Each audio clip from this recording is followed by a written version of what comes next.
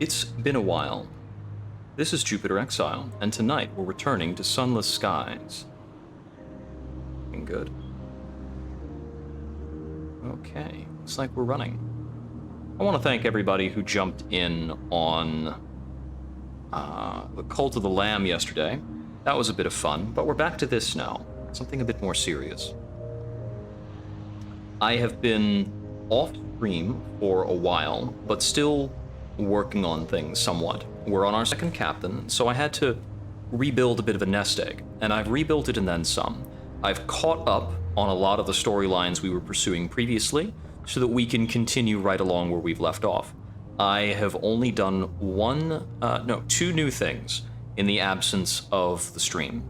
One of which is that I've gained access to smuggling. I made connection with an old contact, the Blind Bruiser, in London, and I now have access to illicit materials. Not illiterate materials. Literacy, as a matter of fact. Literature. In London, you can acquire documents untampered with by the Ministry, and of course, this constitutes contraband.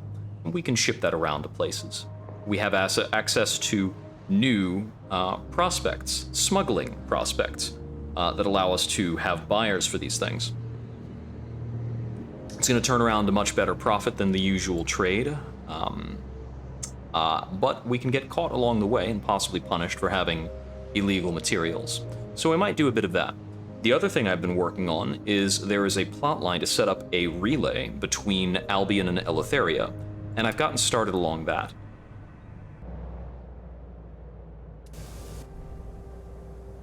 Currently, we're in Warlebury Juxtamar. Our ship is now the Agravain, an upgrade from before. And we've found ourselves a new weapon. I should say found. We've created a new weapon that is referred to as the Wrath of Heaven. We acquired this weapon by pulling the core out of a scorn fluke and taming it with the correspondence. In order to acquire this weapon, we had to have our nightmares at level 2, and then kill a Scorn Fluke and spend a Searing Enigma in order to strap this all together. But it's quite strong. It's a heavy weapon slot, so we needed to be able to fire that. Our new ship, the Agravain, has a total of 108 hull after these 2 plating. We have 2 plating slots and a heavy slot, which is different than before. You'll notice that now, my hold capacity is up to 27, and I've been using this to haul some materials for the sake of building the relay in the north. Let's see. But I have reconvened the stream to get back into the business of this so that I can continue along with some matters regarding the Repentant Devil and a new plotline I had picked up related to, let's see, should be along here somewhere. The Abstemious Devil, which we were only able to pick up from Carolon after getting up to 5 establishment affiliation. They wish to go to the Well of the Wolf. Yes. And this transit relay, we need to deliver these various things in groupings. I've already delivered all the bronzewood I had on hand, and and we've gotten up to 4/5 progress for this phase of construction. 7 units of bronzewood is good for 25%. A lot of these other options don't get you as much. The tea, the munitions, the artifacts, they kind of slowly plod you along. And I'm out now of artifacts and those kinds of things. We're up to 22 captive guests, so if we take out any further guests, we might be able to make a fascinating weapon. Unfortunately, we've also become responsible, it seems, for sabotaging the Clockwork Sun. And if we fail to do so, the Storm That Speaks may be angry with us. We'll have to keep that in mind. My immediate goal, I think, will be going to the Well of the Wolf, and ideally returning to London, where we'll withdraw some panes of glass, and possibly some other things to take up to Dusking's Deep and the Eleutheria Transit Relay that we're steadily working to bring together. There's not much else that we have on the docket for here in London. Let's see. If I'm actually going out towards the Well of the Wolf, I feel like I might want to swing by the Floating Parliament. Oh, we also, I'm hoping to retire tonight if I get enough money, but we'll see how that goes. I've got a decent enough nest egg to work on some smuggling, but I'm trying to get this Eleutheria transit relay up, which it seems is going to take a while. I'm just going to go ahead and send it. Let's go to the Well of the Wolf.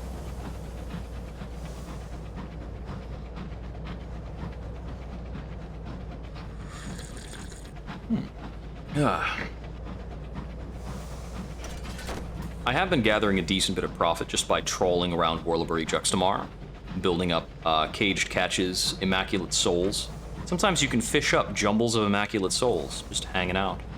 I also might be going to Caduceus tonight because I have a perfect soul. We've gotten up to level 16. And I believe this captain started at 10, so quite a lot of effort there. See, I don't think I've fought any kind of particularly terrifying vessel since my recent upgrades to the Agravain and my new weaponry. But I am interested to bring that to bear. This gun does a lot of damage.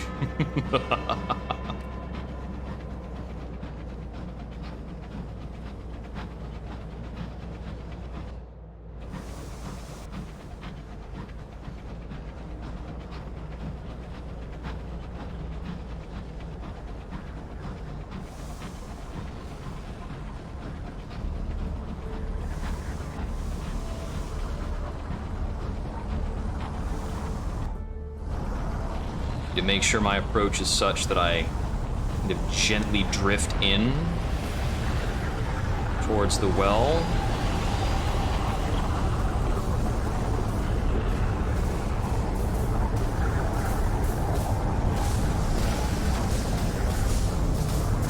There we go. Your engine bucks like a dying pig. Its hull groans. Gritty black particulate clatters at the windows. With the last lurch, your locomotive crunches onto the grimy ice. Your driver exhales. She shivers as she steps onto the ice and looks around at the bleak surrounds. Perfect, she whispers. She pays the remainder of her passage. Would you mind waiting a moment? There may be a further opportunity. You watch her trudge toward the caves. When she returns, frost in her black hair, she does indeed have a request. Long ago, the Many-Mouthed gave all but one of his voices to his creations. I require a single live chorister bee. I have little of pecuniary value, but I do have this. She removes a book from her suitcase. It is titled The Choir in One and Other Martyrs of the Cause.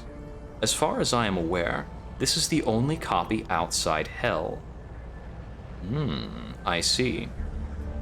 We'll need to go to the Reach to continue this.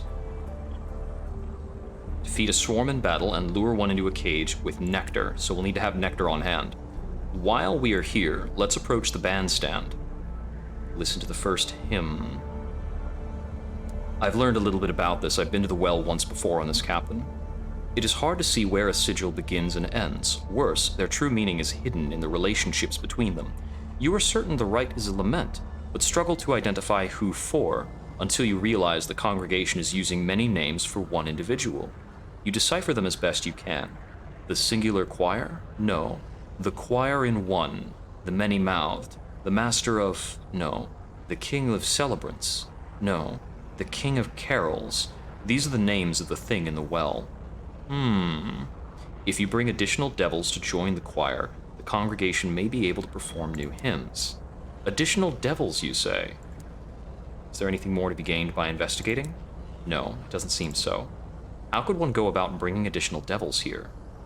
Let's speak to the congregation.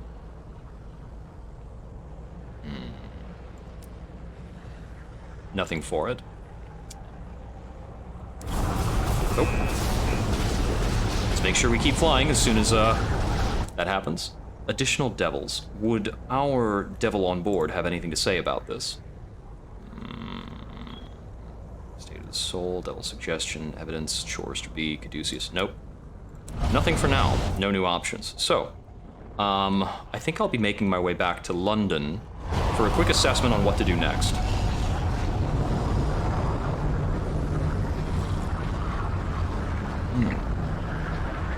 So, if I need to go get a live Chorister bee in the Reach, that's very doable. If I need to go through the Reach to get back to Eleutheria... Ah, a test subject.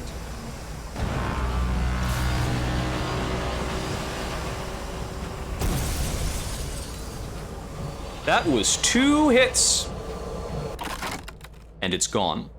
The deranged Dreadnought is defeated. Deranged Dreadnought's rabid aggressionist. I'm reeling from the efficacy. Whew. Let's get ourselves some stained glass. I did take some collateral there, but not a lot for what that was. A charred stovepipe nameplate. Oh, I see. Despite being deranged, it counts as a stovepipe. That's peculiar. Ah, that's right. I've set aside my assaying equipment in favor of more hold space. Bummer.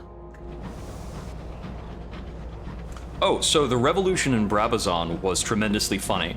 The revolution occurred, and the revolutionary leader was then declared the governor, and then Brabazon returned to business as usual. It's completely cyclical. Everything just stepped into place, and it's like a quick little rotation. There are a couple new storylets there where the new governor is a little bit nicer and is seeing to the education of things. That does seem accurate. I'm thinking that whatever this many-mouthed thing in the well was, I would easily guess for it to be some kind of messenger, perhaps another grand creature. I don't have a good understanding of many things within the Great Chain, apart from the judgments and the messengers. The judgments, the messengers, and the curators, which seem to be subordinate to messengers. Although I think sometimes the curators also serve judgments directly.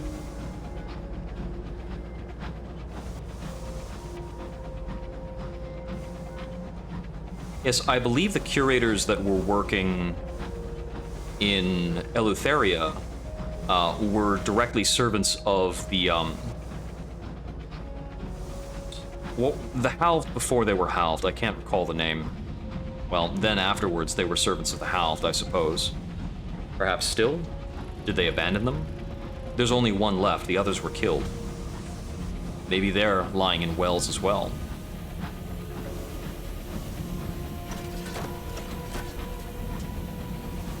The Agravane certainly does chug along. There was a point where I found myself hoarding on about 40 munitions. So shortly after getting this, I dropped some off. Let's see. Oh, interesting. That makes sense to me. Unsettled dreams, you wake. I'll seek company.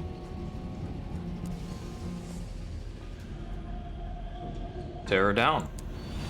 We're very good at overcoming these things. We have very high hearts by now.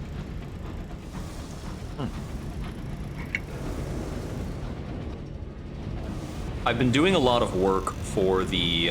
what's it called? One of the offices over here. I've been putting in a lot of items at the Office of Works. It's a very quick, very nearby turnaround.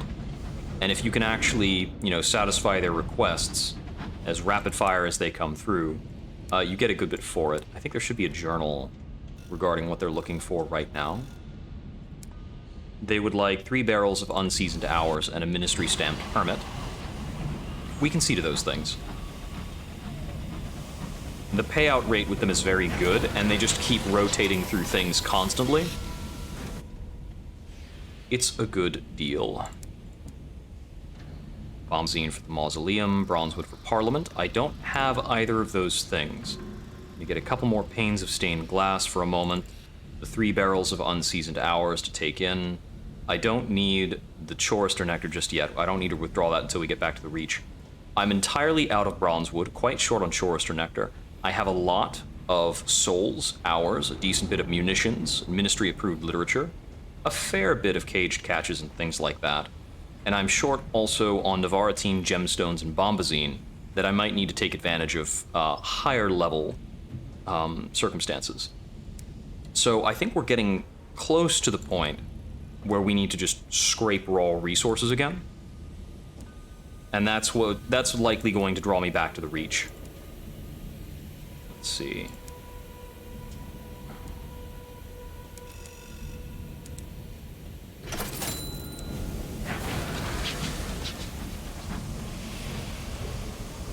The reason I grabbed Panes of Glass was to progress something I've been holding back on. Let's assemble the Devil's evidence. Some words are visible only in the right light.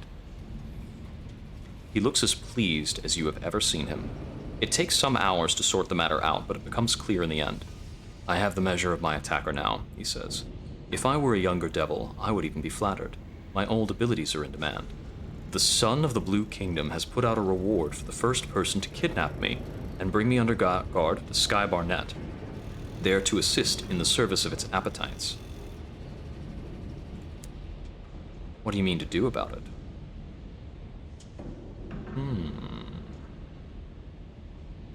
He would be able to serve the judgment, not be so terrible to have a friend in the Blue Kingdom.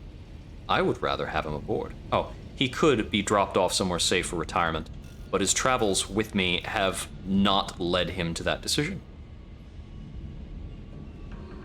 Safe haven aboard. Who cares if a judgment is looking for him? He belongs here with me. Devil's rebellion. Devil's ambition. I see. So you need to have some of these qualities. He's tried everything but rebelling against the judgments directly. And now, perhaps, it is time. Now, of all times, perhaps it's possible to take action and have some hope of winning. Has decided to remain a fugitive on your locomotive and take action for the liberation. I can make his status here permanent, transforming him into the Defiant Devil, Veils by 10, and 2 affiliation with Academy. Yeah, we'll upgrade him. Who would you like to be? Subtlety, scholarship, room for his library. You offer him room to experiment, freedom to travel, protection as much as you can offer, from the interference of any further agents of the Blue Kingdom. Either he's touched, or he has the tact to pretend that he is. At any rate, he accepts. The Defiant Devil is now part of your crew. Excellent. Oh, there are a few great spots to come across Bronzewood so long as you're in the Reach. So long as you're in the Reach, as it is, and I haven't been back there in a while. I can take a Thief Oath. I haven't needed to decline my nightmares in a long time. I wonder if I'm about to start. Let's see. The most difficult things to acquire usually want you to have about 65 in an attribute. I'm there for Irons and Hearts. Anything further is just making me a force. Let's take a Thief Oath. An oath of solace, to forgive each other all debts. I am close to my maximum, as it is.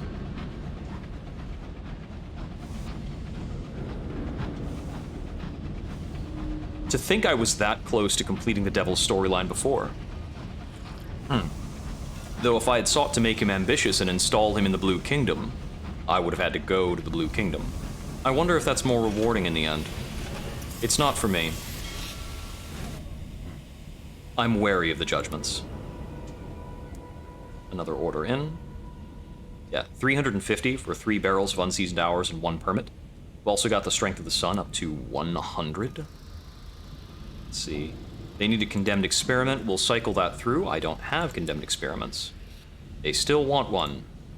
Alright, well, we're not doing that. I'll get a new assignment from the Horological Office. I failed my last one because I'm not good at mirrors. An assignment in Carillon, I see. I will turn in some port reports. And I think I'll be picking up some additional ministry stamped permits. Now, I believe the Strength of the Sun causes certain enemies to spawn more often.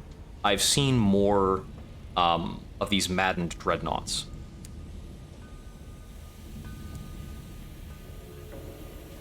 I want a lot of this. So I think that the Strength of the Sun has a propensity to increase the likelihood of those things showing up. I've also seen different requests come in. When the sun is very strong, they request bombazine in the mausoleum to block out the additional light. We're going back to the Reach. But I think in the Reach it's probably only going to be a pass-through. I'll spend some time to gather up this Chorister Bee. But afterwards, I think I'll be making my way out of there to Eleutheria. I have a little bit of business. The Princess of the Crossroads, Piranesi, Eagle's Empyrean for the Fortunate Navigator. I can keep plots going. Now, the most important thing for me to take care of in Eleutheria, of course, is to visit Aklis with our good friend, the Vagabond.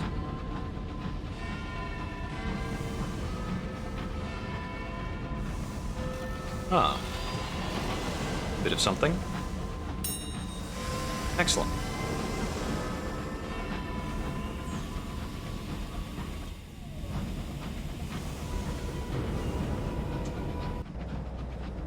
Now, as it goes with tacketies and stovepipes, when I have a weapon this strong mounted on my ship, I'm tempted to think damn them both.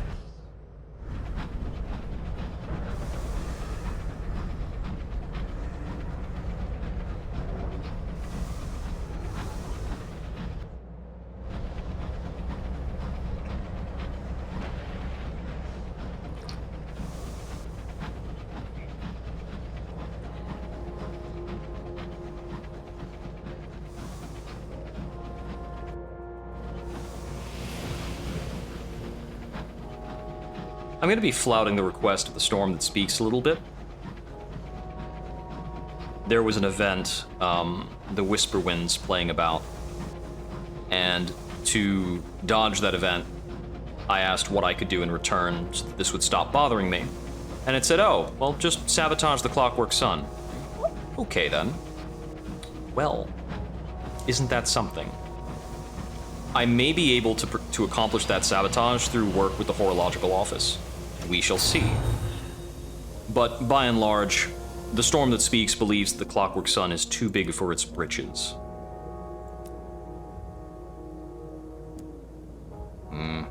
I should have taken a look. The Burrower below is displeased with you. Is that because I didn't upkeep my deal? Interesting.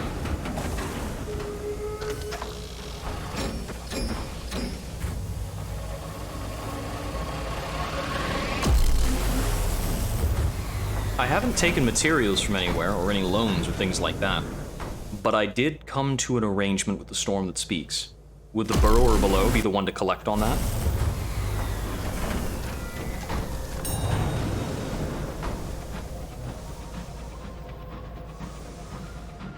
I don't think I've angered it too directly. Nothing to prompt a direct vengeance.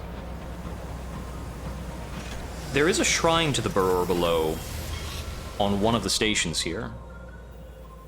I don't remember which one. Quick performance at the Gaudy Widow. I'll retain my dignity.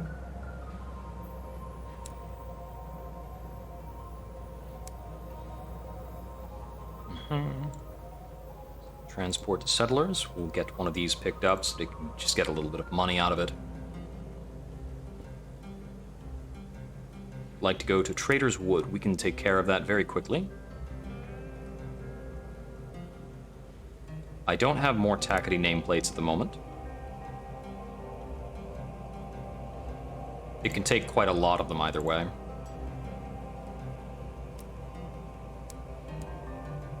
Bargain Bronzewood. I need a bit of that. We are largely here to gather up Bronzewood and the like.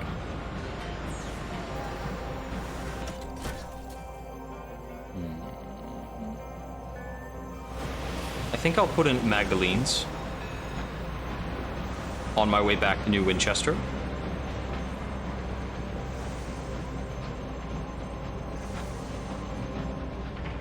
There are a number of places around where I don't have further business, so we'll probably want to make this a bit of a quick trip. Let's see, I have something to do in Carillon.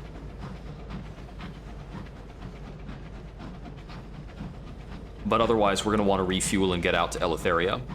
There are more interesting things happening there.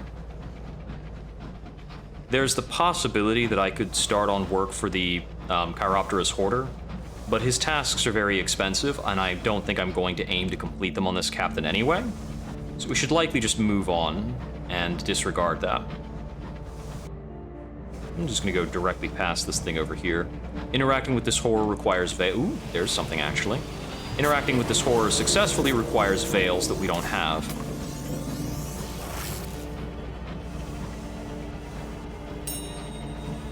Ah, a bit of crockery. We'll accrue some nightmares as we sail on by. It's just a thing.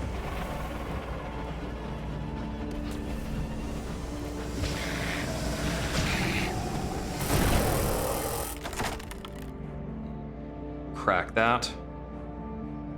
Let's see. Grab some precious stones. Just a bit of sovereigns. Ah, you missed. Try harder. Or better yet, die. That only nicked it. Now it's gone.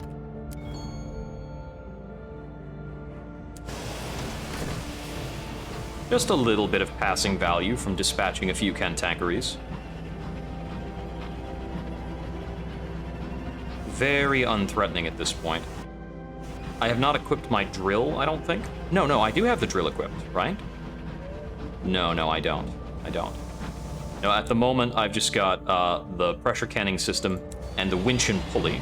I'll be putting the winch and pulley away when I hit New Winchester. I don't need that much hold space. It's actually overkill unless I'm doing something very, very specific.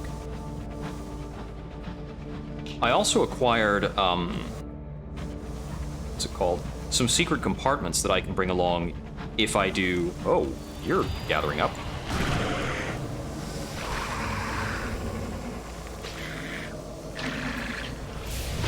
Ouch. That's them. I'm not very good at that, so we'll just gain sovereigns.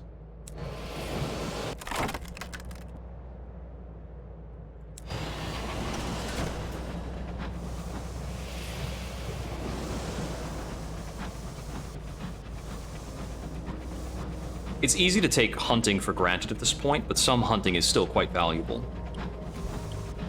Let's see.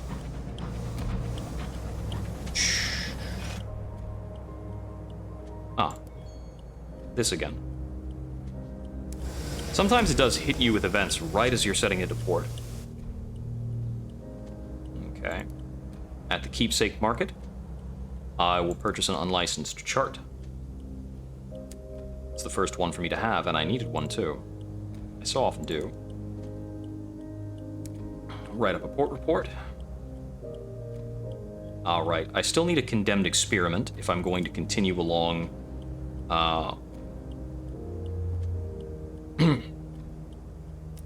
if I'm going to continue along with the Rat Brigade. I've not been making that a goal right now. We'll stop by the Solace Chambers. I've got a lot of this. Treatment for guilt. You can still keep contributing to the cult's totem, even though I'm not playing the game. That's fun. Let's see. I'll speak to a former crewman. If there's anybody to whom I'd be guilty, it would have to be somebody who served with me and met their end. One of 1,000 deaths awaiting in the sky. Actually, I'm gonna put on straight through to Trader's Wood for a moment. No, I want to come back to Trader's Wood with a drill, don't I? Probably. Let's get a drill.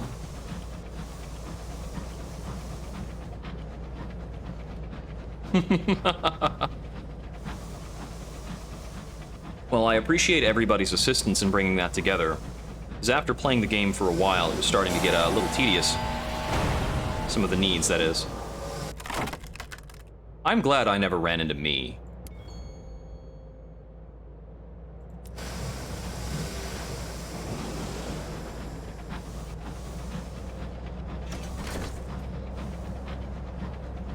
I do believe there are certain weapons possessed by certain creatures that can one-shot the basic ship. mean, I should know. I would not be surprised if the weapon we currently have equipped is statistically very, very similar to the weapon that is actually used by the enemy we took this from. Momentary wreck. I could use this. All patched up. That kind of repairs is about 30 sovereigns worth. Even a small amount of missing health on the Agravain is kind of expensive. The length of the bar hasn't changed, of course. So every little bit of that bar represents more investment. The Clamor of New Winchester, familiar as a disagreeable uncle. I'll have to make time to put in a Titania while I'm here.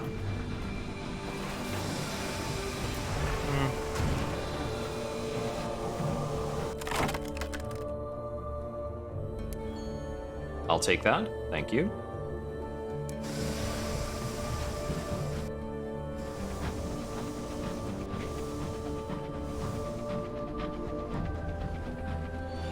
It might. It might. That's true.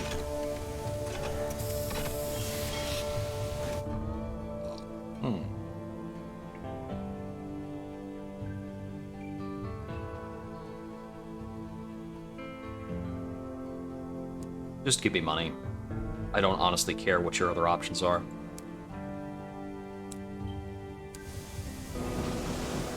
Every area you go to, the port reports are more valuable. The things I can get for port reports here in the Reach, I don't really care about very much anymore.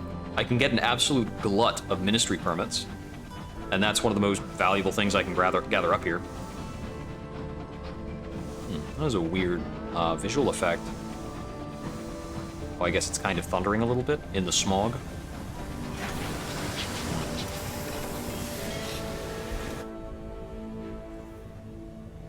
We don't need repairs or crew. Let's see, hours for the nature reserve. We can make good on that. They need 5 barrels.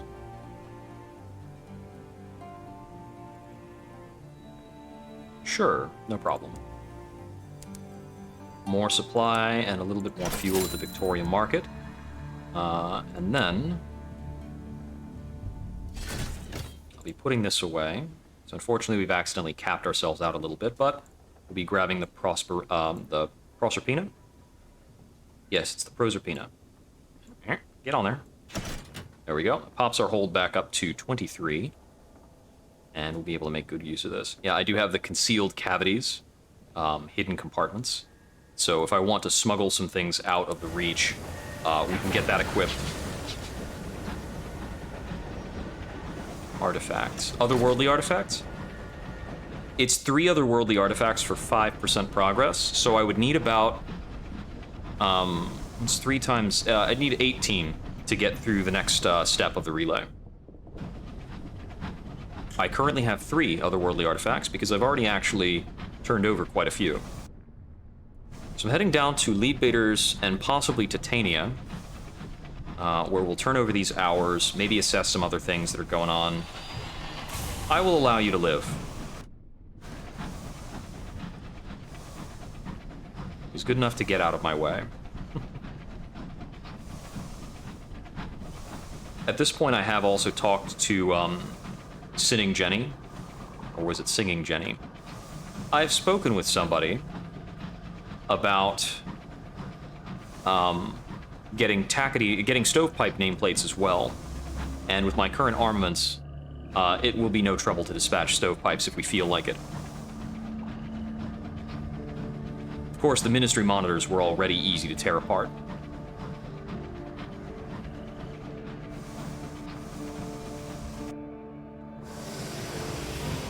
But we can more than adequately play both sides at this point.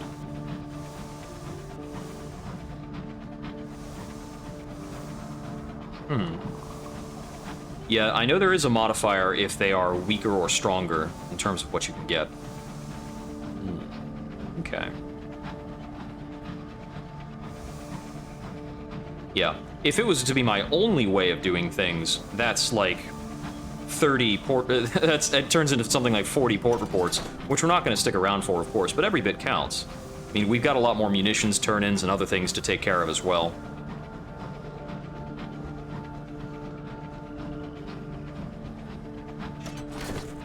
Either way, I've got some things I want to do in Eleutheria, such as Aklis, and then after that, I'm going to have to return to the Reach, and then go to Old Tom's Well. After, I'm going to have to go to Aklis, then back to the Reach, then Stain Rods, then Old Tom's Well to complete the Vagabonds plotline.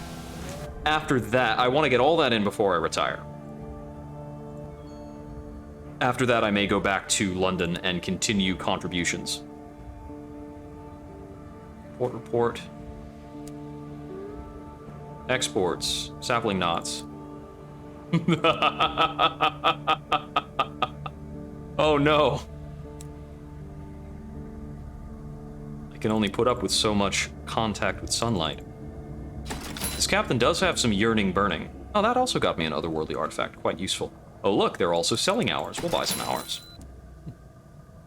Just a little bit of a top off. All right, now it's time, as it always is, to hunt bees. What was the list for the phlegmatic researcher? Okay. Guest ligaments, pen of a scribe spinster. I still need the mandrake and the ice, so I'm going to go get the ice. And I already have cause to go to Trader's Wood to drop off somebody. How have you been doing, Tsunami?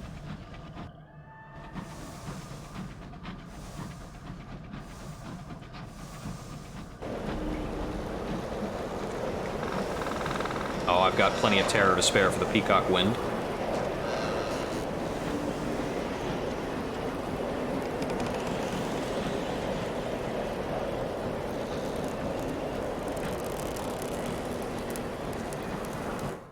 I've already done the extra plot line at the Apoidian Gardens, unfortunately, so nothing more to gain over there.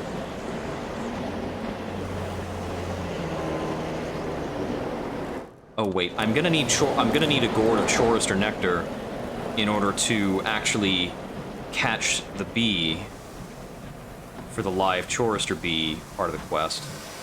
Let's just real quick, excuse me. Thunk! No, I haven't gotten the Goneril. You still want a stinger?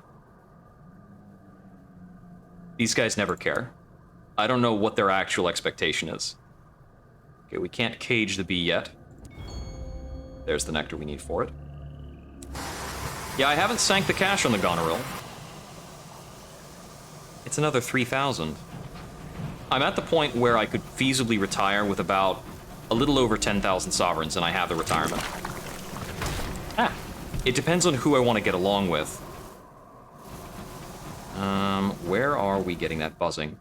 If I go further west of here, I'm not liable to run into more bees, so I need to get something before I leave the Jedicus hives. Come on now, where are you? Actually, if I loop back around at Titania, there's almost always bees there, but I'm just going to sail, or steam, over here. I had considered buying the Goneril a bit ago, but I opted against it. I have the Agravane, at least.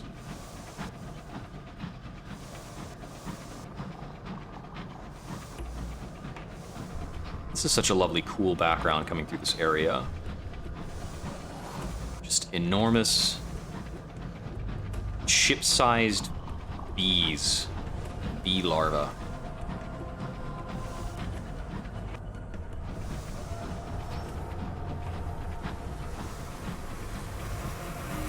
There's that sound. And you're gone. Cage and tend to the bee.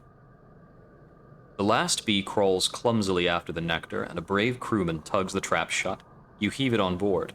The droning song is deafening in the close confines of your engine's corridors. You order it kept the opposite end of the locomotive from your captain.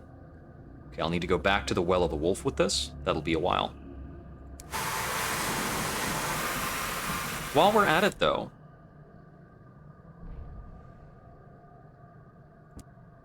I can show this to the Defiant Devil. That, says the Defiant Devil, contains one of the King of Carols. It will go on singing in that gloomy way for as long as you permit. He glances away and pretends to go back to his work. But you've seen it, just for a moment. Appetite. Curiosity. He is a scientist of sorts, after all. Excellent. My delight to entertain. You to come at me? Come at me. You don't want this.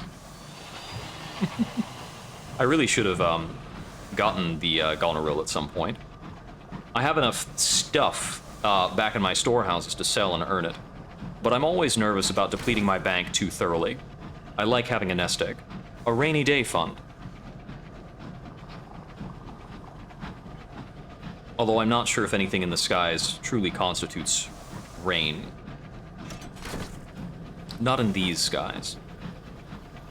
Okay, I'm going to slip past Tigalar's Haunt and Old Tom's Well, grab a patch of ice, and then we'll be making our way back out to Lustrum? Maybe to Carillon? I'll assess my fuel when I reach Escovitch Peak, and determine if I'm going to Carillon or Titania from there. You burn fuel faster when you're going full steam, I assume. It would be nice. What's the keybinding for it? Is it something convenient or something awful? Like, the light toggling keybind is truly awful. That's the kind of thing you would never find if you didn't specifically look for it. Which is interesting, because in Sunless Seas, it's very much a core feature that you can toggle your light on and off. Tells you straight away, toggle your light off to save fuel.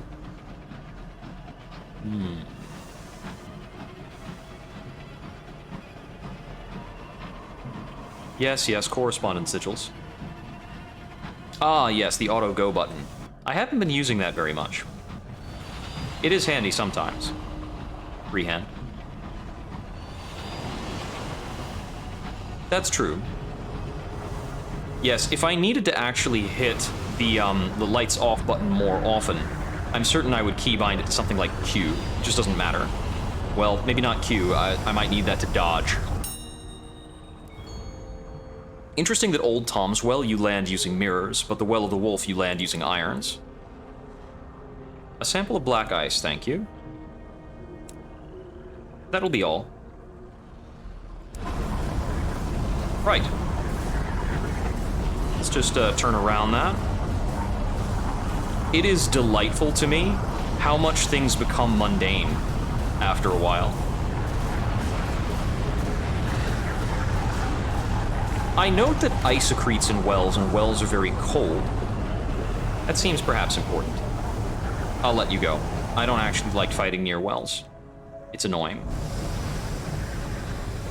I have these supplies and fuel to get up to Titania, so let's think about that. Exactly. Yeah, the Khanate Outriders will leave you alone if your lights are on. And you can side with either one. They're just the same as Stovepipes and Tackities, just ramped up. Okay, that's the sound of a colonized Cantankery. Not worth hunting. Those things are tremendously unrewarding. They're really just a block. Well, if you have the mirrors to eat the fungus on them, then it's pretty handy. You can get about, I think you get about 2 supplies per kill at the rate when you can successfully make that test.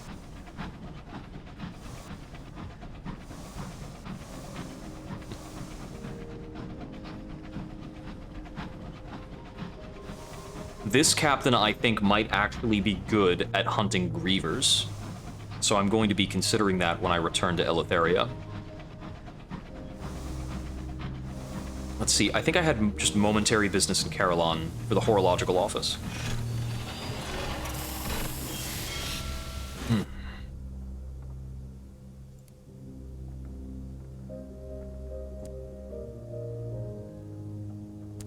Air has fallen, but he's still mad at me.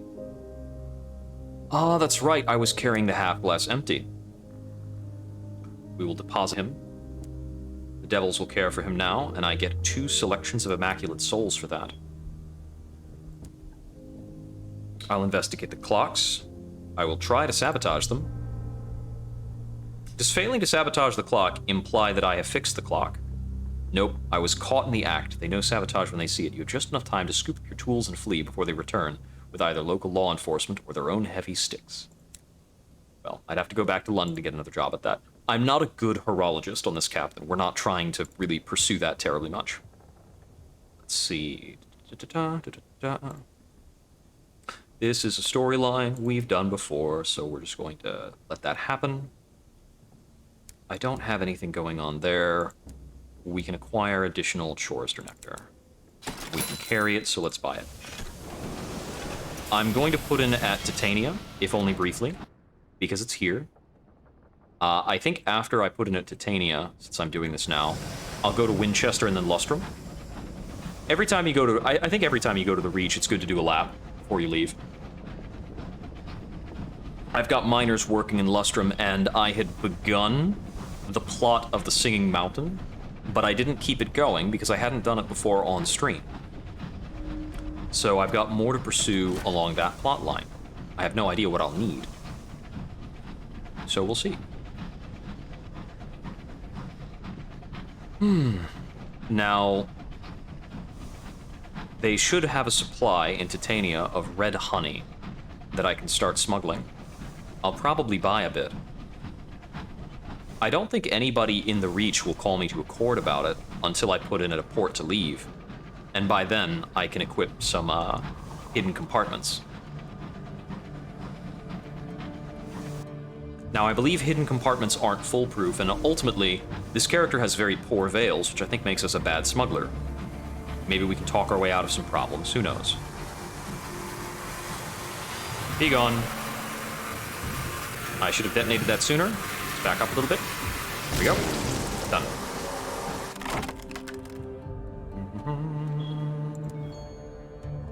We've gotten decent at recovering nectar by now. I don't want to be so stocked on nectar, though, that I can't carry any red honey. That being said, I'm probably only looking to carry about 2 lots of the stuff. The most I can fit on board is probably only 3. They're under attack by bees again. It's always happening. More Chorister Nectar for our trouble.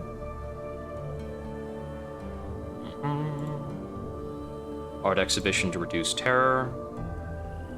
Port report. What a beauty. Port repairs. This is usually only about 10 sovereigns. 10 sovereigns, done. Let's keep this running. What are they working on? Whatever. They can keep doing whatever they want. I don't care about adding more at this point. The Midnight Rose.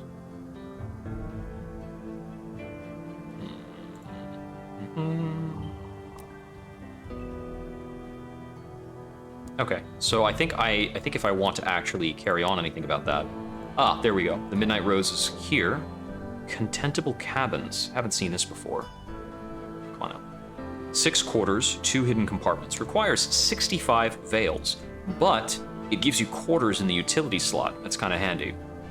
Cabinet of Curiosities, which can replace your crew quarters. Additional 2 compartments. And concealed cavities, which have been pretty useful, which is theoretically pretty useful.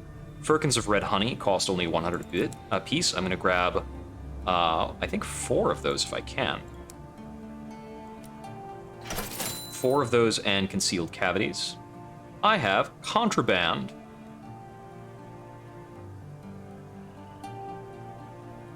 There we go. Red honey to the mausoleum, or red honey for the Empyrean. All right. Gives us a bit more of a mission. That being said, I don't think we can bank red honey. And also, I've set myself up with very little in the way of fuel. Bit of a bind there. I'm going to sell off just 1 supply and buy 1 fuel. And we're going to use this to get back to New Winchester so we can put away all of our excess honey. We've got quite a lot of honey right now that we don't need.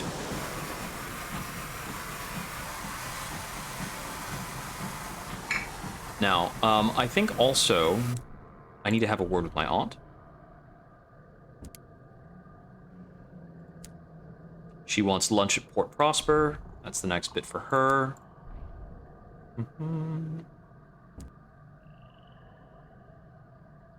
He wants to go to Magdalene's. We could maybe see to that.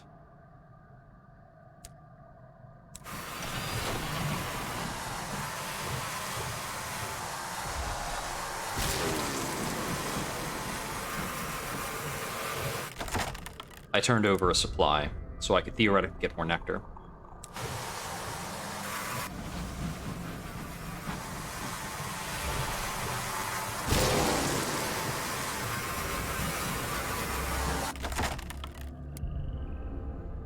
Ah, outright failure. I think that costs a crew member.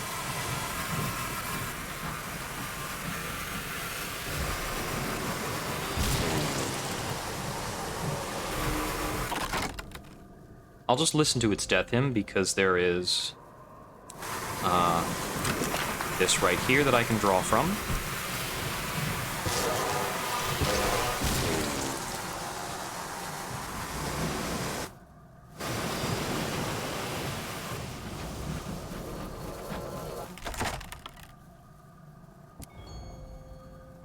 Get that last bit of hold filled back up.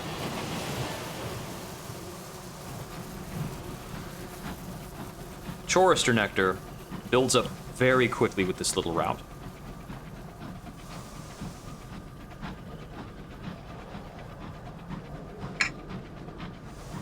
So, when I put in a port, I'm going to replace some of my hull plating with hidden compartments so that I can carry this red honey, because I don't believe I can bank it anywhere. And if you could, that would dodge your storage requirements, your storage limits. So many hives, so much nectar.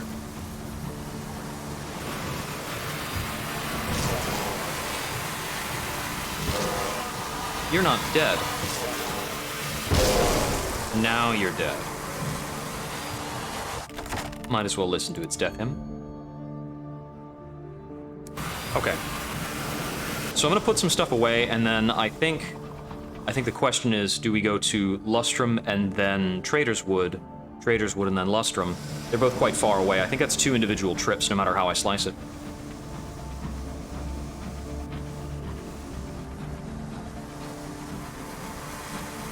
Just stop.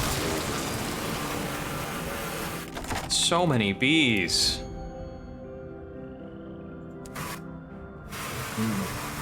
So many bees. And if it's just killing bees, that would be quite the slow march of experience gain. It's really good when your captain is under level 10.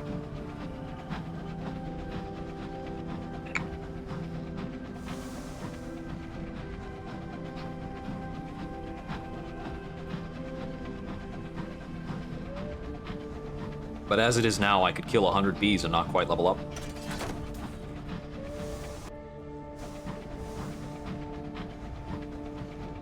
So it'd be 150 out of 170,000.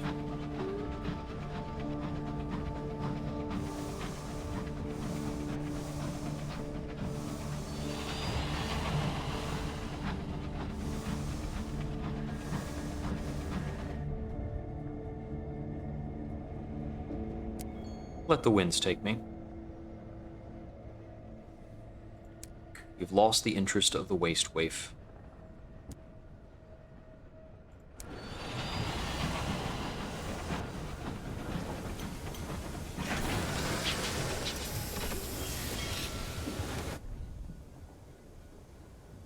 All right. Hire on a little bit of crew to top ourselves off. I need to bank a lot of things.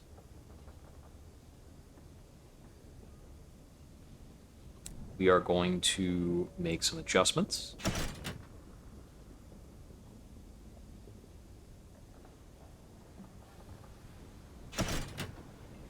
And we're going to put this plating away. Oh, I didn't actually need to hire that crew. One of those was the Veracity cabins that was keeping me full up there. Okay, let's see. I'm not delivering anything else here, unless there's a bizarre job. Seeds for Port Avon. Who cares? 5 panes of stained glass to Titania. I've got that, actually. Okay. Let's go from Titania to Lustrum.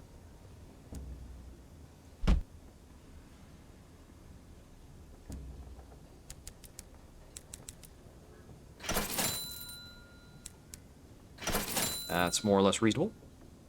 Now, I believe... Yeah, this can't be banked because it's contraband. You can never bank contraband. So, we've just got decreased hold for a while. Okay. Titania, and then to Lustrum. Let me quickly turn around and turn in port reports. I'm going to turn them in with the Tacketies. I've been blowing up enough of their ships, they at least deserve some information. I've also got a stovepipe nameplate from that deranged dreadnought that I can turn in with Jane when I go to Lustrum.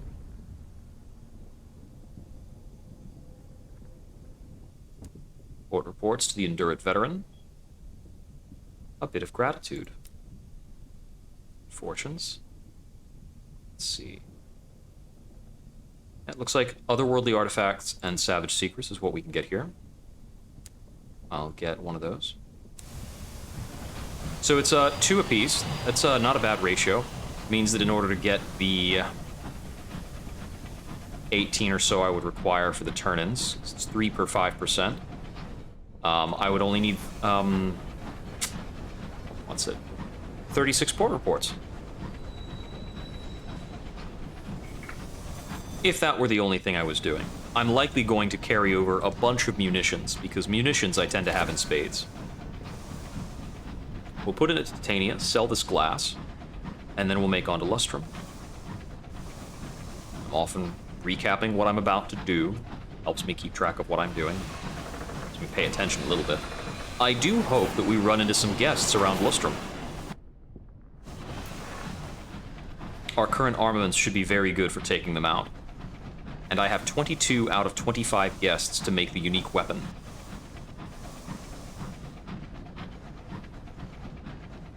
I'm assuming that the guest's weapon is a light weapon? I'm hoping so. I'm not about to have 2 heavy slots. Not anytime soon.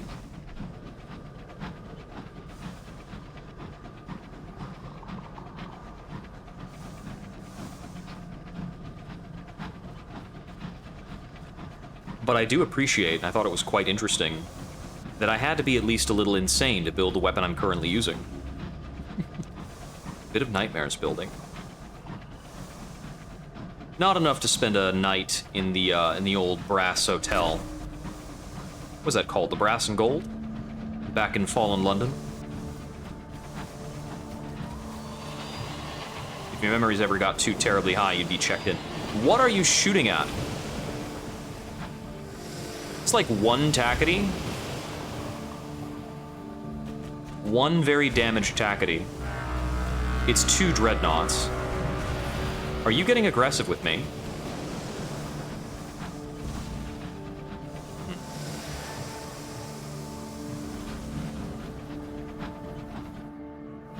Don't you sound your horn at me. I suppose I'll be getting more honey along the way. Always getting more of this stuff while we're in the Reach. Oh, I forgot to set down my sapling knots while I was in New Winchester.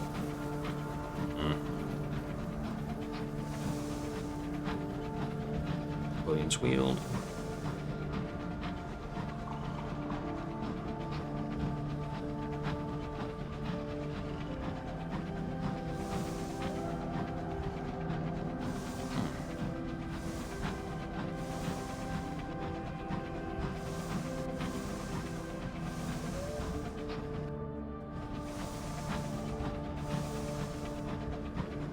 I need to get into a doctor at some point. Something in my thumb joint hasn't healed right, I think. It's somewhat persistently sore. Or, well, it's not sore, but flexing it is uncomfortable.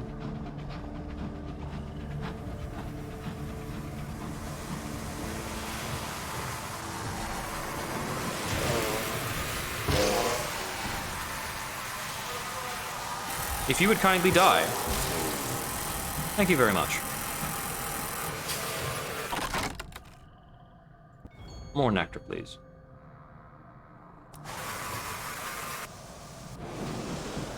I want to leave here with plenty of nectar. Selling nectar has been a major enterprise for this captain. Absolutely.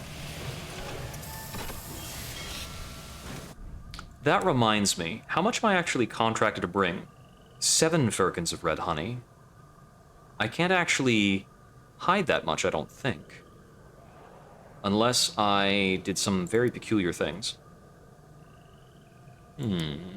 Well, let's turn in this. Sell that off. Got a bargain on books. I don't care about picking up that many books. Okay. Let's see. What else could I move around to hold more? So, 2 hidden compartments from this. I won't be able to equip that no matter what. So that would reduce my crew quarters by quite a lot, but I can deal with that. And that would let me hold 6 firkins. But that's the most I'm going to get. I don't want to commit to this now either way, because I'll wind up running around the Reach with pretty much no hold space. So I'm going to think about making a change before I leave. I've got 2 mechanical Turks. Yes, so if I come back with my mechanical Turks in the utility slots, and I replace my sensible plumbing with more secret hold space, then I can carry 7. For contraband, I think it's important to not carry more than you have a buyer for. I forgot to get a port report. Moving on. That's fine.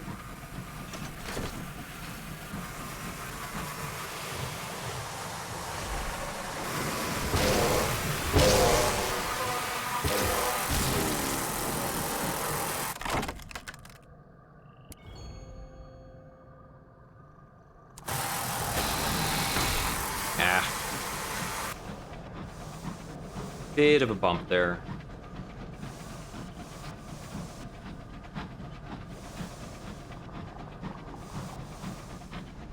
It is remarkable that the bank can keep track of and discharge things at each of the 4 major ports. You don't have to ferry your stuff around ridiculously. The bank is a game changer compared to seas.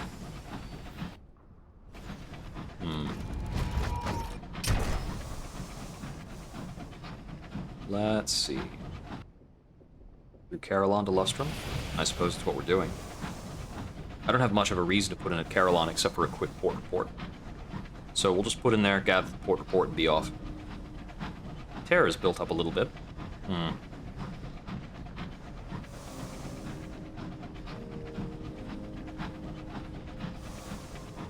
I noticed that Carillon is the location that plays the intro music for the entire game. How peculiar. Makes you wonder if there's, like, a statement in that.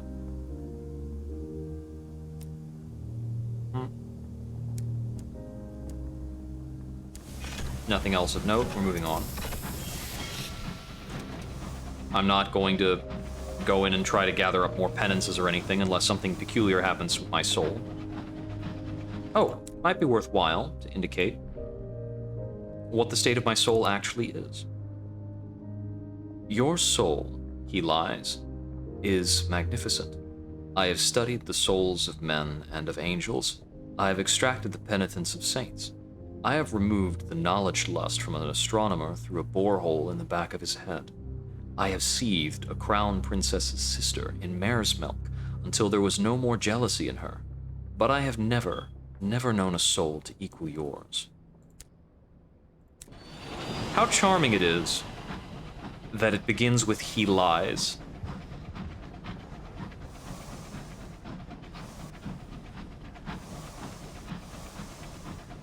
I would expect that he's the sort of man that understands by the question, have I ticked off those guys somewhat? Or do they psychically know that I'm carrying contraband? If you keep that up, I'm liable to start blowing you out of the sky on sight.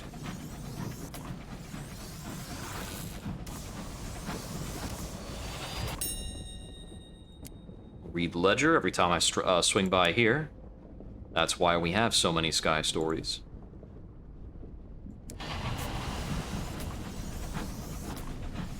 I wonder if I were to raid the cache and immediately put something back, if that would assuage the burrower below. I'm not sure. That doesn't look like it's running around suspiciously enough to be a guest. Guests still have guest movement patterns before they reveal themselves. They've got a lot of sway. Even your aunt is harrowed by the growing tension. You can smell the sherry on her breath. If you turn your lights on at me, that's it. That's reasonable damage.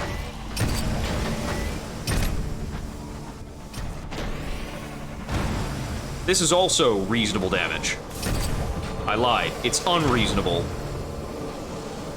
Okay, Ministry monitors do not like me. Ministry secrets.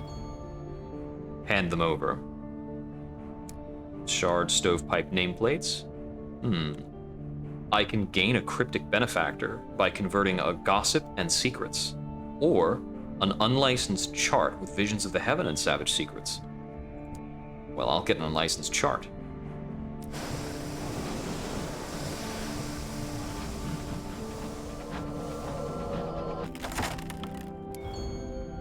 Bit of a nest egg of these, perhaps?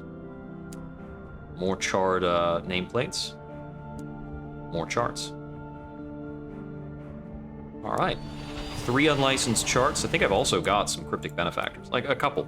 I've got 5 cryptic benefactors. I don't actually care about getting more. I've even come across a royal dispensation in my time. The royal dispensation was a reward for the changing of the guard at Brabazon. The new governor earned one when they converted him from a revolutionary to a governor, and he just kind of stared at it blankly and said, "I don't need this, you can take it."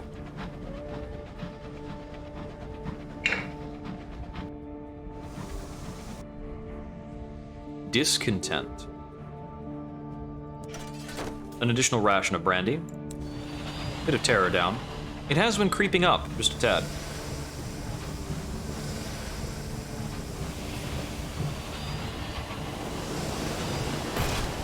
Yak. I'll take a bit of tea at Murgatroyd's. That'll calm people down. Somehow. I don't know how it works, but...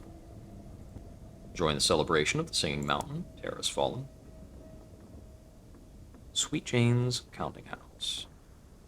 Ministry-stamped permits, otherworldly artifacts, or everything for sovereigns. Sovereigns, please. Yeah, you don't actually get very many sovereigns in exchange. They really want you to be getting the other rewards. It's only 50 sovereigns per nameplate. Write a quick port report. We'll take tea at Murgatroyd's. Empress's favor, please. I've already sampled all 3 of her teas.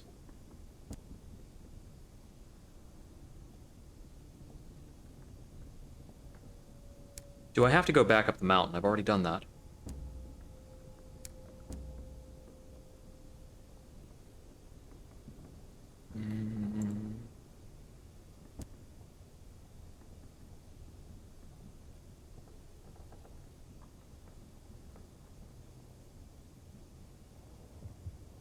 Let's see. I haven't talked to Mr. Pennies in a while. I forget. Okay, he can do hours for things.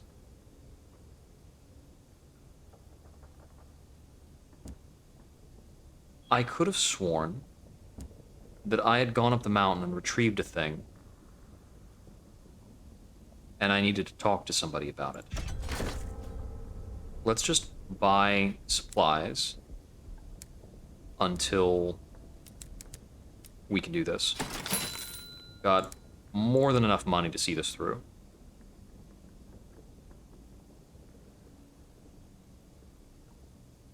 I can collect my haul as well.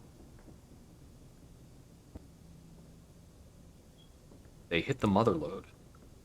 Oh my goodness. I'll reward the crew. 10 barrels of hours. Oh, Mr. Pennies, get back to mining.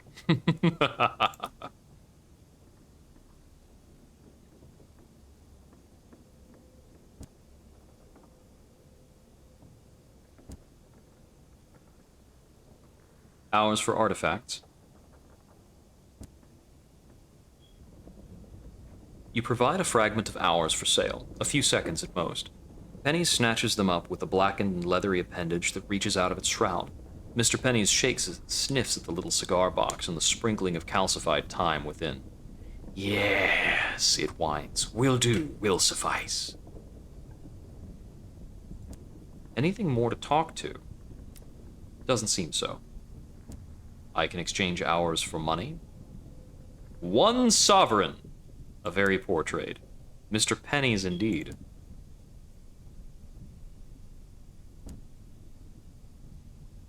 Well then. Back up the mountain. A long, challenging hike. As you walk through the caves, your feet crunch on bits of loose stone or broken glass. Whichever route you take, it leads you through the mountain and to the other side, occasionally higher, usually lower.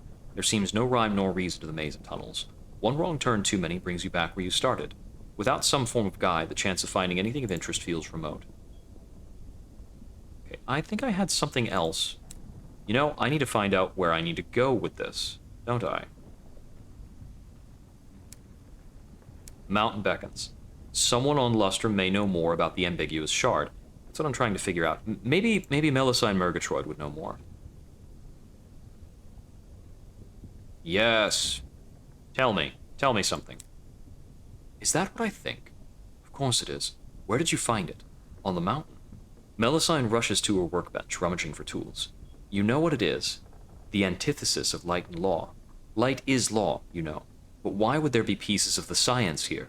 Maybe... Yes, I'll need a few things. Nothing too difficult for you to find, I'm sure. She needs A bronzewood, A munitions, and A stained glass. We will have to come back with those things, because that is a somewhat eclectic gathering of things. I have them all, so we can come back and see to that. Wait, I'm out of stained glass. Ugh. I used the last of my stained glass somewhat recently for that prospect. Well, let's make our way back to New Winchester. I heard that menacing spin-up.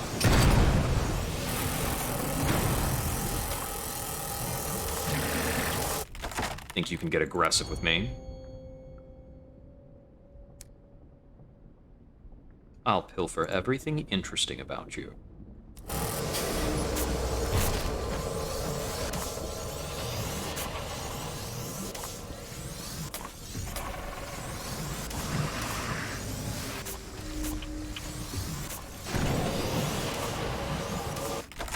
And you're gone. I'm not very good at extracting the heart, but I've never tried this. An uncanny specimen. I wonder if I might be able to get a condemned experiment if I can extract the heart successfully.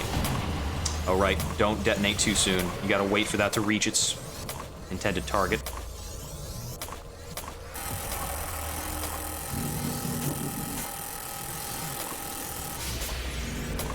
Oh my, isn't that a gathering?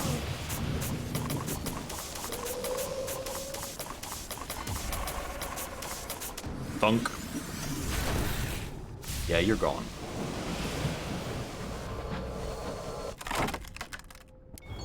Ministry secrets. I'll just gain savage secrets here. 2 of them? Not bad. Bring the fungus edible? Sure. Pulverized. What are you? Not much.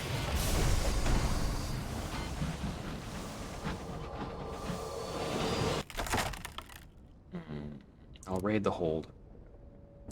A lacquered trinket box. 2 moments of inspiration. My goodness. The wealth of these fools. And yet they fire on me, as if they had nothing to lose.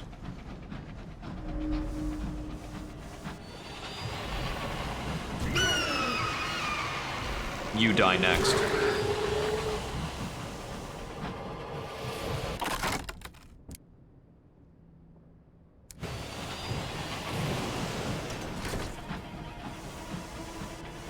To snap up a bit of experience, hopefully no guests, proceeding along. Back to New Winchester, and then we'll go up from New Winchester, I think, to Magdalene's and then Trader's Wood. Did I have some business in Port Avon? I don't think so. No. There was a prospect for Port Avon for seeds, but I didn't take it. It's preposterous. Why would they need seeds at Port Avon? You can buy them there. I suppose I could have turned that around. Bit of terror down, thank you very much.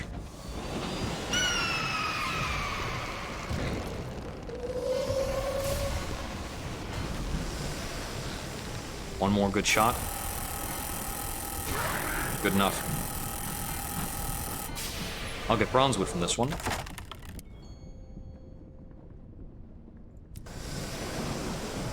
The Wrath of Heaven is such a game changer.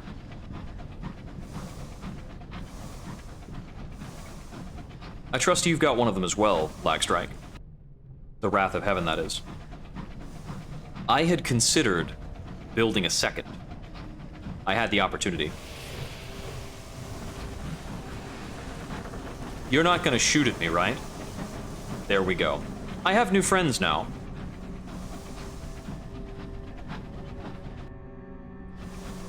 Good lord, the Ministry is so allergic to profit.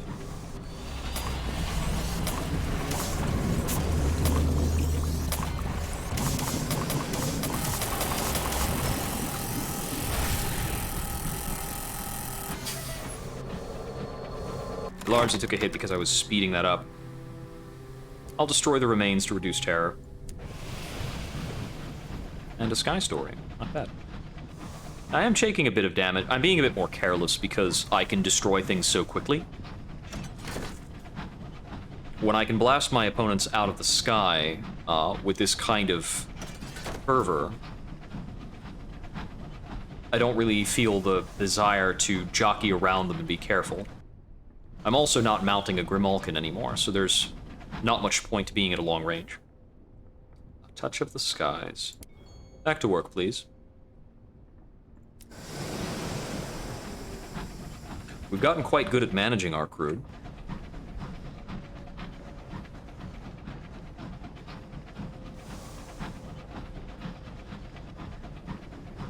We won't accept much guff from them, that's for certain. I've got something like 7 moments of inspiration without really spending time in Eleutheria, and I don't quite need moments of inspiration either. So I'm thinking we can make use of that. We might be able to attempt clay singing. We might be able to make several tries at clay singing.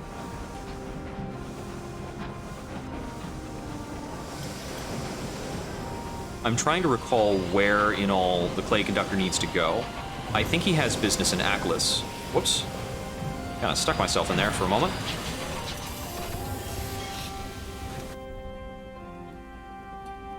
Repairs first. The full patch job, thank you. We will bank this Hall of Hours. It's Nectar, Bronzewood. Good stuff. Seeds for Avon.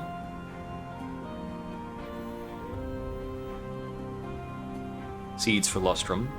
I'm not going to ship seeds, it's beneath me.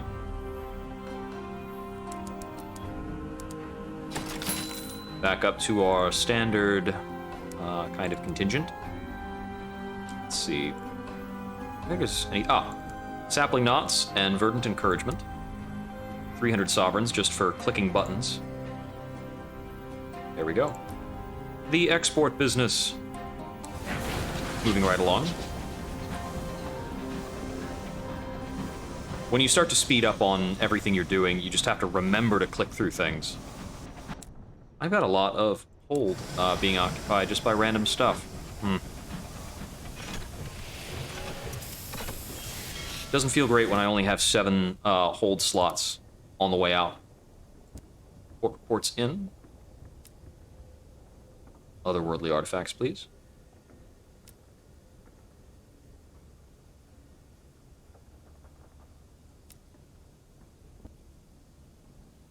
Well, that's 10 out of 18. Certainly making progress. Ouch. You know, those firkins of red honey are only 100 sovereigns apiece. I wonder how much they sell for.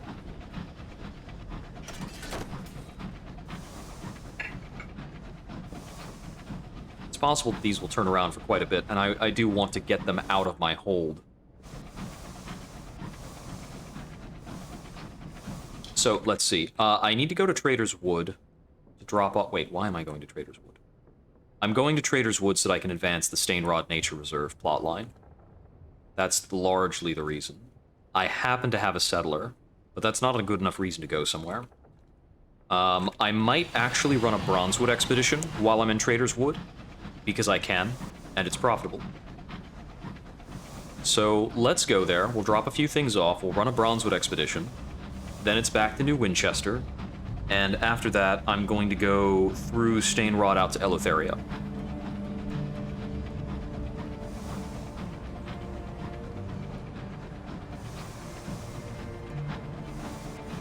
I'll have to go to Titania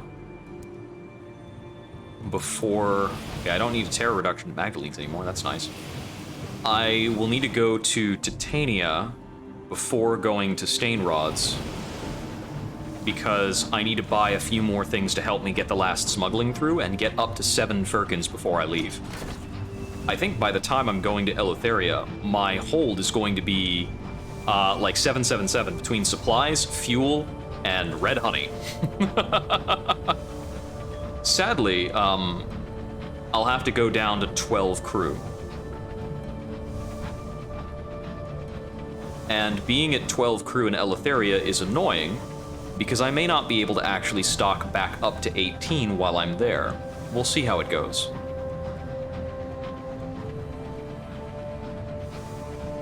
Probably more a nuisance than anything else. In Eleutheria, I've got business in Atlas, in Caduceus, and in Eagle's Empyrean, by and large. I'll be trying to go to Eagle's Empyrean first, despite it being very far away.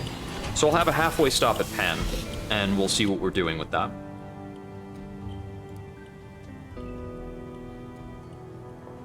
Sure. The otherworldly artifact. Port report.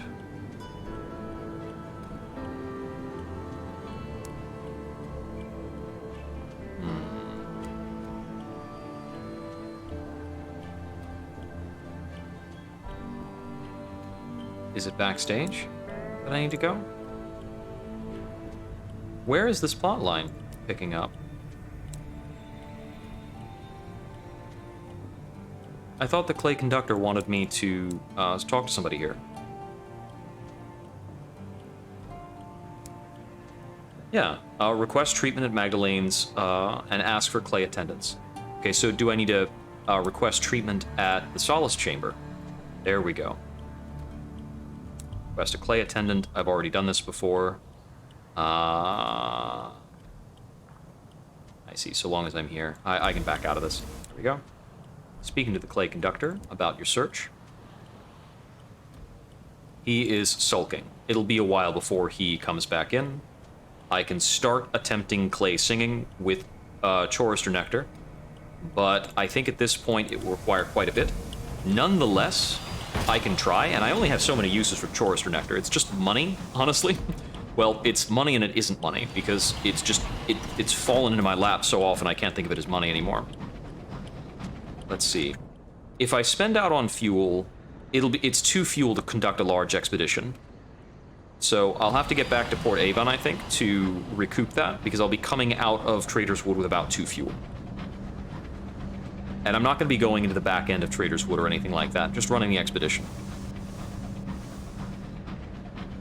Dropping off a settler, yada yada yada.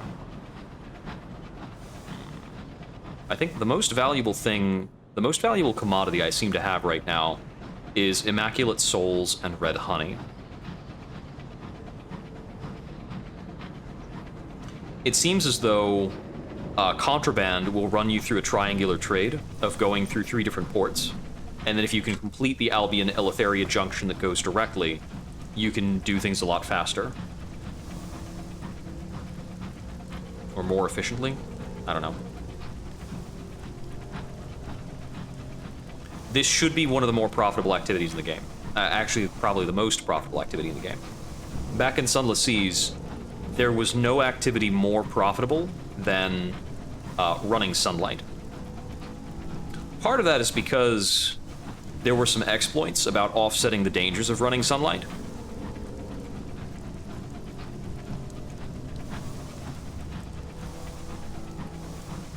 It was possible to ramp up your character's longing for sunlight to an impossibly high extent, and then you had to dodge the case where your captain would actually just kill himself.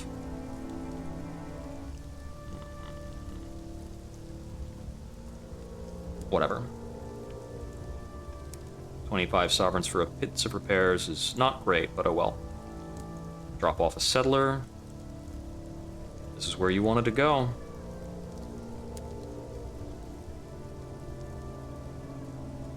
Mandrake, please. Alright, now that we have the Trader's Wood Mandrake, that's good.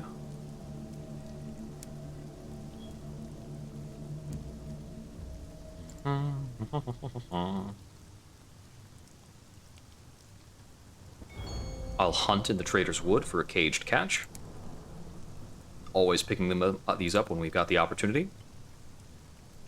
And we'll conduct a large expedition. We can theoretically go for otherworldly artifacts. We get bronzewood. Bronzewood. Groves of ancient bronzewood. I haven't done this before, actually. But I'm apparently quite good at the whole thing. I'm a fairly high-level character for this kind of activity. Oh, fairly. Huh? Better lucky than good. Gained a fuel.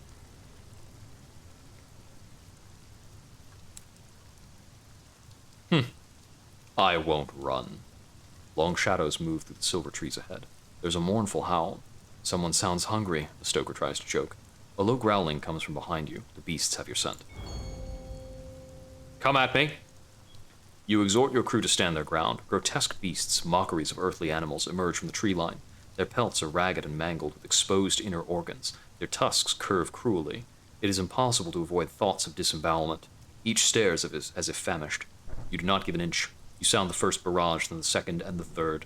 The trees trap the smoke. Your crew coughs and chokes, but the beast's blood flows freely. The beast's howls are discordants. You stop your ears and bring them down, one by miserable one. The discordance. The discordance is an opposition of the correspondence. It's another opposing language of the stars. Rebel stars. It was not my understanding that the star in the Reach was rebellious in that way. This is getting hard. Another crew member lost, called below. She's only halfway across when she plunges into the bog, calling out to someone. What was she responding to? You cannot reach her before she's pulled under. You press on. Ah, there we are. 3 bronzewood. That was maybe not actually worth. Not worth. While I'm here, I'll buy these. Because we can. And I'll buy 1 additional supply because my supply is about to tick over. Okay, I'll put in at Port Avon for a little bit. Let's see other things to see about. We got the ice we needed. So yes, we're going to Port Avon, New Winchester, Titania, Lead Bidders, Eleutheria.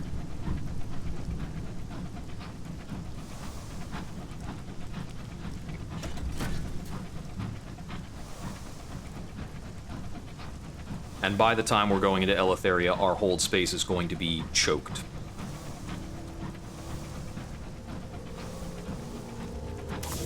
Excuse me. If you realize that you are quite in the way,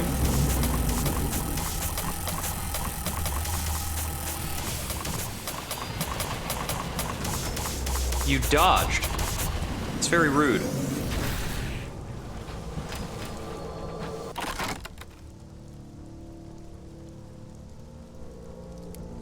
Ah, partial success? Ah, just a bit of terror, that's fine.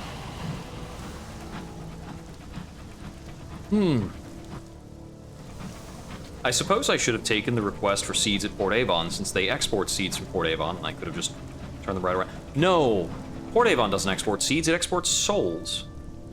That's right. Fine then that I didn't do it. Yeah, because it doesn't export seeds from either of these locations. I think seeds are exported from what? Lead bitters? Yeah, nobody cares about that. There's only one place in the whole Reach that actually exports seeds.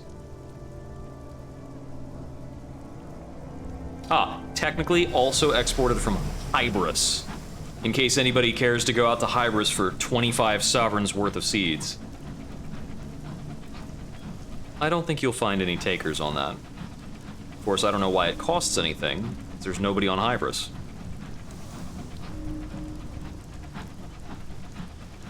I have been wondering if Hybris has the ability to recolonize or anything like that. I haven't seen a plotline about it.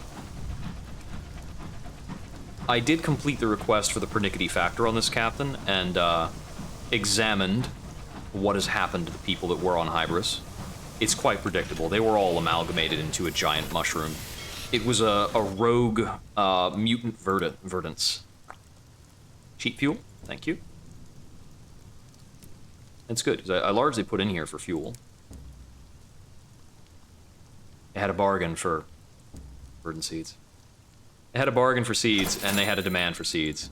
Game is silly sometimes. Port report, please. And I think that's all we're going to do here. Do I have good options at the ruins? Not really. I'll pick up a Vision of the Heavens. I think you can only do this while the Waste Waif is not mad at you. I don't know why. Well, rather, I've never been in a different circumstance in that case. I've never been on Port Avon with the Waste Waif angry with me. I don't think I've ever angered the Waste Waif. Seems as though I've managed to anger the burrower below this time. We'll see if anything comes of that one way or another. I don't actually know where the burrower hangs out. If he's in Eleutheria waiting, that would be quite unfortunate. I suppose when I first put into Eleutheria, I should go up to Aklis, first thing, because it's close. I'll wind up going to Pan either way, and maybe I can have some Eleutherian mysteries by the time I get over there.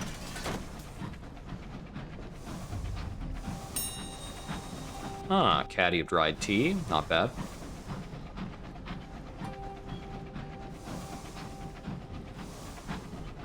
Tumbling garbage. You know, actually, I think I have enough mirror... No, I don't have enough mirrors for a Ratronaut. I will not get that much mirrors in this captain, no way. I can hover at the 45 mirrors level. A quick turn-in of port reports.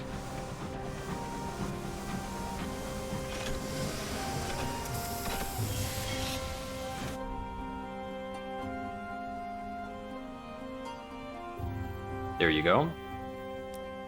If the stovepipes are going to stop me smuggling, they're going to get blown out of the sky.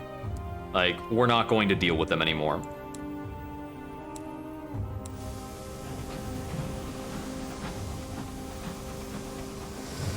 The stovepipe spawn rate should decrease in this area if the Tacadies are in power.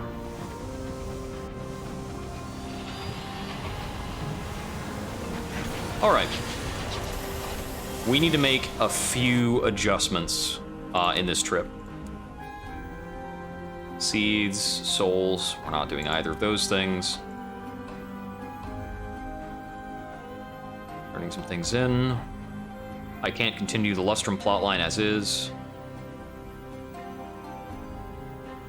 I will grab my Mechanical Turk. I could just have the one.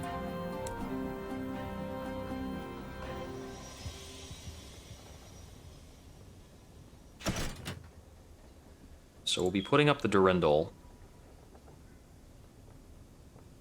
just have the one of those. Then I think we'll take on the Wit and Vinegar pulley system as well. Put away the Proserpina, so we sit at the 24. So,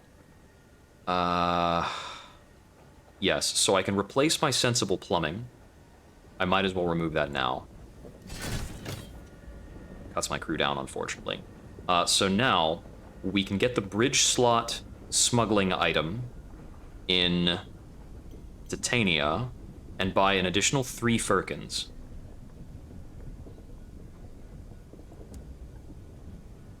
So I'll be holding 7 firkins of red honey. So I will need that many slots open. I should spend at least 1 more fuel by the time I get there. And we're off. Titania, lead bidders, and then out. And then lead beaters can get us fuel and supplies to get a last restocking before we make our way up to the Eleutheria Transit Relay, which unfortunately is a very long path. It's just the way it goes. This is the most annoying relay to access in the game. It's just the way that it is.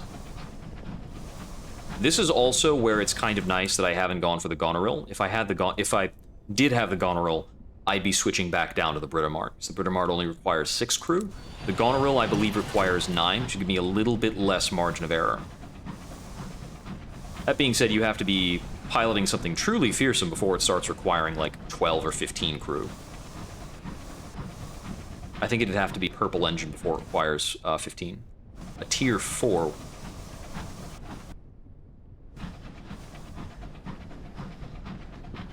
Yeah, because it's, gray, green, blue, purple.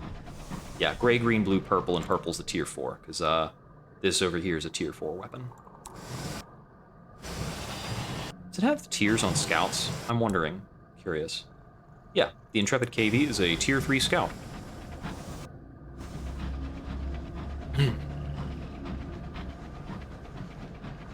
Okay. I think I need to have a saying equipped in order to interact with Crossroads.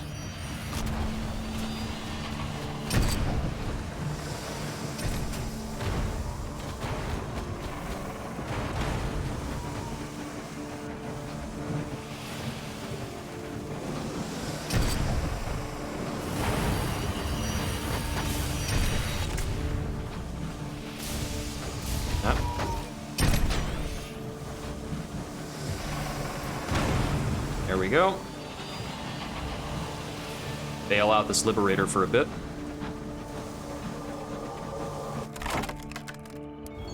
Give me your secrets. Another chart. Up to 5. I do need to be a little bit mindful of my stock of Savage Secrets. They're useful for a lot of things. Especially in Eleutheria.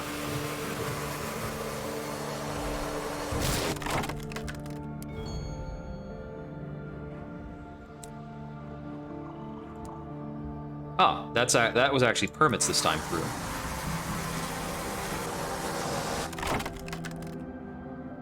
I don't really want to spare any hold space on Nectar right now. I'm mostly just killing that. I mostly just killed that bee because it was in the way. Warn the dead. Keep terror low. Once we get to Eleutheria, terror will be a very, very real pressure.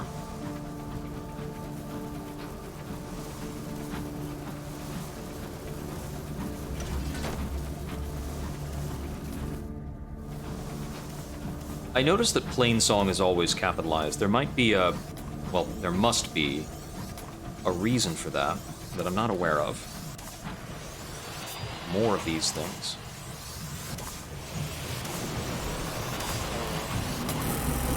It is funny to watch these colonized cantankeries have run-ins with bees. And yeah, they don't like each other. Looks like just the splash damage will take care of you. Get rid of you. We'll destroy the remains. Terror is going to be a premium very shortly.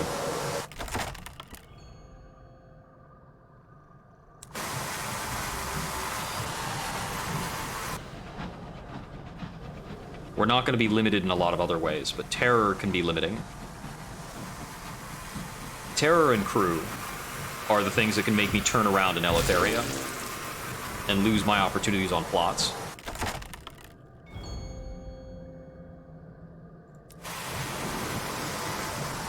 Oh, you know what?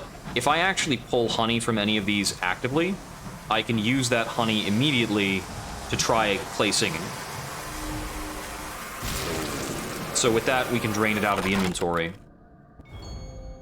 and not worry about its space in the hold.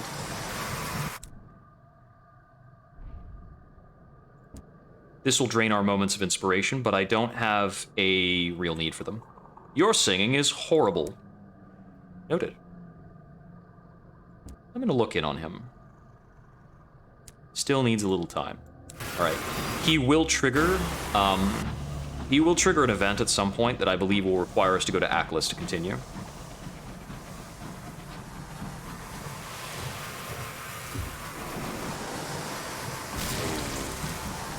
That event will take us to visit another clay choir, which might give us some actual insight. Lost a crew member. I do actually need to watch out for that. Like I said, crew loss is a possible pressure when we come in on Eleutheria. Let's see, where can we gather crew along the way? Alright, let's see. We'll attend an exhibition for terror drop. Write a port report. Then we're stopping in at the Midnight Rose, where I'm buying a cabinet of curiosities and an additional 3 firkins. That should work out. Let's see. Equip the cabinet. Go up to 7. There we go. That's how we're going to get out of here.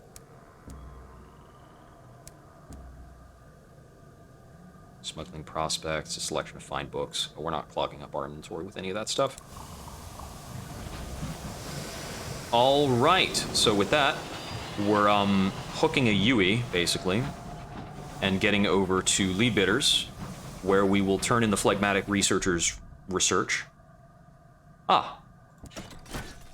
There we go. A party for the clay conductor costs us 1 supply, briefly without terror. We went through that plot line on our last captain. And I think now...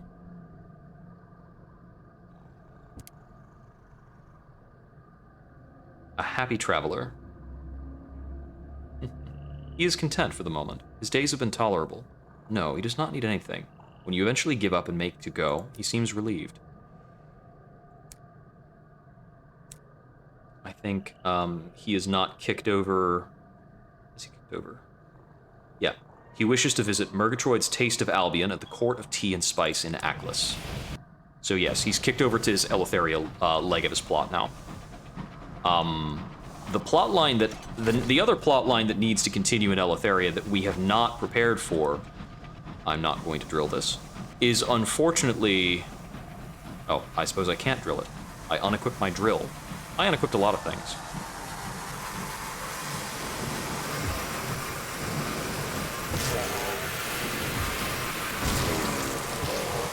You're gone.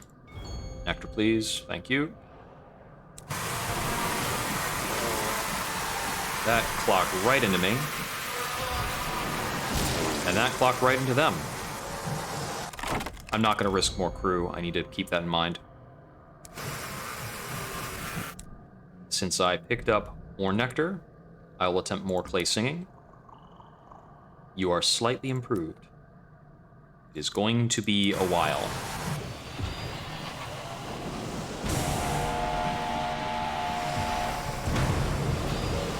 You're gone. I was hoping for repairs if possible.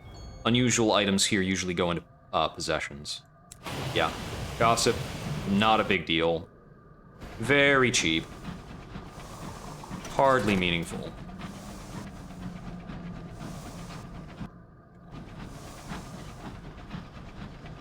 Let's see, a wreck. The Shenandoah. Stripper for repairs. Thank you very much. That's another matter in Eleutheria. Ship damage is not always easy to fix while we're there. So we want to see to as much of that as possible while we're here. Okay, so we'll refuel and resupply here. We should be going through supplies slower if people aren't asking to host parties for the Clay Conductor. I'm gonna change around any officers. Nah, I've got promoted officers in all the slots where I actually have promoted officers.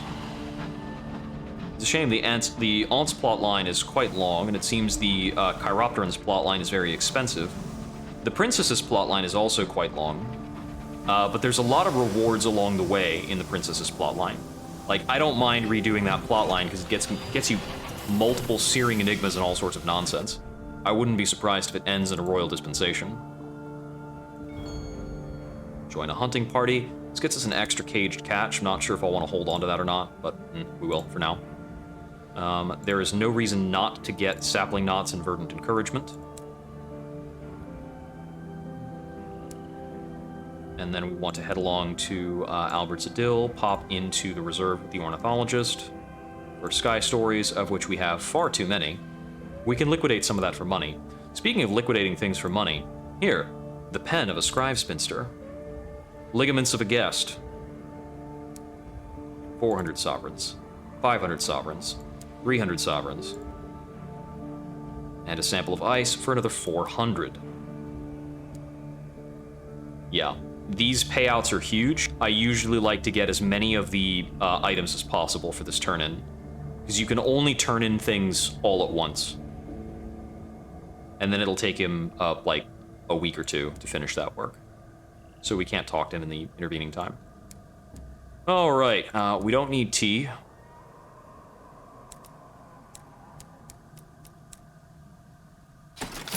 Okay, a full complement, because we've got a long trip.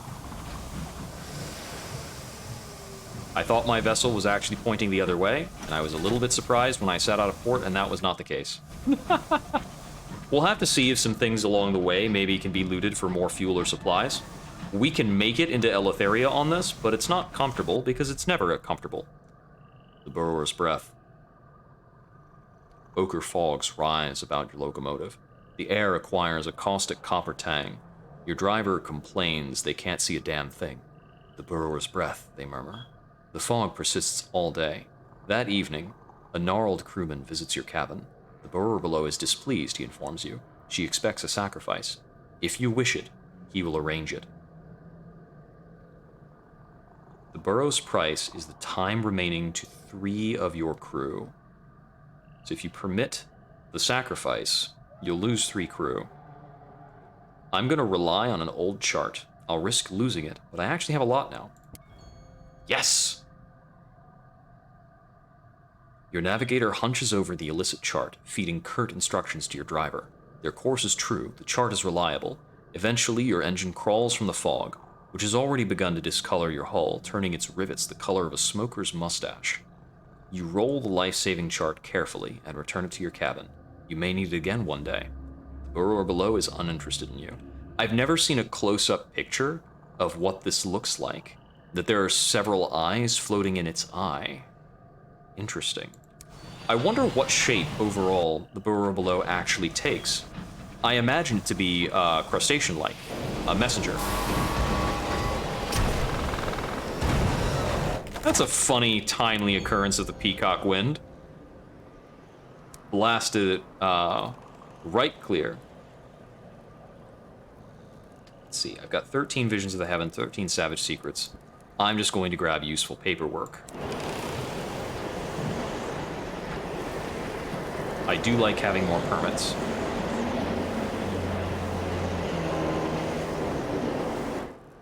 Yeah, I might wind up needing to stock up on more Savage Secrets in Victory Hall down the line. There are a few different ways of gaining Savage Secrets. From what I recall, one of your reliable interactions in Eleutheria is talking to hermits. And you can talk, while you're talking to hermits, you can either gain additional Savage Secrets, or I think you can trade in... I have to be, like, more on the other side in order to actually interact with that. I would like for that to have a bigger interaction bubble. There's no cause for it to be so slim.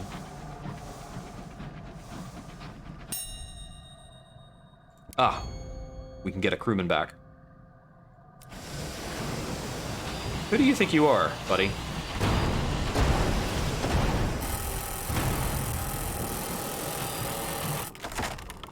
Build up some space. I will fix the fact that I had a little bump.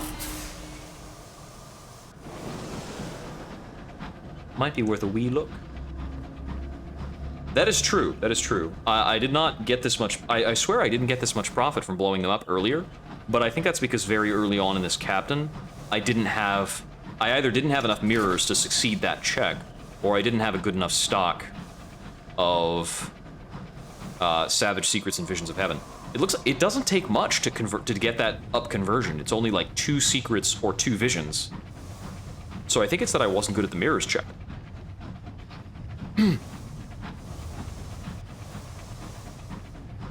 But yeah, with just a modicum of mirrors, it's a very good hunting. And if I wasn't carrying contraband, they wouldn't be mad at me initially. Because it seems as though they often come in packs of 2, and if it's a pack of 2 who is aggroed on you immediately, that can cause a little bit of trouble. They take like this perpendicular kind of firing pattern. I settled back onto the keyboard at the wrong spot.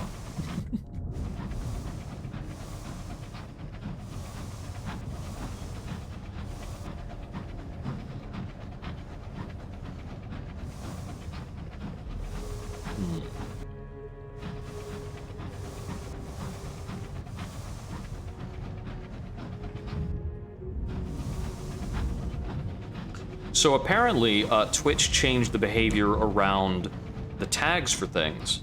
So you get the category, which is the game you're playing, and there are several tags associated with that category.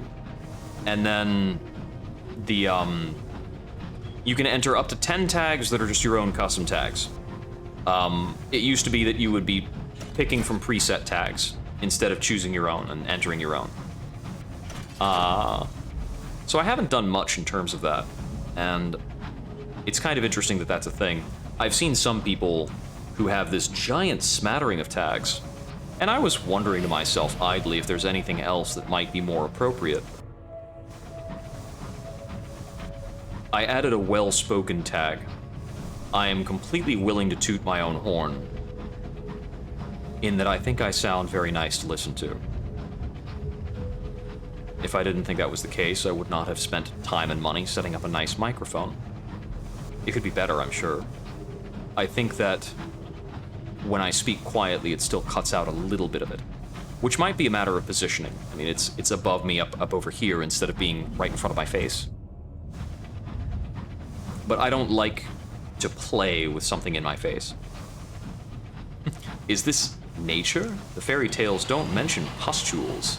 Princess is revolted by Hybris. Oh, a bit of something floating over there. Fuel, please. Crockery. All right. I don't think that will burn in a pinch. Although I do believe if you run out of fuel but you still have supplies, you can probably burn supplies. That was a system in Seas as well. It's not very efficient. You have to burn a decent amount of supplies, and supplies are more expensive than fuel.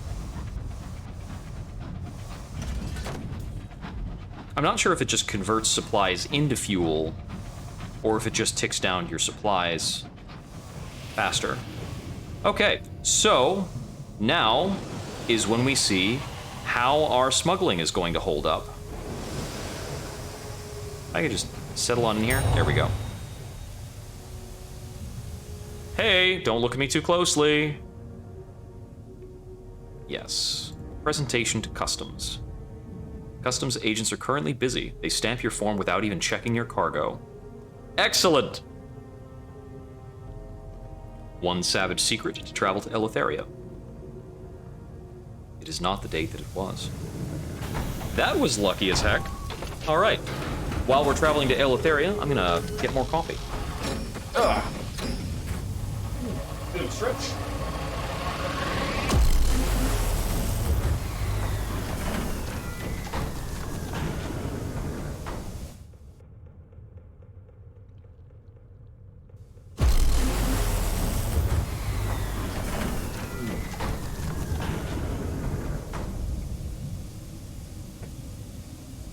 And we're here.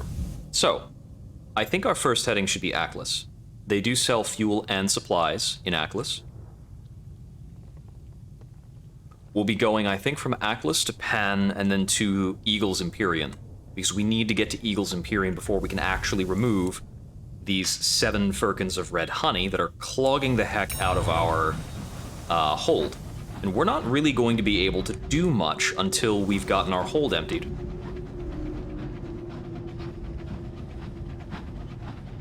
Murmuring groves, scattered ruins, a midnight sky. How does this how do you handle that? Perfect.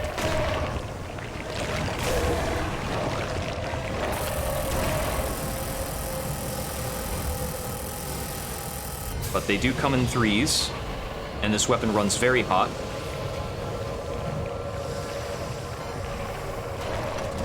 There we go. Okay. How do we do in terms of looting Grievers? Oh, so if this is an option, we have to do it. A new moment of inspiration. 5 visions of the heavens to do that. This will burn through our visions pretty quickly. Okay, digging in its throat, we're at 92%. And then excavating its digestive system, we can do with butchery at an 88% chance. It's 50 sovereigns versus a possible crew member loss. And we're not good at mirrors for examining its innards. So we'll just burn through our visions for a couple of moments. And let's proceed on to Aklis. We've got 2 plot lines in Aklis. I think we can also kind of get started on... there's kind of a prospects chain revolving around the Murgatroyds. I don't know how the terrain is going to be along here. I haven't taken this route before.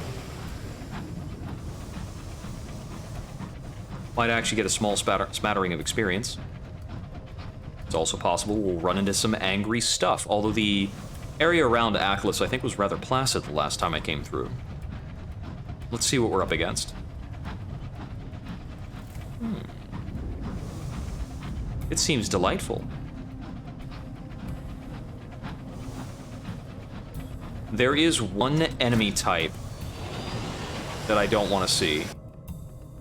That is an Eagle's Empyrean ship. I've got no quarrel with them. Okay, looks like I'll have to go around through this little bend here. Words like Valkyrie and Nightingale. Well, the Valkyrie, I believe, is a reference to the little squad of urchins that take care of this place. That the urchins that make up the guard in Aklis. Found the sleeping house. I suppose I haven't come this close in around this port before. So several of the plot lines here that I'm about to go through in Aklis I've done before. We'll see which of these I am able to redo. I'm wondering if the Midnight plotline can actually be replayed, or if that is not a thing. I intend to take the same tack on it, as I did before. I'm not going to be choosing anything different. Entering the port. Sabotage. We're going to intervene this time. Failing to intervene adds a quality to our soul. You summon a few of your crew with a wave back to the locomotive. Before you can join the attack, however... Yes. If you sit back on that attack and don't try to intervene, it will affect your soul. Alright. Port report real quick. In the Court of Tea and Spices. Let's see. I'm able to visit the Midnight Garden because of my Bohemian. Murgatroyd's Taste of Albion. I will pay to let the Clay Conductor spend time with her assistants. He will be displeased because he's almost impossible to please. We'll go back to the market. Odd jobs in Aklis. I haven't seen this before. Just boiled rations, okay? He spits out the twig. Old Sigrid keeps all the chocolate round here locked up in the Nightingale. He grins. Maybe you could sneak some of it out of that desk of hers. Would make it worth your while. All right, interesting. I'll go to the Midnight Garden. And I will attend a tea ceremony. we've done this before. You have sampled Midnight's favor. Something calls to you. Terror has fallen. Pull yourself up. I'm going to encounter some monks. I'm not going to sample fresh Midnight. That's ridiculous. I'll take the vine so that I can talk with it. We've seen this before. It was very fascinating the first time. The echo of a kindred soul, perhaps. You're waking up. No. They should come to it. Syrian Enigma and an affiliation with Bohemia. Yeah, that's right. Doing that is a permanent affiliation bump, so you really want to get it done. The Ackless Signs.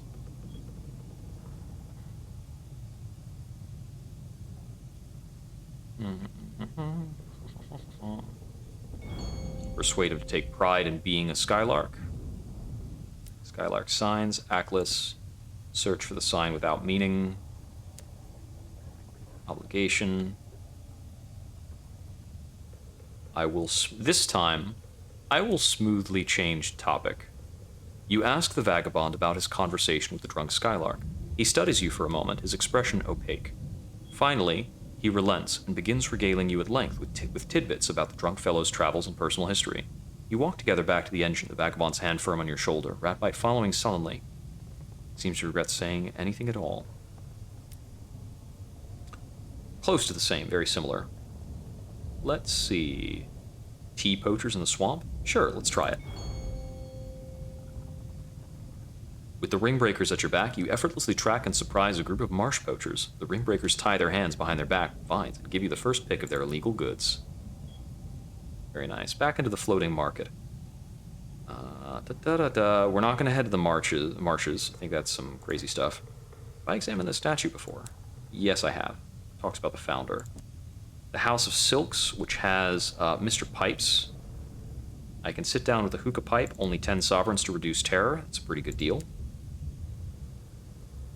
I think requesting an audience with Mr. Pipes isn't going to matter much before I've spoken with Mr. Barleycorn on this captain.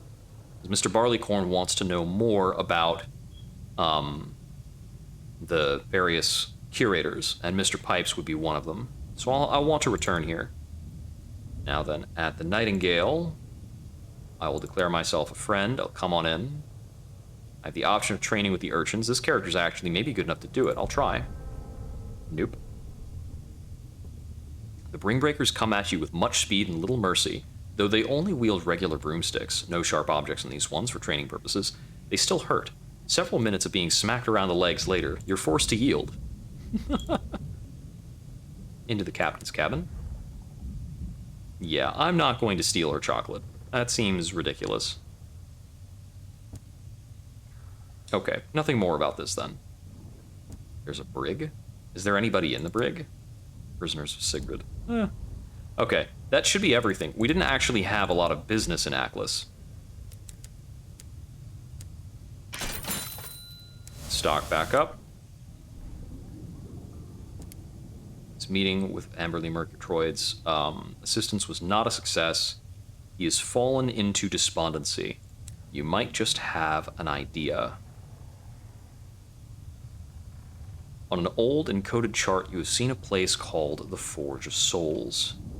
I can also continue attempting clay singing, which we'll do later. So, what is this place? Together you pore over the chart and the suppositions of travelers and traders. You find reference to a Forge of Souls, a fabled foundry of the Blue Kingdom where new people can be made. Your efforts have proved that the person the conductor seeks does not exist. Therefore, it is necessary to invent them. The conductor's eyes shine like lit coals. Yes, Captain. We will go there. We will make a suitable companion, one with a voice to match mine. He does not bother to mention other characteristics. I have the option to seduce him. Maybe later. If you couldn't seduce your golem, I mean, what game would you even be playing?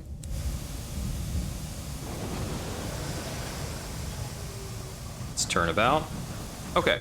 I want to stop in at Caduceus, but we also need to go to Pan. bit of a conflict there. Caduceus only allows us to get supplies. We don't really need anything that we would have to go to Pan to get, and we can't really make good on any prospects that we would pick up in Pan. Yeah, it's just got some extra steps, but it's clearly a dating game.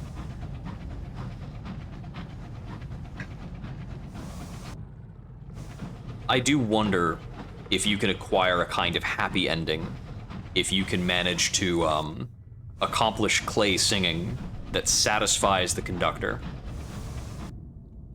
It does seem as though, in order to do that, you will have to absolutely just devour moments of inspiration and chorister nectar. Just pour it right into yourself until he's happy.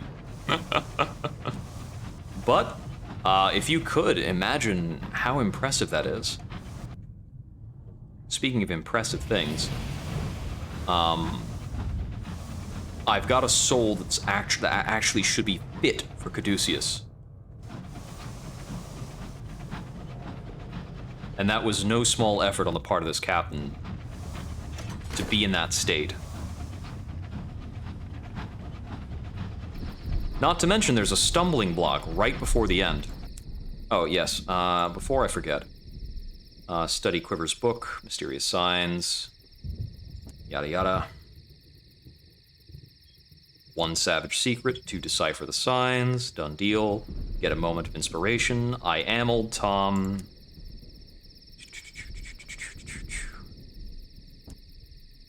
Why do the Skylark signs lead there? Why hide your identity? Is there anything in Old Tom's well? Gives you a tale of terror. Made me rich, so on and so forth. Raise the question of journeying there. Okay. We can go back to Leadbeater and Stainrods once we've finished our business here in Eleutheria. I'm not sure how much business I'll actually be sticking around in Eleutheria for. I want to continue on the Princess's plotline that's going to require us to go to Piranesi, which is new to me. I haven't been there before. The reason to go back to Pan is actually going to be to reconfigure our vessel. We do not need to be holding on to so many, we don't need our hidden compartments anymore because we've already made it past the inspectors.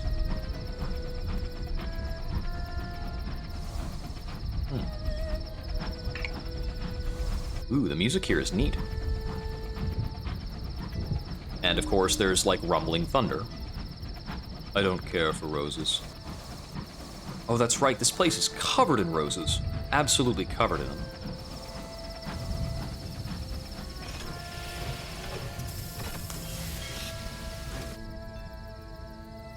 The winds of elsewhere. The winding hillside paths are meandering and willful. You found it in the wiry glass. It is silver and sharp. A golden flicker deep in the glass catches your eye. You pick it up and stare at it, trying to find the source of the undulation. A stabbing pain runs through your hand. Blood drips from a cut that could almost be a bite. You drop it, but that night you dream.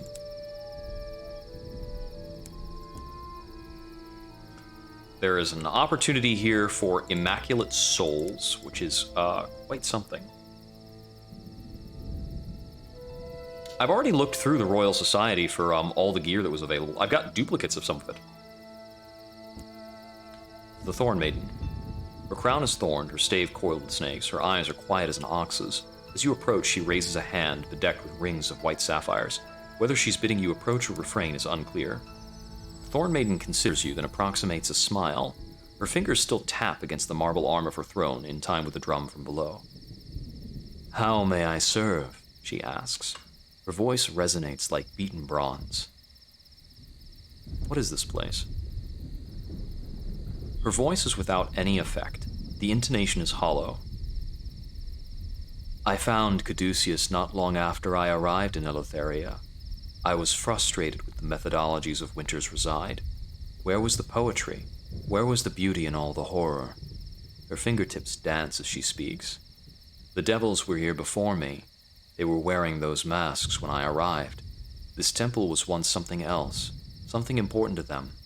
They reclaimed it, though for a new purpose. She trails off, having lost interest in your inquiry. Are you bored? Her eyes widen. Is it obvious? Her tone doesn't change. The waiting between rites becomes more intolerable.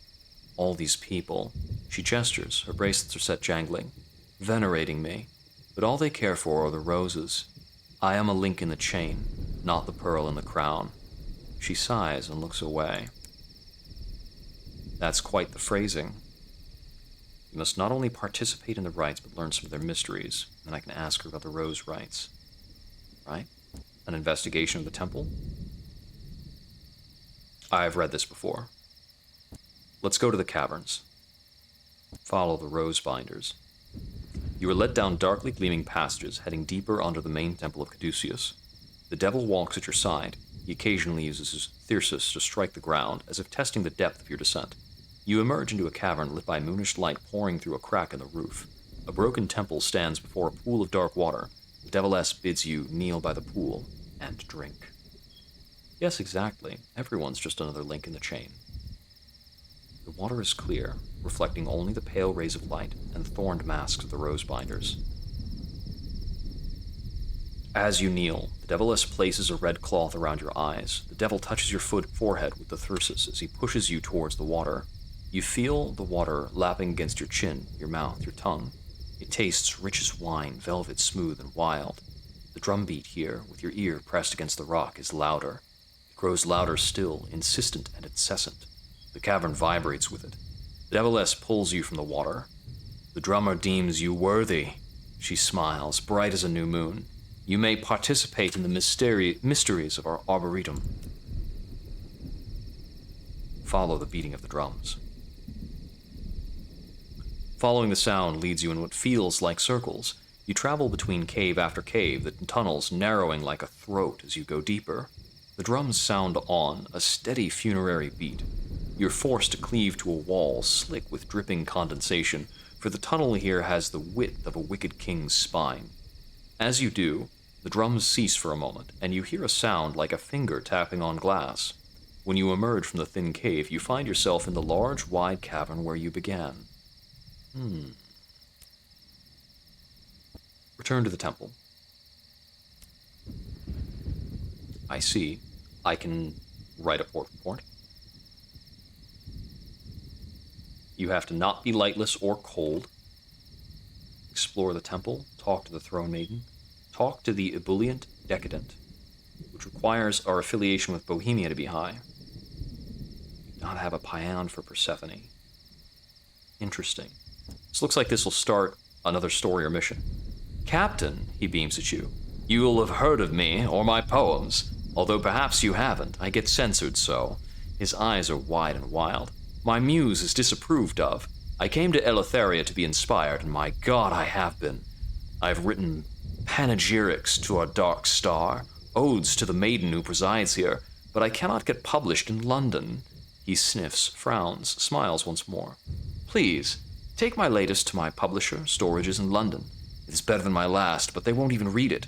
Pass it off as yours. Please say you will. He pushes a sheaf of yellowing pages into your hand. Thank you. All right, might as well. We'll write a port report. An isolated temple approached by a winding pilgrim road. Roses fall about the ruins on the temple approach, but none within the temple walls. Here, devils in rose masks tend flowerless shrubs. Poets and musicians write rhapsodies on roses that never appear. A woman known as the Thorn Maiden presides over it all, while in the caverns below the temple, drums sound in the dark.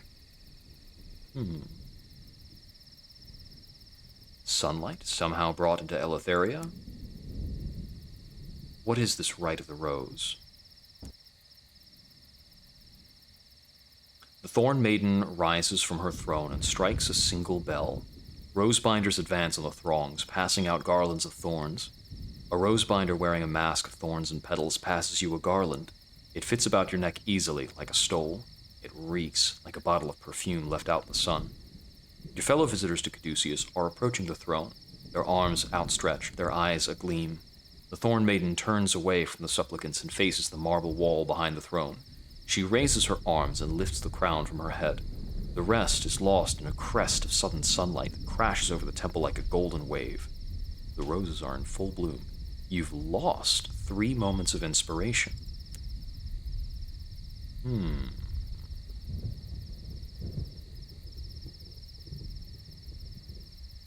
A lot of options. Let's ask what to do. A poet places a garland of silver roses around her neck and bids her follow him to the caverns, where they might gaze on the moon together. The Thorn Maiden laughs and turns away. A bacchante with wild eyes takes the Thorn Maiden's hand in her own, coiling their fingers together like serpents in a nest. The Thorn Maiden smiles distantly, extricates her hand, and turns to a third, a fiddler with eyes flecked with gold. I think you are ready. The roses have taken enough of you.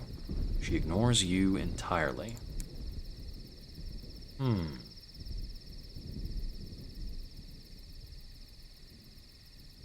Let's begin with examination. They glisten, but not with dew. Are they weeping? You carefully peel open a great azure rose blooming on the head of a statue.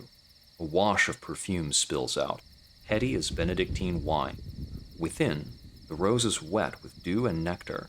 Its stigma weeps silver tears. They are saline to the taste, but smell of wild honey.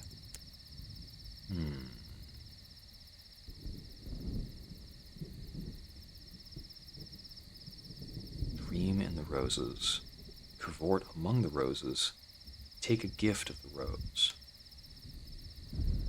Celebrants wander around the roses, naming and entreating them to offer up jewels held in the petals. A celebrant with lobelia tangled in his hair leads you to a patch of roses blooming in red and black and gold. Each gleams with something akin to dew. The youth pulls back the petals of the nearest, exposing a jewel, broad as an athlete's thigh and faceted as the mortal soul, nestling in the rose's maw. Only take one.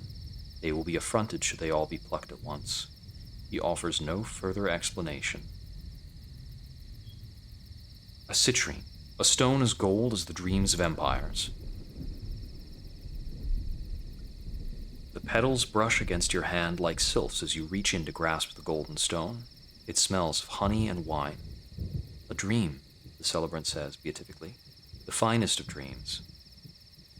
I get the expectation that those three things would correspond to probably a savage secret, a vision of heavens, and one other thing.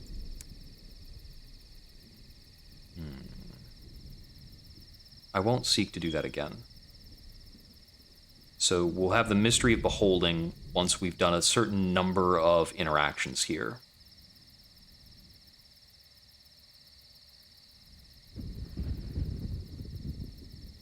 Kiss a rose? You bend to a rose the shade of a smoldering sun. The scent is of burning jasmine. The color drew your eye in. Tongue follows. The taste is as the ashes of Savonarola raining down on Florence. Drops of nectar wash down your throat like stolen sips of wine. Despite the bitterness, you feel a yearning inside your stomach. It is as though you swallowed the longings of a son. It passes in moments.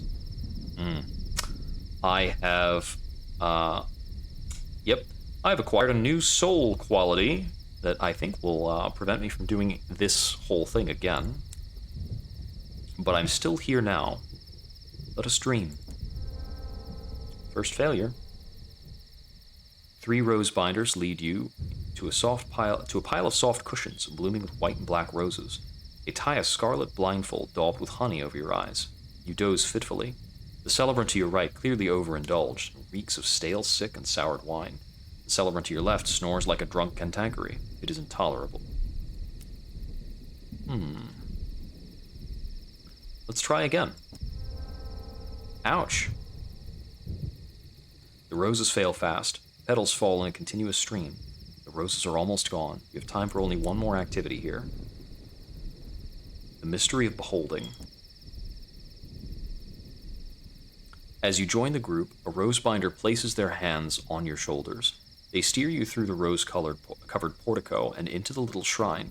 Here a copse of roses the size of church windows bloom. Some are saffron-hued, others crimson, others azure. Don't be afraid, the rose binder at your ear says. Look inside. They have something to show you. A throne in a familiar silhouette. Lips as dark as cherries and thrice as sweet. A rushing of water, blue and endless. Nothing within. Loss emanates from the pale flower. We have a gift, and loss.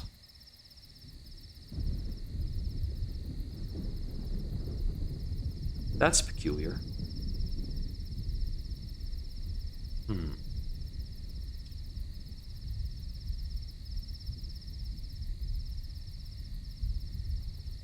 Crimson and azure.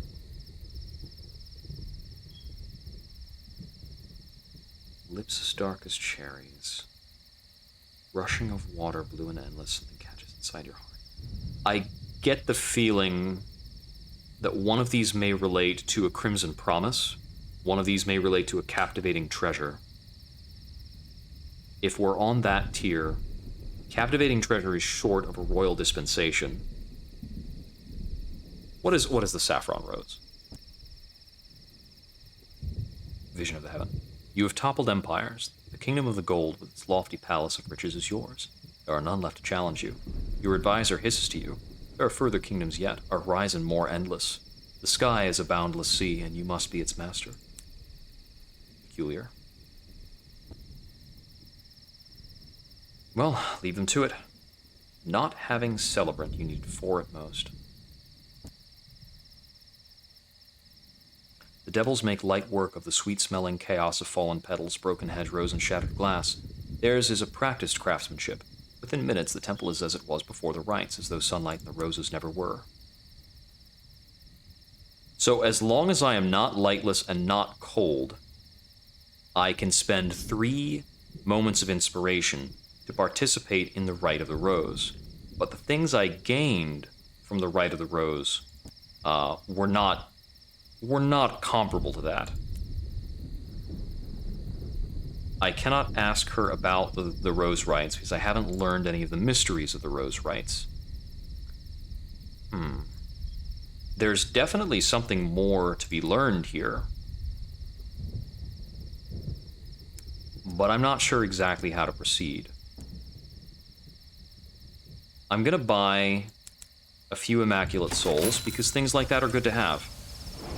And we're gonna move along to Pan.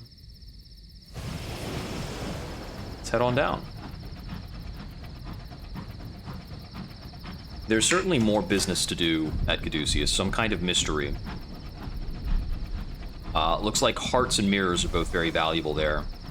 That is a hermitage. Can I interact with the hermitage from the back?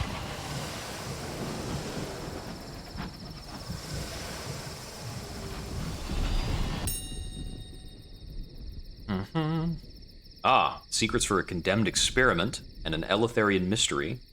I would like that. We also rack up a little bit of terror for talking with these hermits. But that is okay. Condemned experiments are very difficult to come by. And that gives me an option for continuing the quest for the Rat Brigade if I care. I might not care to finish up the Rat Brigade for this particular captain. I'm gonna cut a bit more directly south to try and get through this exploration bit here. Uncover a bit more of the map. We're actually fairly close to level 18.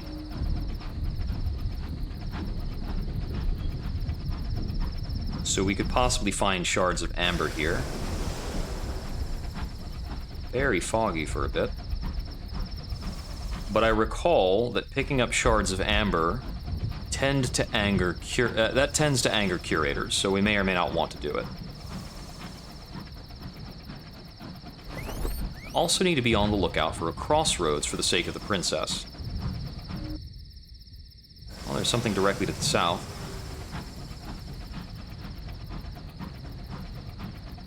Might be a crossroads, might be amber. I can't recall if I need a saying to interact with crossroads or not. What do we have here? Touch of the skies, back to work. We're very good at making you keep working.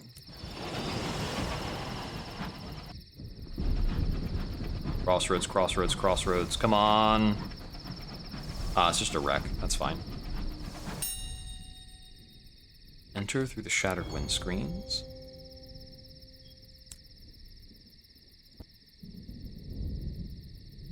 Barrel of Hours. I think wrecks are the same no matter where you find them. I don't think we get better wrecks necessarily for being here in Eleutheria.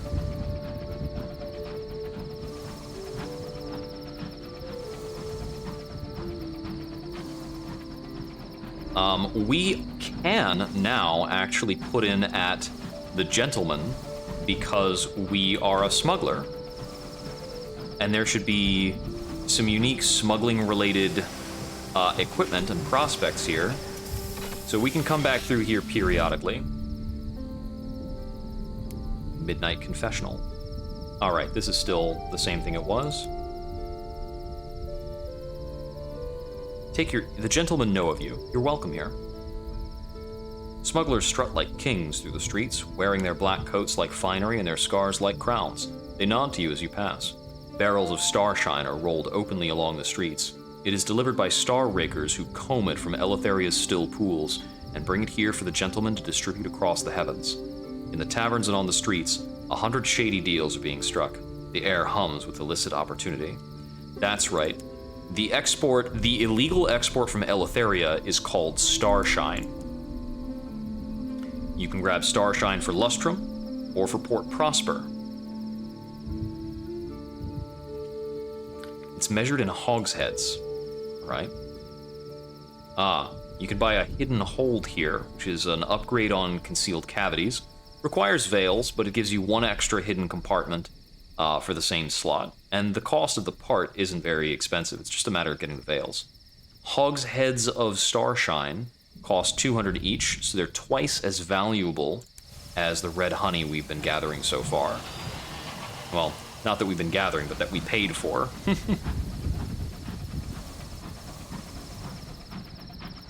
Well, what I need to do right now is put it in pan so that I can reorganize my ship.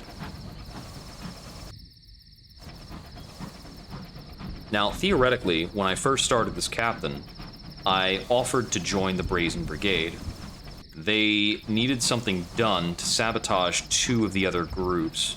I think I only have to sabotage 1 of the 2 other groups. And I'd make an enemy for myself, but from what I recall, the test that I needed to conduct was actually a Veils test, and oddly enough, my Veils have not improved.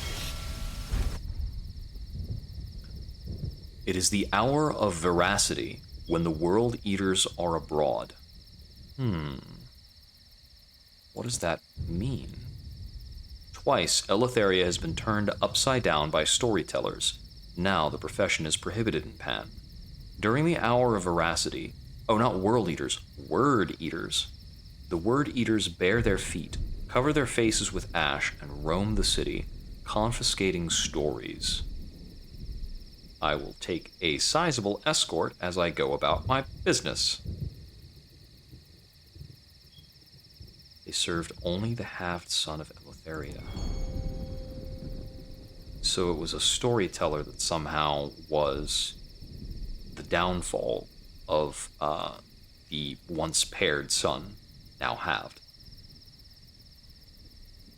The Word Eaters slink away, casting covetous glances at you. Skyfarers are fat with stories. A worrying sight as you pull into dock, several rough figures lying in wait. Word of your illicit cargo must have reached Pan, where the downside of lawlessness wields sharp blades. Shit! I'm not good at hiding contraband. How much of that did I lose?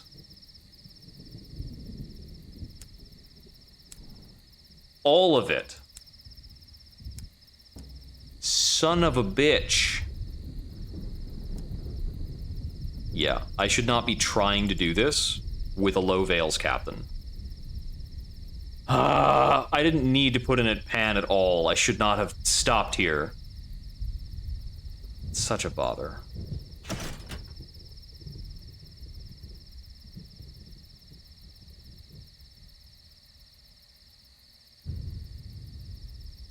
I don't actually know if I need the Proserpina here. I'll take the Durandal instead.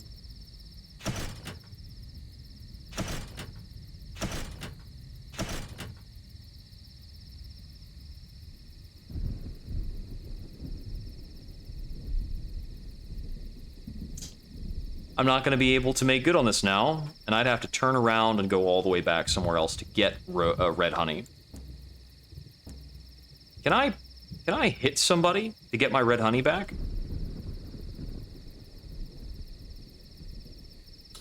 The Golganuza is a handy upgrade. Very expensive. Gleaming Galley would be nice. Lamellard Sky Steel plating. Oh. That's the hull slot. 2,000 for that. Rose and Adamant plating I can equip if I could afford it. But apparently, my investments have been taken by random guys who I was not able to fight off with an irons test. If I could irons test for that and I lost, I think I would just shrug.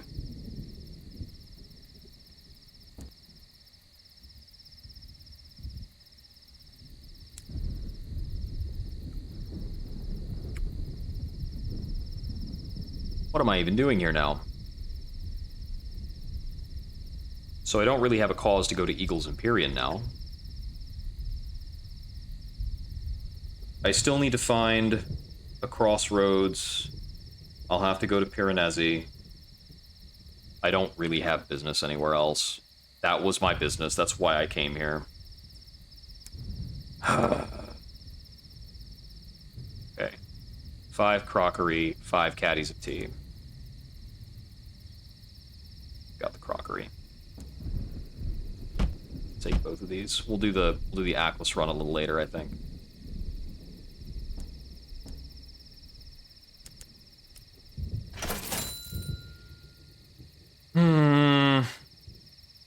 Hidden compartments be damned. Doesn't matter. Doesn't matter.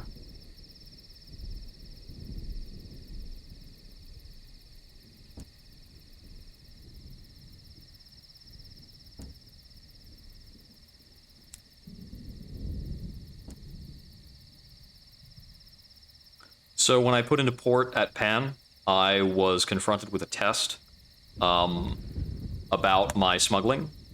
I had a 20% success rate on a Veils test with no other option, and failing the test lost me all of my red honey.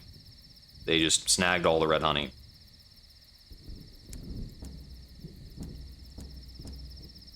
It's gone. It's just gone.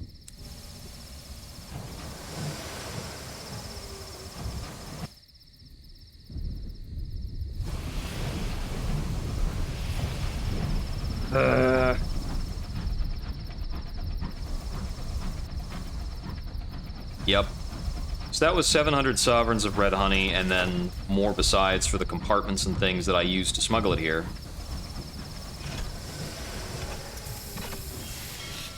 It certainly is a higher risk trade. Let's see.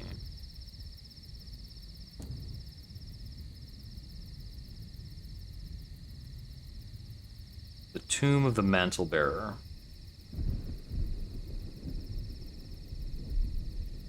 Negotiate for a captivating treasure. No, thank you.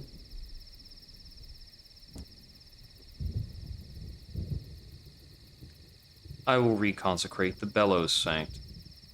Your research leads you to a modest church on the far end of the street. An elderly nun in a midnight habit is just locking up when you arrive. Service is closed at St. Regnant's, unless... She peers closely at you. Follow me to the crypt. They keep me on to make sure him below never escapes, but I've heard his whispering in the dark. Her eyes are fervent, her expression zealous. The devils rebelled first, you see, so we should help them. Coming? You have a saint to consecrate.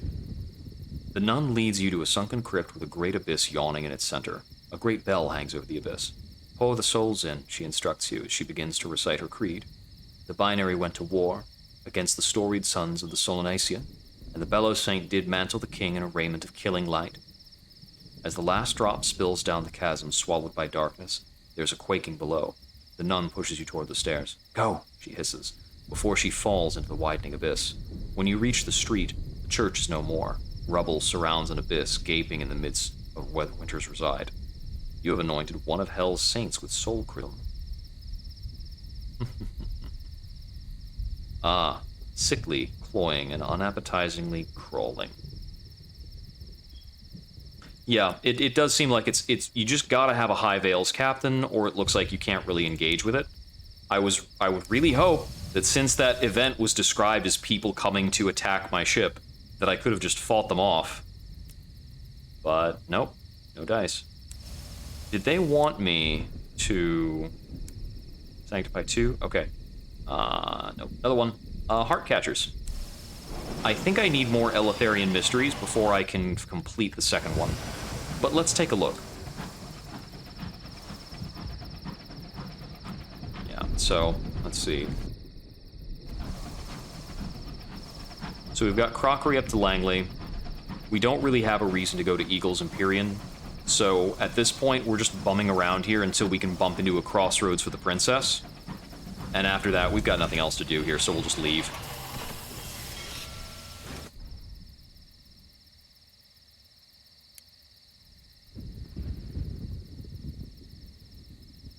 Fire of Death, prove your value.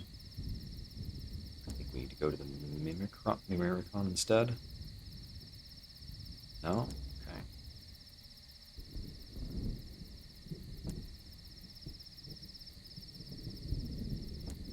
Goodbye. Where is the option? So, we need to locate the shrine in the Heartcatcher's Garden. Acquire a death, prove your value.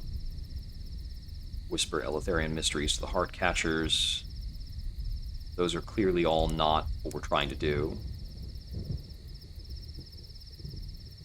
Seek entry, seek another audience. Maybe we need to seek entry first, then be turned away, and then what? Nope.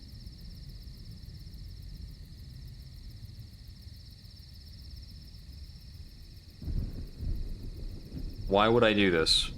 Why would I trade Eleutherian Mysteries for another worldly artifact? This is more valuable than that. Okay. Already affiliated with the Brazen Brigade. Okay. Is there another option here? Locate the shrine in the Heartcatcher's Garden. This should be the Heartcatcher Gardens.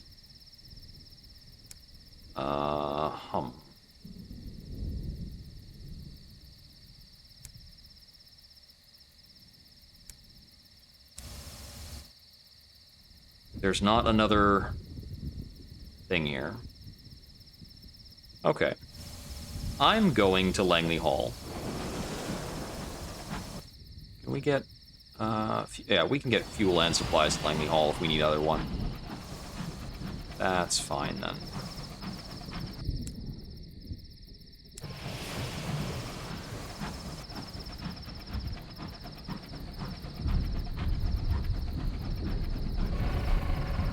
Oh, whoops.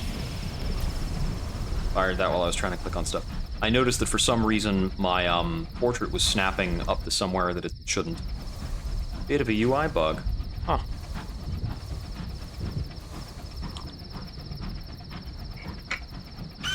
Oh, you spooked me.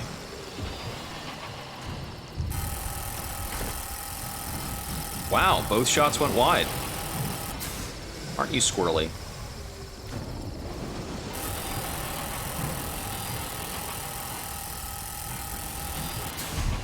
Yeah, we run plenty hot here, and it's okay. We got bundled up, couldn't turn around. 7 scraps of ancient knowledge for a searing enigma. 3 bronze wood after out of carving one of these apart. Pretty handy. All right, I'm not in too much of a rush to turn this back in. I think we can go north without worrying. So this up in Bête Noire stays still, whatever it is. It's not random. A lot of the other horrors that seem to pop up here, the little pockets of darkness, those are random. They're similar to the wefts of bad time over in London. And I think you get more spots of bad time when the sun is weak, the clockwork sun. and you get more crazy dreadnoughts when the sun is strong.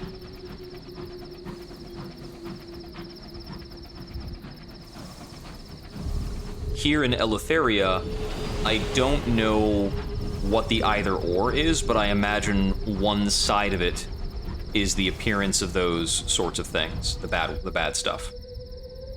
So I'm going to take a bit of a swing around the Bête Noire here.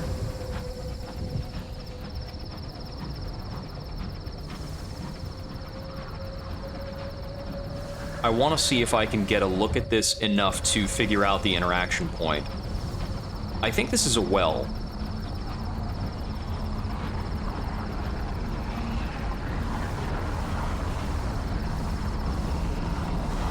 Yeah, that's almost certainly a well.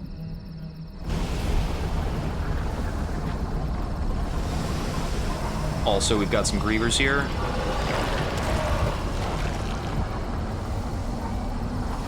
Better take those out. Excavate its digestive system for possible Neveritine gemstones. Dang, we're good at this, though. We still got an Eleutherian mystery. Okay, so failure on the search for Neveritine gemstones doesn't kill a crew member. Rather than soil your engine with viscera, you perform the operation out in the sky. It's just as well. As soon as you cut into the griever's stomach, the incision ruptures. Something huge begins to push its way out from inside. It is a slab of engraved masonry which slides out and tumbles away into the sky. It is followed by an entire stone column, much longer than could have ever fit into the stomach, and enough stone slabs to pave a town square. You barely manage to scramble aside before they crush or carry you with them. There was one other griever a little to the south. It's probably woken up? No, it didn't. That'll wake you up. We'll keep up with the excavation. Rather than soil your engine, same thing. Cutting through the muscled membrane, you find gemstones rattling inside like a pocket full of gallstones. Hello, what are you doing here? Yeah, I definitely know that for Eleutheria. Like that's even called out in Eleutheria. You can learn that about the grievers really quickly. This looks like I might be able to dock the Well of Wonders. I think I crashed. Huh.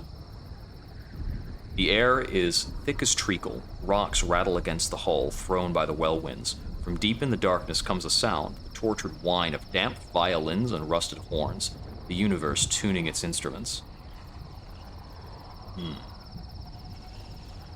You can look into the well. The well will look back. This will enable you to lose your well rights or perform the rite of raving. Between the well's pull and the well wind's push, your locomotive is jerked and jolted. The engine room is unbearable, but before your stokers collapse, you push through to a calm beneath the storm, a bubble of peace surrounding a floating garden. Here, a maze of pebbled paths and immaculate hedges leads only to vicious, thorned bushes which surround the island. A full half of the place is dominated by a Grecian-style theater, with seats carved out of a hill to face a stage of bone-white sand. On the edge of dream, an awakening.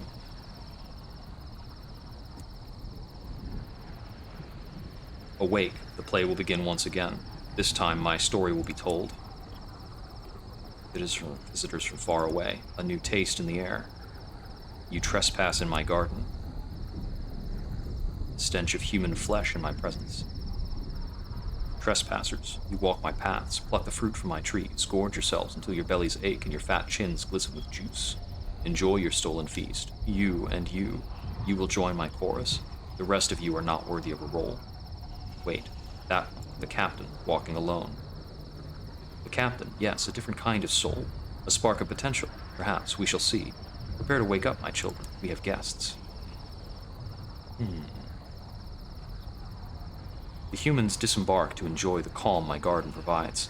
Flower-perfumed air brushes their oily skin. Red apples burden the trees and swollen berries cluster on every bush. They pause, cautious, but soon feasting begins.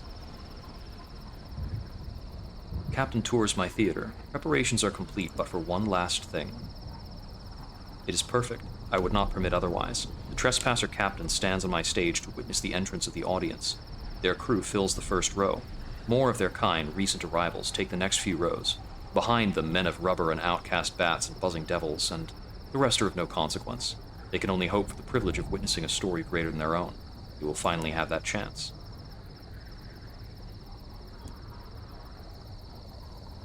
The trespasser captain approaches warily, despite the welcoming sense of afternoon tea. The tea is hot. The scones are soft and warm, dribbling with butter and strawberry jam. My guests sit frozen in their endless repast, watching eternity through unblinking bloodshot eyes.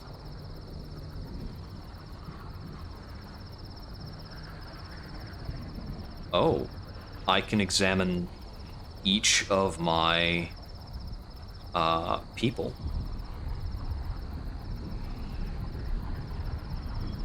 The lost girl, the speaker of my truth, first of my delightful pets. She fled her life all the way down a rabbit hole.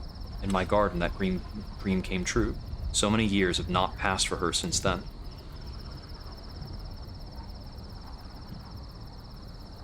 Oh, The captain takes their assigned seat. The play begins. Being the ballad of the Solanacean Conjunction, a tragedy of treachery, injustice, and revolution in one act, as it is performed in defiance of the false king of Eleutheria, the lost girl as the speaker of truth, the restless vagabond as the king who wars, the runaway scion as the king who speaks, the thrice-dead bride as mistress of the chorus, the careless scholar as the prince apostle, and the trespasser captain as the prophet exile. The thrice-dead bride, I believe, is the captivating princess. I think she has a capacity to defy death. Either that or the runaway scion is the captivating princess, because she is an inheritor. If the runaway scion is the captivating princess, then the thrice-dead bride, I presume, would have to be maybe the aunt? I can't think of another woman on the vessel. The careless scholar might be the incautious driver, but he's not incautious anymore. The vagabond is clear. The careless scholar could also be the rebellious devil. Trespasser captain's obviously me. Enter, speaker of truth. Exterior, a burning forest in a land far away, long before recorded time. A contingent of princes of light, led by the exiled prophet, me, are carried in a convoy of palanquins by members of the chorus. Speaker of truth is the lost girl. The lost girl is almost certainly our, it's almost certainly our, Skyworn urchin. Or Skyworn stowaway? I can't remember the name. Once again, we wake to perform our captor's song. With our blood, we give it shape and new life. Let us pour a libation to any gods that might hear, a prayer that this telling might be the last. Travel with us now to a time long forgot, where the twin kings of measure and distance reigned. Here a prophet came with princes of ambition, bearing the spark of celestial revolution. The revolutionaries made camp, here, overlooking the palace of the twin kings. Even from this distance, the light burned. The twin kings would have to be the two judgments. The prophet was in exile from a place that was not. In the courts, the judgments it spoke, and it was shunned. But the lesser gods of the heavens listened and followed. In robes of saffron and cinnabar, they sought a new order. Okay, so the prophet is in exile from the judgments, shunned by the judgments, but it appealed to lesser gods, not judgments, but something else powerful, seeking a new order. Order is capitalized. It's referring to a proper rule of things. We travel with honor to petition the twin kings, to let Eleutheria lead the way to the promised conjunction. Conjunction is used in a few specific places. The conjunction of spheres is an alignment of stars in other storytelling. In sunless skies, in the sunless universe, a conjunction of spheres must mean something more.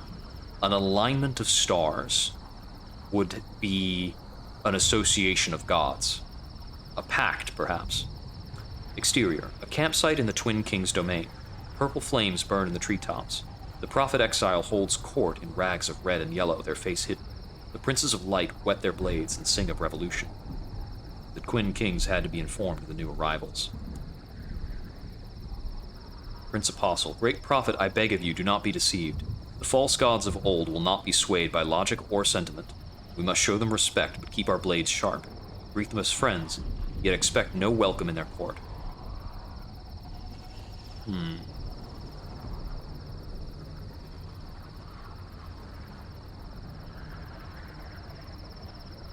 A message of greeting, proper courtesy. Was this how it happened? The details fade. Stories change so easily, even history can be bent around them.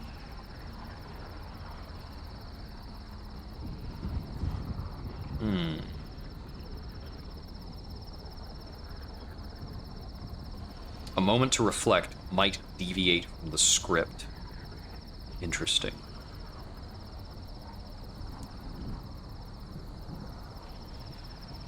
Princes who would not be kings, the young and weak, outcasts, their ambitions were easy to twist. Down with the kings and the light of their laws.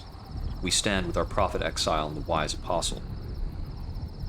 The prophet considered the apostle, the first among equals.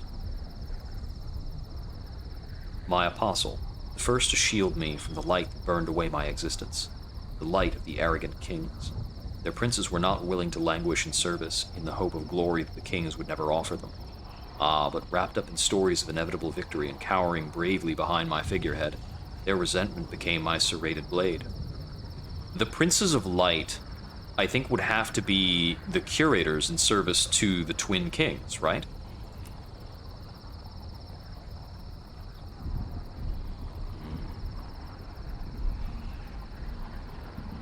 This has looped me back around. A moment to reflect. You try to stall, my captain. It will not work. The play will be performed. You will play your part and mine. I will be free.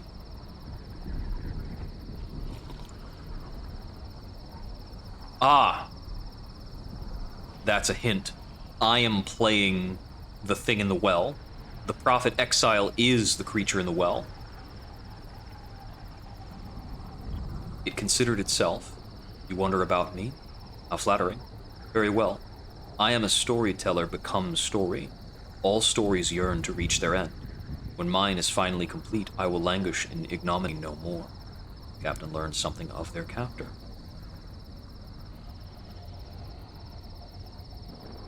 The messenger returned. The messenger came, resplendent in black robes, offering an olive branch of peace to the prophet and princes. The twin kings had granted a hearing, a conclave to discuss matters of transformation. An ancient throne room, built and bathed in the light of law. On a throne of fire sits the king who speaks. On a throne of obsidian sits the king who wards. They are the twin kings of Eleutheria, united in ruling. Prophet Exile approached with gifts. Despite them granting protection to their visitors, the lambent glare of the twin kings still burned. My lords, your wisdom is known and revered. We come in submission under the flag of our prophet to show you a glimpse of the future we seek to build, and to prove false those who speak against us. Hail to the twin kings in the light of their laws.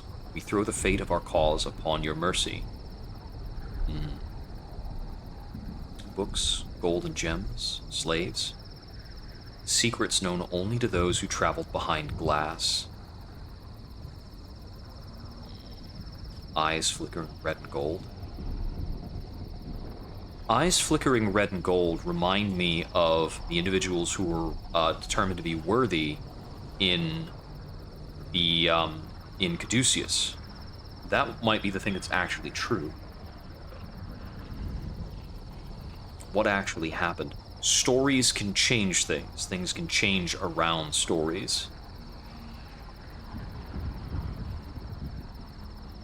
I don't know what the judgments think about treasure, but it seems as though they like slaves. The prophet had brought slaves. We accept your tribute, but not your cause. Only my brother's curiosity grants your protection. Do not mistake it for ratification or approval. The prophet began to speak, not words of injustice, but of change, of the laws that bound the makers of law tighter than any, of another place where chaos flourished.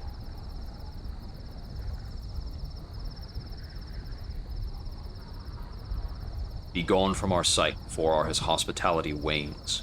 But brother, what in our sight has ever flourished in stasis? Must we reject even the notion of change?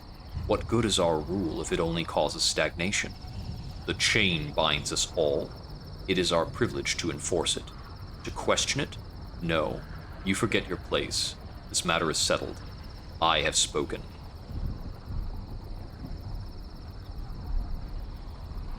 The reason the prophet is here is perhaps because it spoke. The prophet is a storyteller who caused the end of the king who wars. I imagine the king who speaks is the one that remains. Or maybe it's the other way around. Enough! The circus is ended. Be gone from our sight. Consider your lives a gift of my counterpart's soft heart. Where would the princes go from here? Our hope for an ally lies crumbled and burned. What hope do we have now? Have faith in our prophet. Their wisdom will provide. We need but a symbol of our courage to light the new path. The twin kings lack unity. We have a chance to show the rest that they spurn us at their peril. That boast was interrupted. A visitor had come. Speaker of truth is the narrator, effectively. Prince of Light and the Prince Apostle, I think, are both curators. The Princes of Light whisper of the anger of the king who wars. As he fumes, the very sky broils. Enter the king who speaks, beacon of light in the dark forest. My king, without messenger or brother, what brings you so far from the safety of your throne? I come not to quarrel, but in supplication. Our light grows dim. Your prophet speaks truth. My other half would quash all change. I see we must evolve, become greater. Let the old order fall, and from the ashes rebuild. The prophet was wary. The king's gesture was unexpected and foolish. To venture from the safety of his palace, such an opportunity. A great pyre has been built. The princes of light and the prophet exile welcome their latest disciple, the king who speaks. The prophet bade the king remove his armor, a symbol of trust, a symbol of faith. To the revolution I give my armor and shield. Let my brothers in arms be my protection. So it shall be in the name of the revolution. The symbols of royal authority, trappings. The prophet bade the king remove his vestments. I stand before you as an equal with nothing to hide. Let me be wrapped in your cause, and let it alone be my warmth. So shall it be in the name of the revolution. Took the king who speaks fealty. You have my sword. You have my pledge. You have my service from now until my darkening. At their prophet's signal, the princes drew their knives. They stabbed the king's unprotected soul. Enough. Deed is done. Let daggers come to rest. Gather the fool's armor. Drink his light. A god lies at our feet. His other half will be next. Soon Eleutheria will be our bastion and our call.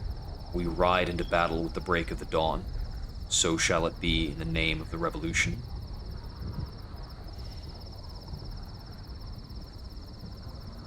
The captain objects to this betrayal. King came willingly to the slaughter. He declared fealty, did he not? His sacrifice proved that we could kill a god. It sent a message to the old order. More than that, it weakened the king who warred. With one more blow, Eleutheria will be ours. The new kingdom I had promised. We only had to press the advantage. Despite everything, the captain was still fighting. The palace of the halved, the fiery throne of the king who speaks, has fallen. The hall shakes with the king who wars fury. Burning marble rains down from the ceiling, exposing a blood-red sky. His anger was cold, an ancient fury.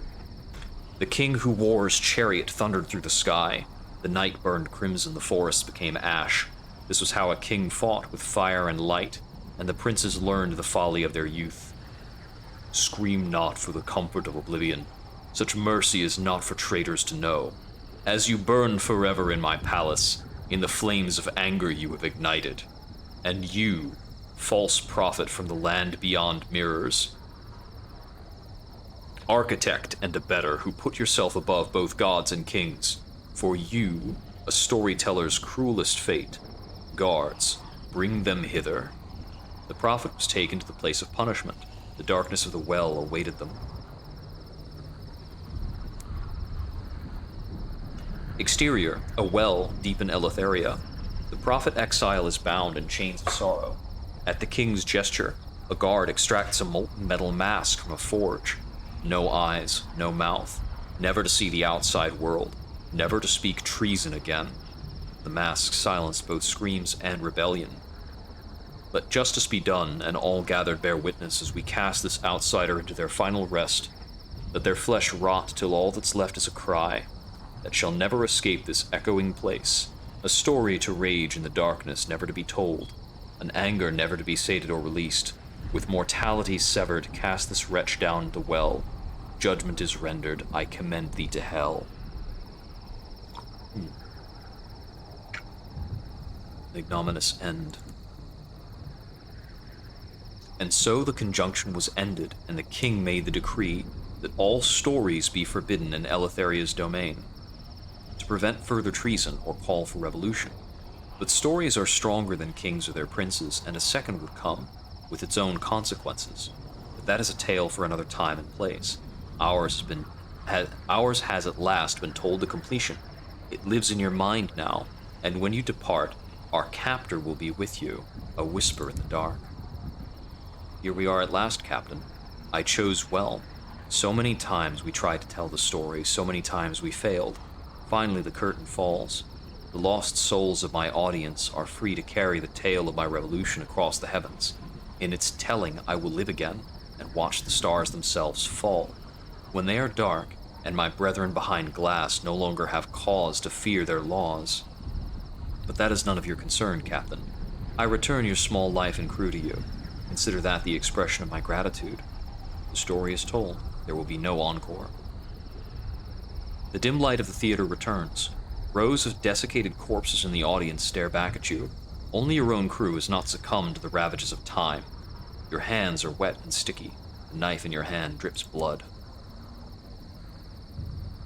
You are on the stage. Your clothes are soaked with blood. The corpse of the runaway scion is at your feet, killed by the knife in your hand. The rest of the cast lie around you, now mere ash and bones. Only the lost girl remains, no longer young. The debt of uncountable years hangs on her elderly skin.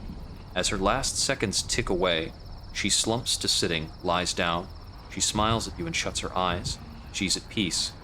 Something slithers at the back of your mind for just a moment. It is gone. The garden is completely overgrown. Most of its paths are impassable. The great theater is empty save for your own crew. The rest of the audience is gone. Your role here is over. Prophet Exile has escaped from the well, reduced to a mere whisper of revolution, but a story that even the gods could not destroy. Told again, far from here, it lives.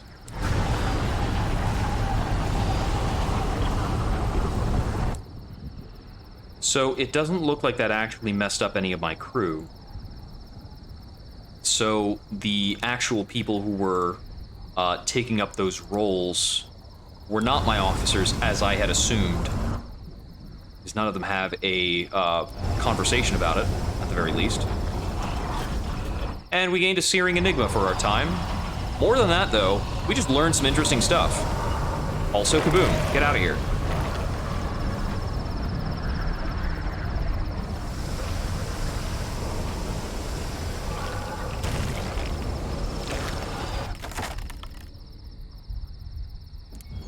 Excavate that. More gems. Yeah, these things of darkness. I'm sure there's a way to interact with them. It's just very, very risky. Kind of thing maybe I should do on a new captain? I don't know.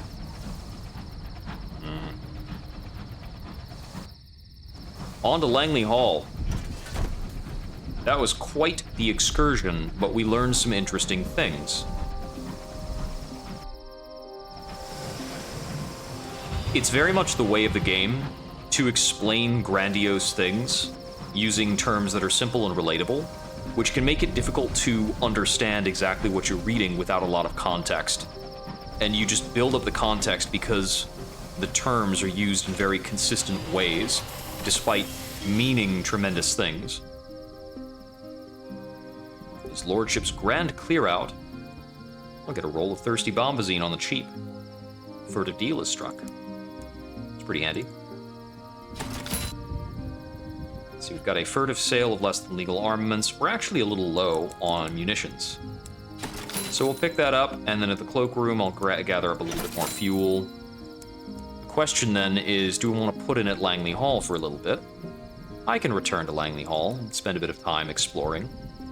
Get a quick port report. We'll explore without hanging up our coat.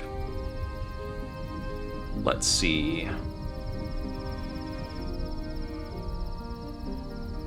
I can use unlicensed chart and moments of inspiration to get gains here.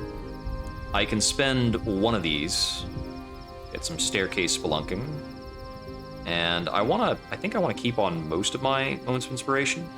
They got burned down a little bit. I found the little lounge. Having found the lounge, you'll always be able to return from the hallowed hallway. Oh, you have to attempt to leave? Wherever you look, there are glasses of mulled wine. Resting will cost us a crew member, and we need to be lingering for that. Search Lord Langley's chair. And I can't do this without staying a while.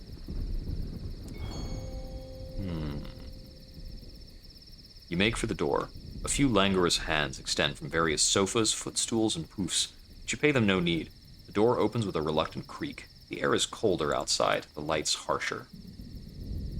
Okay.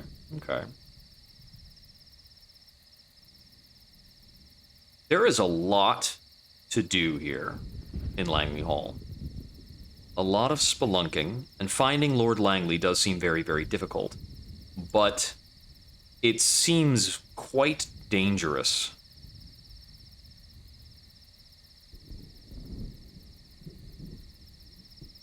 You run the risk of wanting to come back. The hall engenders dreams that weigh like an anchor on the dreamer. I get the feeling this is the kind of thing I might need to dig into further if I'm searching for the truth. But for a captain with simpler ambitions, it seems really, really risky.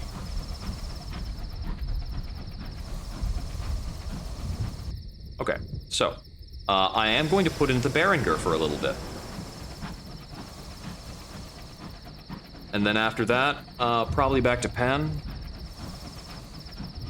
Oh, Bronzewood. I forgot you can get Bronzewood up here. I don't have the hold space for it, though.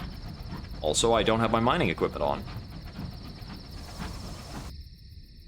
Oh, that's just something I can fly over. What is that? That was a very fast bit of flight. But the gods are happy. The Candlewind can hound this place.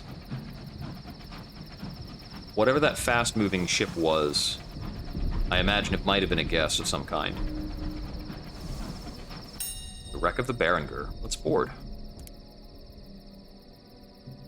Welcome back, says the unassailable founder, shaking your hand. I'm trying to remember where we had left off. I'll start with the Mask of the Aspirant. Let's see.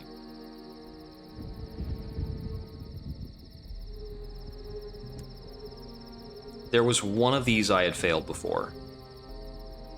Let's see, I am an aspirant, so we attend lectures. I think I needed to tell a more interesting story.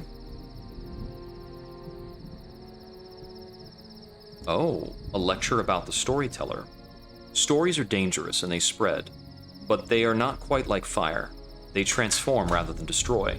When the halved was halved, as it mourned the loss of its twin, someone told a story that changed its mind. And when its mind changed, so did everything for everyone in Eleutheria. I don't know the nature of story or storyteller, but I can speculate. The storyteller was most likely an advisor, someone trusted, and I don't think they foresaw the halved's reaction. And the story itself, well, I suspect it ended with a death. A forest of hand rises. The supplicant retreats. I would wager...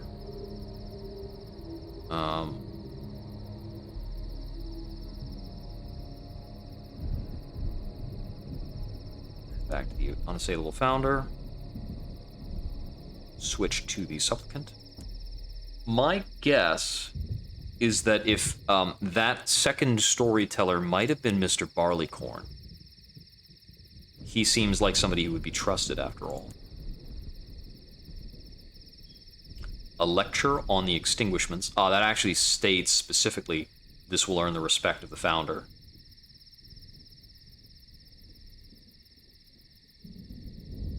There are places that have never known light or heat. Your approach is academic, your tone matter-of-fact, but the aspirants listen as though to a ghost story.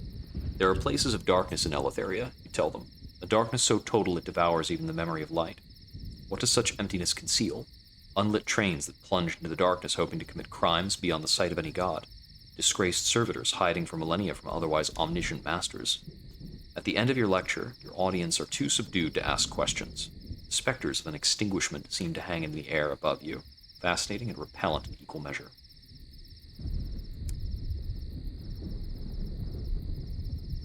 Okay, we leave the forum.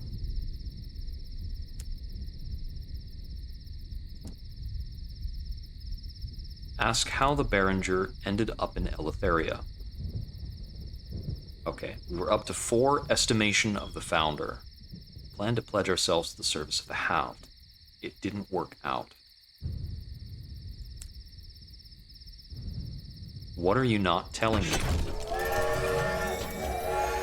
Achievement unlocked, fully armed and operational.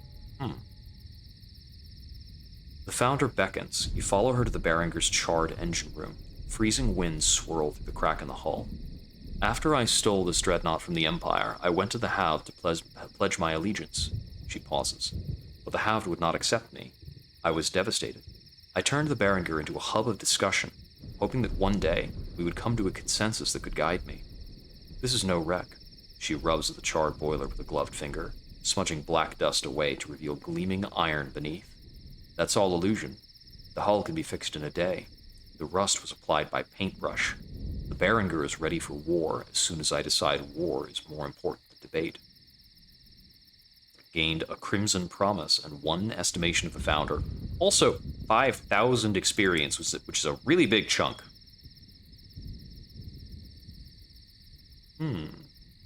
I can swap stories with her because I'm respected. Terra's Fallen, Sky Story, Salon Stewed Gossip. Handy. You follow the founder through a nearby hatch. She leads you up to a cubbyhole where the habitual din of the Behringer is muted, and 2 battle-scarred armchairs await you. Between them, a well-stocked drinks cabinet. The 2 of you sit and chat long into the evening. Tell her about patches of darkness, wefts of time, brushes with monsters and madness. She shares hair-raising tales of her perilous escape to Eleutheria, and rumors about some of the more outrageous vagabonds and outlaws who have recently passed through the Behringer.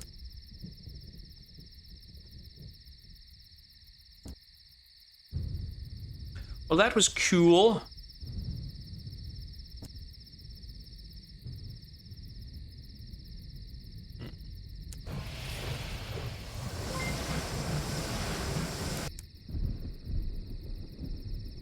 Oh, I got a ping there, but I can't tell what it was.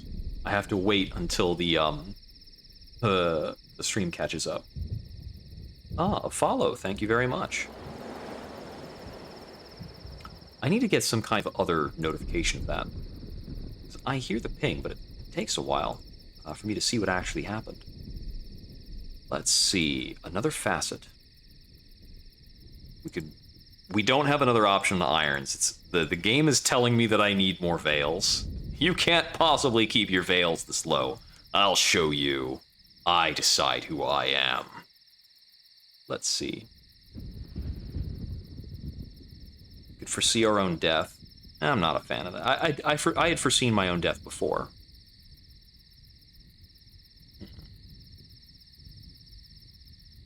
Kinship with rats could push our irons even higher. There's just not much reason to. It is a good line, isn't it? Let's go with a bit of veils, because our veils are pathetic. And I think I'll take mirrors as well. Kept their secrets. Your silence had value. We've only got 2 facets left to take over the course of this captain. Okay. I believe we're going to cut back in towards Pan to make a determination as to whether or not we should do anything else. I still need to find a crossroads for the princess before I can leave Eleutheria. So I can go back to Pan, make a few exchanges, and then I can grab tea for Atlas, determining how much longer I need to spend around here.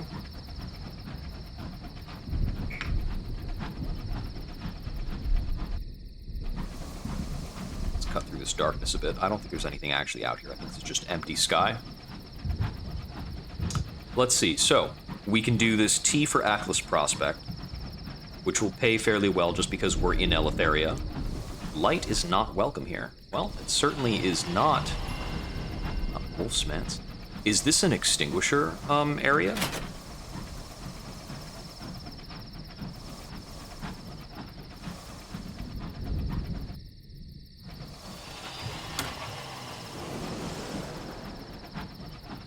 I was wondering if that might be an extinguisher spawning hub, and it very well might be.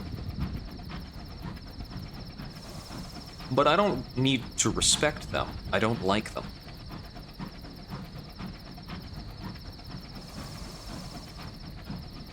No, I should wonder if the Midnight Sun has a distaste for the light.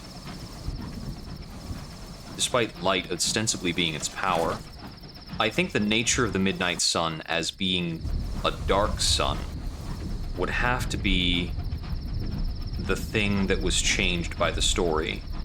The bit that's not well understood. Strip repairs. We can't do this super often in Eleutheria. The remains of an old locomotive. The Ramscar's robust. And the scout. Still need to find a crossroads. Crossroads spawn randomly here. The other side of stuff. I don't have a ton of fuel to be looping back around. Not at the moment. Let's see, we've kind of exhausted a lot of opportunities. If we're not going to get smuggling done, we're not taking in a lot of profit right now. The ruins of Perturbia. I've been through here before. Somewhat, I suppose. I usually see them at about this kind of middle band. More than, like, strictly edgeward. Honestly, I've seen them all over the place. I wouldn't be surprised if they're related to a hidden quantity that I have yet to understand. It might be the same quantity that influences the patches of darkness. There are other forces in the universe that I don't understand nearly as well as I understand the Judgments. I think I have a capable understanding of the Judgments. They are light and law, and they have these relationships and messengers and things like that. But there are forces that the forces that I do not understand are things like Parabola and those behind glass, which apparently plot against the Judgments and favor chaos. And while there are many humans that pine for the liberation of night and the end of all rule, it seems as though there are creatures that are ready and poised to take advantage of that. The benefit of law is that in some cases it protects the weak. It protects the weak just as it exalts the strong. It maintains an order of things. An order is not entirely wrong. And you still give up crew if you want to get these Searing Enigmas. I don't actually need Searing Enigmas that badly. Literature to Eagles Empyrean, we'll take up on that. I can definitely make good on that later. We need to do some banking. We've got a couple of things to drop off. And then it was tea for Atlas, correct? 5 caddies.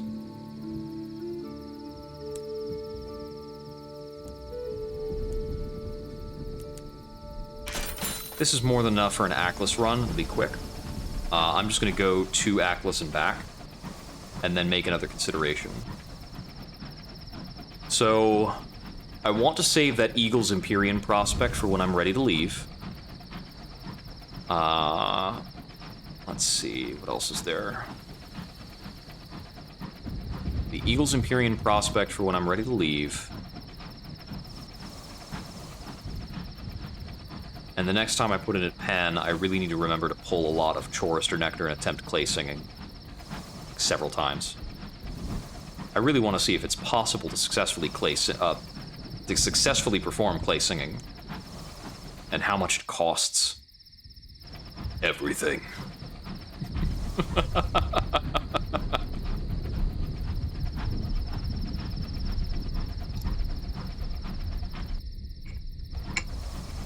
Ah.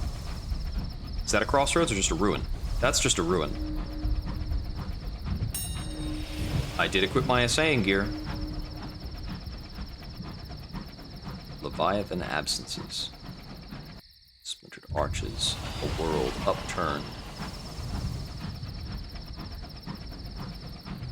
I think another thing that I don't understand quite well is, did the world exist in a different fashion before it was torn apart like this? In Eleutheria, yes, but also in other places.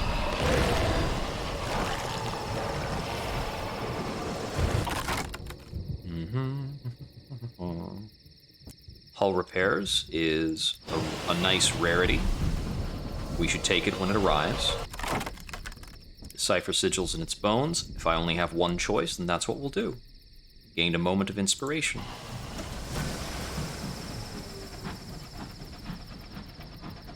I think if we have too few visions of the heavens, then it will not be able to show us that option.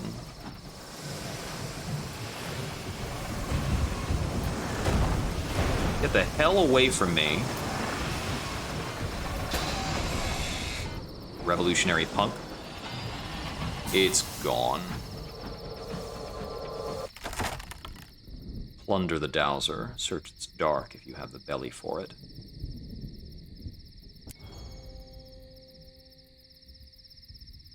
Whew! You hear the ragged breathing before you turn another corner. It belongs to a member of the dowser's crew, badly wounded, who shies from your lamp with a cry of anguish. Their wound is unquestionably fatal. They promise to tell you a truth they have learned in their journeys, if only you'll let them die in the dark. Interesting.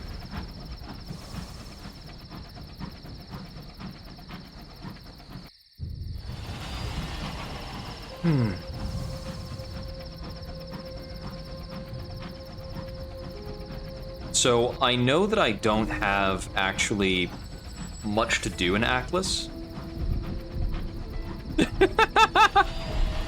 Your aunt irritably crosses Akils from the captain's log and writes in Aklis.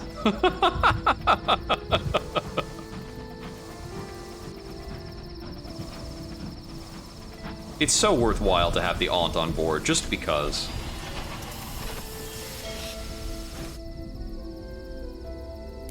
Quick patrol with the ring breakers.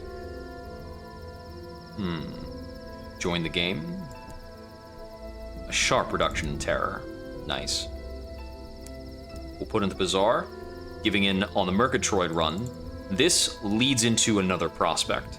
It's also wildly more valuable than T usually is, but you get you get the follow in here. Where are the microfilms? The manila folders, she sighs. Never mind, we'll sell it anyway, I'm sure. So this is going to lead in to another kind of prospect plot line. Might as well pick this up. Turn that value right around. Do you have a port report for me? Thank you. And we'll stop in at the House of Silks to take a bit of hookah.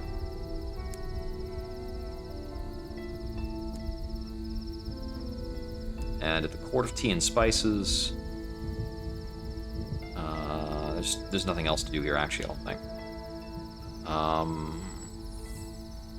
We're not going down to the marshes. We appreciate knowing where we are a little bit too much for that. And we'll just ferry this back over to Han so that we can deposit this bronze wood. So, completing this prospect related to Aklis will give us a new prospect, I believe in Lustrum, that will require us to take, I think, Thirsty Bombazine back to Lustrum for quite a lot of profit.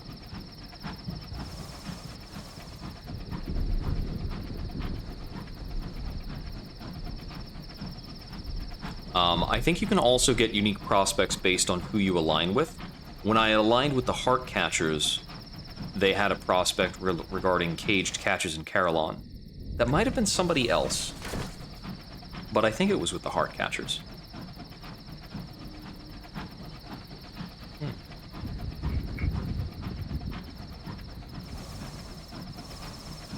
Let's see. So I still have that job for Eagle's Empyrean. Otherwise, we'll just make it back to Pan and see what other prospects are sitting around. Now, I know that one of my eventual locations to go to is down here.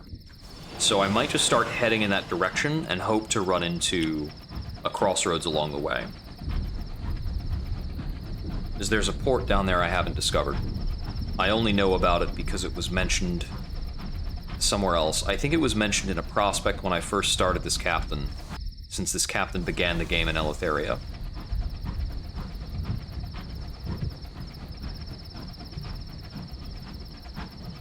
Somewhat of an awful circumstance, isn't it?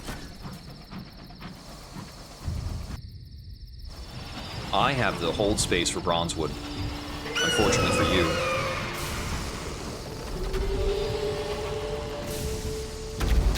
A little too far away for those shots to home in. Thank you. Excuse me.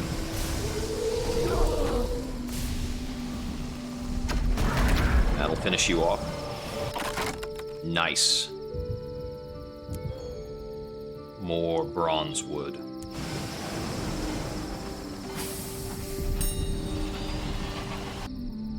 So with that much Bronzewood, I could actually ferry that back to Albion and use it to complete my current leg of the Albion Eleutheria relay.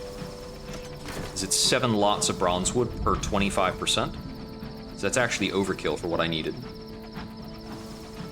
All of this is just adding to items on the to-do list before retiring the current captain.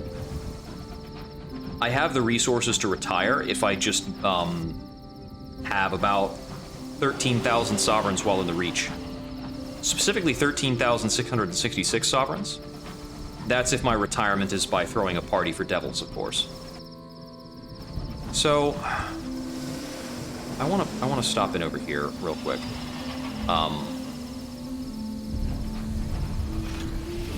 With the Brazen Brigade. I didn't get the opportunity at the other port regarding the Heart Catchers.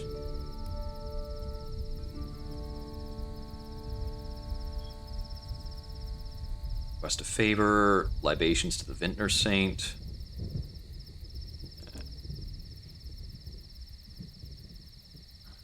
Exchange mysteries. Ah, I see. I only needed to consecrate the one corpse, right? There we go. The Scarlet Condottiere listens to you, rapt. When you finish, he gives you a toothy smile. Of course, you encountered one of his shells. The meat of him is elsewhere. Our chorister was not so easily vanquished. Condottiere sighs wistfully, an inspiration to us all, and to you, marcher in the Brazen Brigade. You stand now under our tattered banner. He bids you kneel and places on your shoulders the musket and sword of his rank. When you rise, you do so a soldier in the Brazen Brigade. You are a foot soldier. So I can request favors to get a cryptic benefactor. I can pour libations for a condemned experiment. I can rise in the ranks. Retrieve a lamp from Piranesi.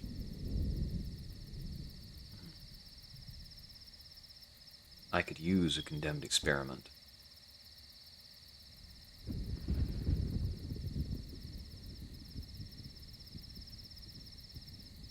There we go.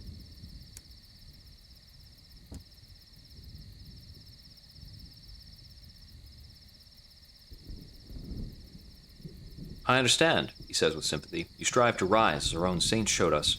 He gestures to the adamant idol, visible through a broken arch in the transept. We have brought a living saint to Pan. Imprisoned in hell's hinterlands, we translated her to a site where she might emerge in glory. He coughs. When she chooses to. Reaching her is difficult. Distance is porous, and she's particular. Two methods have succeeded in the past. A chaplain's lamp from Piranesi, or a word from the drummer, beneath Caduceus. Return here when you have either. Okay. We'd have to learn the mysteries of Caduceus to find the drummer. Going to Piranesi is probably easier. Ouch.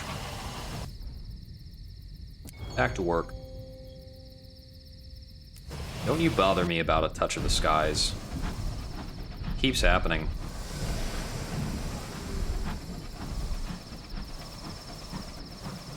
Okay.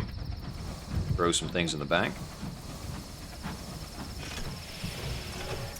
Actually, I'm gonna dispense with this prospect for Parliament.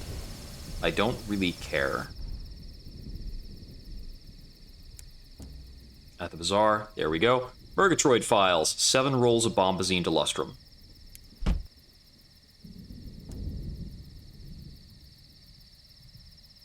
Okay, I currently have 3 rolls of thirsty bombazine, so I will need quite a lot more. 3 is less than 7, as everybody well knows. But no new prospects over here. So I'm working with what I've got.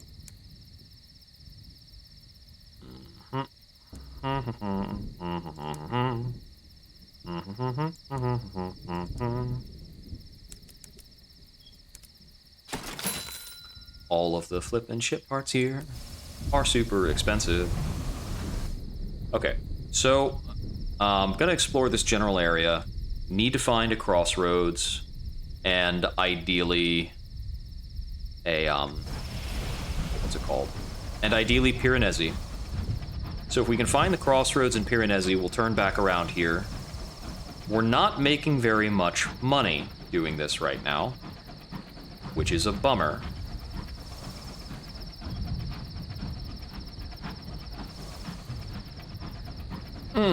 If I could find a prospect on bombazine, or if I could find a bargain on bombazine, I'd be in a very good way. Oh, what have we here? Celestial ruins. Visions of the heaven for a moment of inspiration. I'll lose 4. Let's try an excavation instead. Partial success. Not the best. Jumbles of undistinguished souls. Not very interesting. I think you can get immaculate souls from those, from that kind of interaction. See, with 4 supplies hanging out. Ah, the Whisper Winds are back.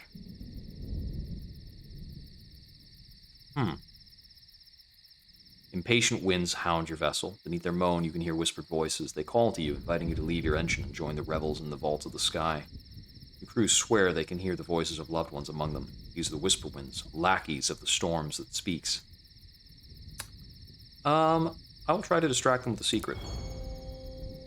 Cool. Lost a secret, gained some terror.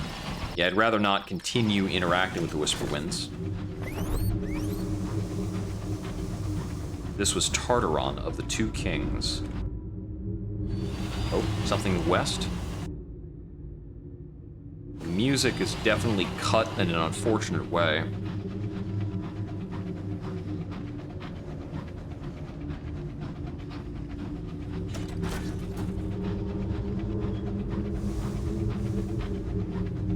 There's a crossroads for the princess. Help the princess meet the measurer's demands. I left an old thing in Piranesi, says the incognito princess to you both. But if I go in the main doors of that beastly place, I can't leave. You need to change to do so, and I'll only do that on my terms. The measurer takes the chart and holds it as if it can ascertain its merit by its mere weight. Seemingly satisfied, it produces a candle made of beeswax. Oh, St. Solanus' candle, says the princess, clapping her hands in delight. How ideal. St. Solanus, a rebellious story cast onto a well. Head to Piranesi, says the measurer. Light it. It will take you to your old self. The path will remain open as long as a tale of terror is being told. The measurer passes it to the princess, then takes her hand. When you come into power, remember me, it says. I will try, she says. But if I do that, I may remember you touched me without permission. Her smile is without malice, but not without threat. She wishes to head to Piranesi. Cool, okay, and we loosely know Piranesi's kind of in this direction, sort of, whatever. Let's get there. Let's find it. Also, if I run out of supplies, I can presumably get one at either of these ports, but it'll take a while to get there. I'm down to just 3 more. Hopefully we don't get any more events that cause us to eat supply. Tartaron.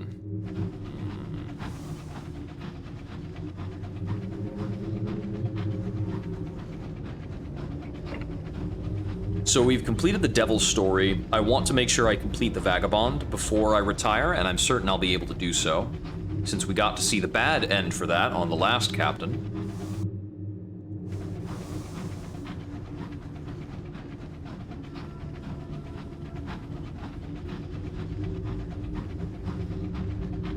Terror creeping up a little bit. I'll take a Nightmares conversion if it shows up.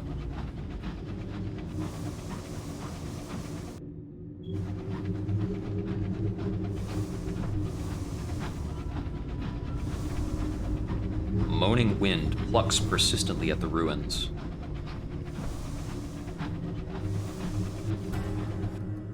Sounds like we might have gotten a biome change. Spinster's Gardens. We haven't seen a lot of spiders in the skies as of yet. Oh, hey there.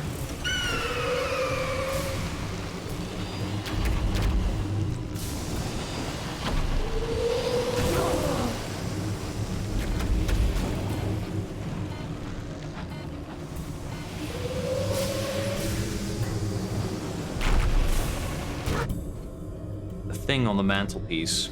Ah. We can get a Nightmares conversion here. Dilly. I don't recall what Dilly is. Axe it.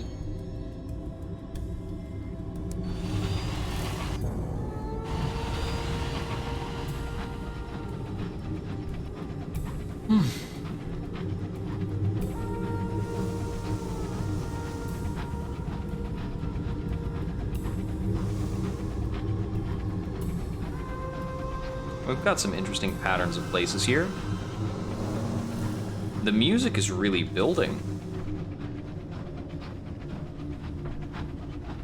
Are we ramping up to something? Veracity, a prison without doors.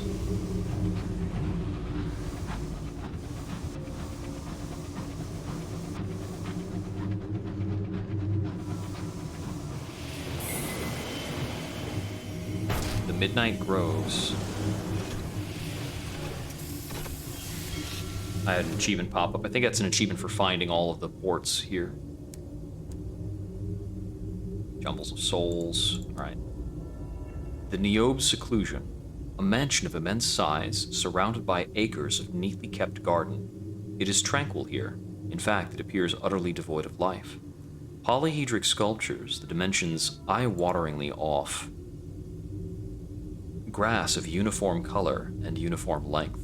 Placid canals crisscrossed at right angles, all bisected by a pale gravel path leading to the door of a broad, ivy-shrouded mansion. Only its lack of windows betrays Piranesi as a prison. Utter silence bar the crunching of gravel beneath your feet. As you approach, you take note of a tiny cottage, incongruously nestled beside the mansion like a louse. A curtain twitches. I'll accompany the feline eccentric to the gardens. She said that here you would learn about her malevolent cats and why she can't be rid of them. Her cats are not cats. They are malevolent. Something of an Easter egg, very hard to find. Is it perhaps related to curator eggs, then? Is Dilly the one who buys them?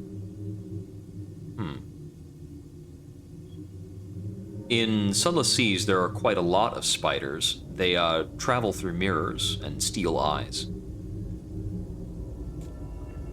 I entered Piranesi as something else, something vast and inhuman, something tired. In my nightmares, I remember a cold court, countless statues. I remember the dead, prostrate before me as I pronounced sentence. She shuddered. I wasn't kind. Piranesi changes you, but it's merciless. I cut off those parts of myself that were false and laid them on the protean altars. I outwitted the facemonger and chose a countenance of my own. I hauled my better self to the labyrinth of names. I defied the judgment of the moon's locks, and they opened. I emerged, new, raw, happy, the person, more or less, that I'd chosen to be. But the cats came too. She scowls at them. She scowls at one, which is clawing at a sapling. I have my suspicions about them. She stops. A stern, gray-haired woman is watching you both from beside one of the sculptures. We don't get many return visitors, the woman remarks. Tea? She leads you to the little college. Something vast and inhuman? The dead prostrate before me as I pronounced sentence. I wasn't kind. Sounds like something that might be part of the Blue Kingdom, something I haven't seen. The conformer is stern and brusque, but fascinated by the eccentric in her cats. She brews you strong dark tea and peppers your officer with questions. It's really impossible to get rid of these cats. Oh yes, you can't cast them aside any more than you could cast aside your shadow. They are vestiges of that version of you that entered Piranesi long ago. Vestiges you chose not to keep. For some reason they followed you out.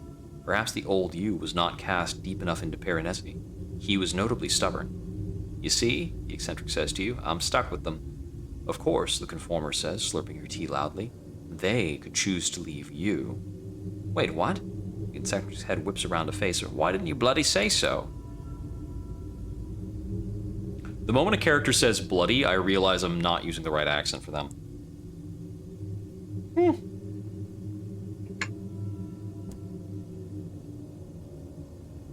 This is an unusual case, the conformer says defensively. But these vestiges are, in essence, aspects of being who entered Piranesi and emerged as you.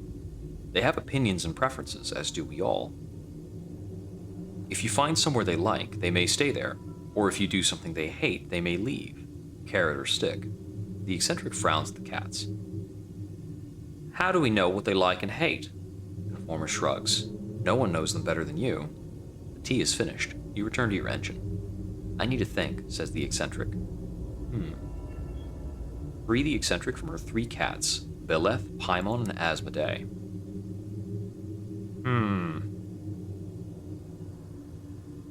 Asmodee is in Asmodeus. Paimon, I think, is directly the name of a devil. So, yeah. The only sound in the cottage is that of a teaspoon clinking against porcelain. A group of brown-robed figures turn to regard you. One gray-haired, gray-eyed, offers you tea. We are the chaplains, she says. Our role is to help inmates reach egress. You must understand, none may leave Piranesi unaltered. We can be your guide, pipes another. 2 tours per visit.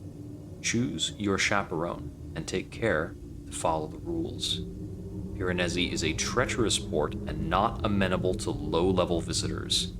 Be wary.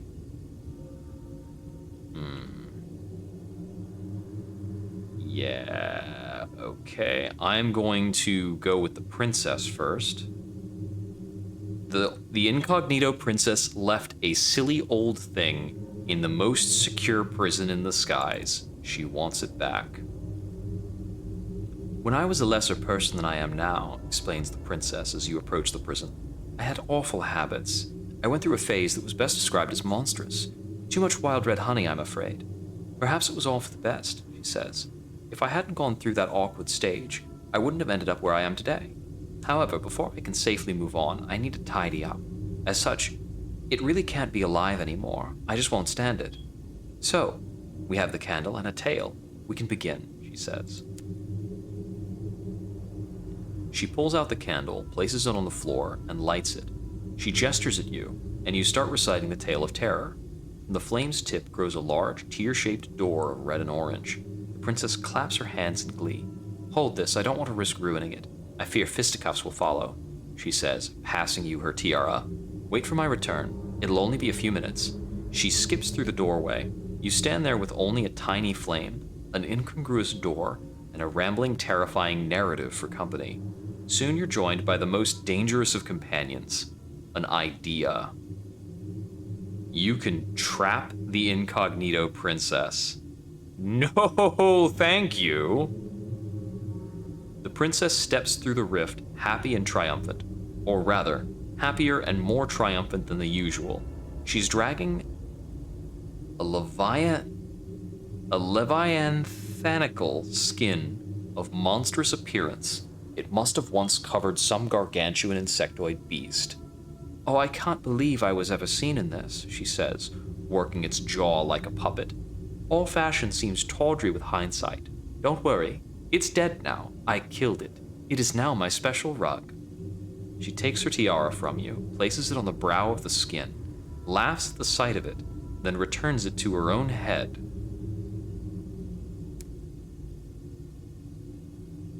Okay. Okay. Changed. Tours of Piranesi. I'm going to try one tour of Piranesi. If we have the option for two, then I don't think one will kill us.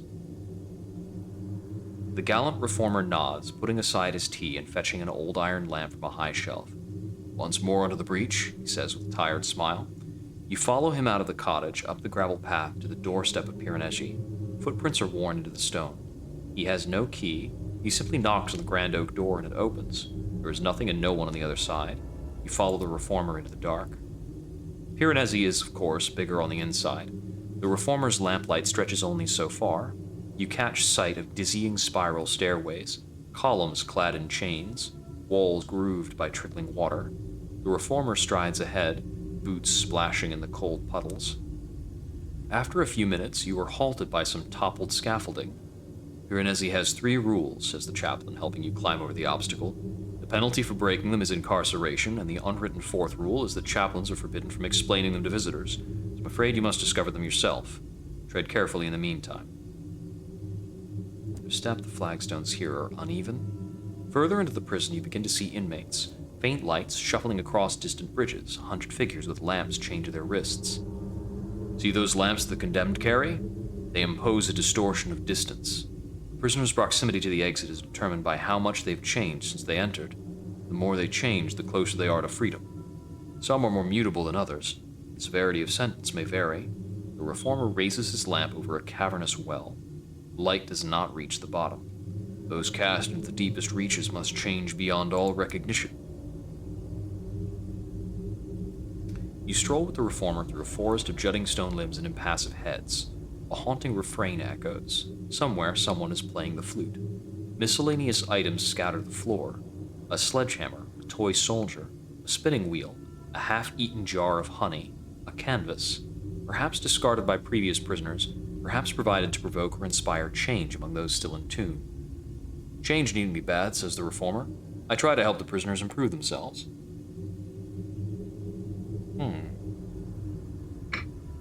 I will write a port report. Piranesi is vast, says the reformer. I've been here for centuries. Can't pretend to know even half its secrets. But I can tell you everything about this little corner if it pleases you. He focuses on the progress of the prisoners. William has been doing extremely well. I taught him croquet, and he's managed a new accent. Most importantly, he's agreed to meditate daily on his past wrongdoing. I fancy he's near to escape. I wish the same could be said for poor Philomena, who insists on justifying the actions of her past self.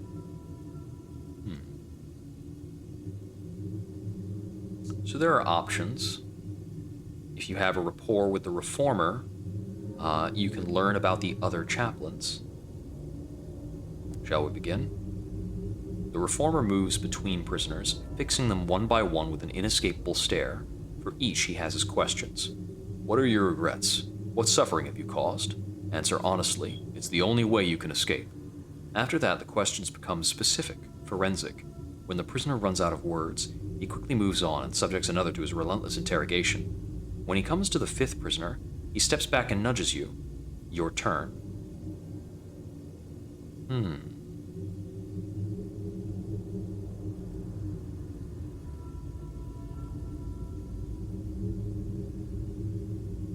I will tell them a cautionary tale.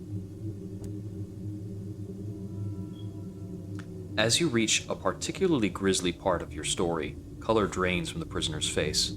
I'll be good, she promises fervently. You can stop with the details. The reformer claps a hand on your shoulder and chuckles softly.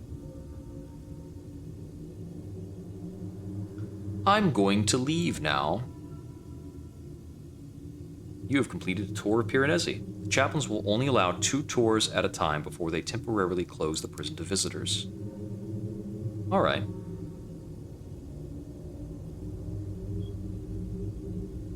Inquire about borrowing a lamp. You'll need one if you wish to rise in the ranks of the Brazen Brigade. The glistening deformer and the grim conformer exchange a glance. Oh, there's a reformer, a conformer, a deformer. I didn't notice that originally. You're not the first to ask this. There have been others. The deformer convulses, as though shaking his head. The conformer continues. You'll have to be incarcerated.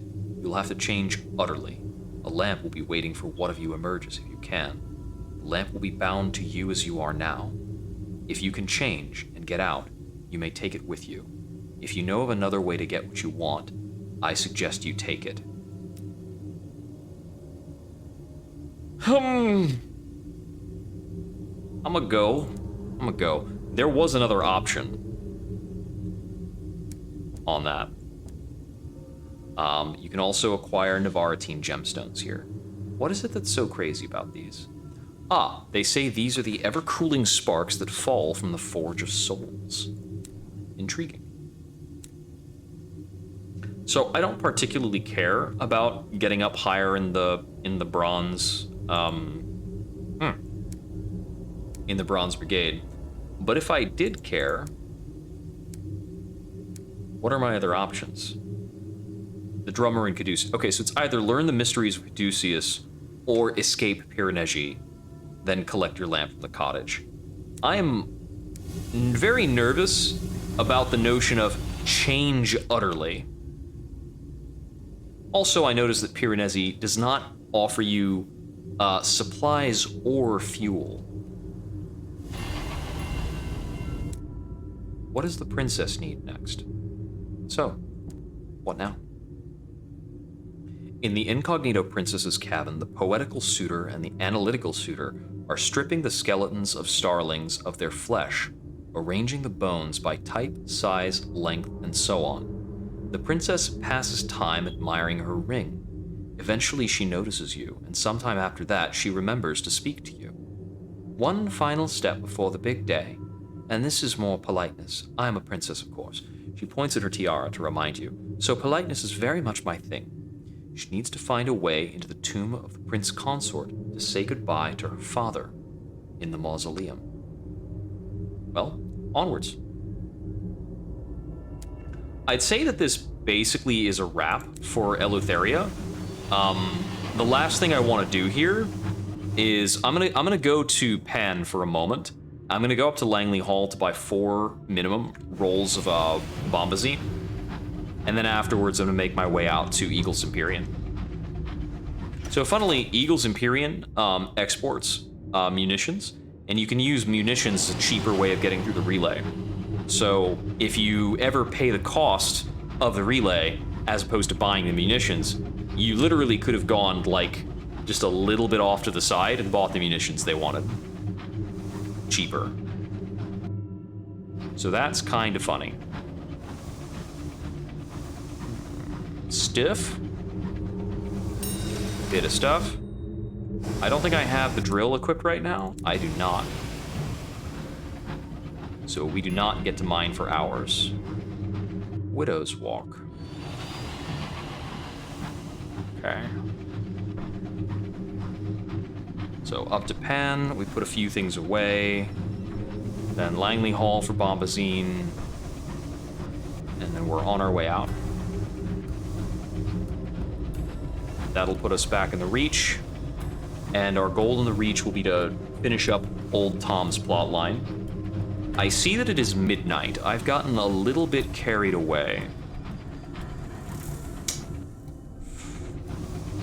If I know that my next goal is to finish Old Tom's plotline, I'm certain I can do that within an hour.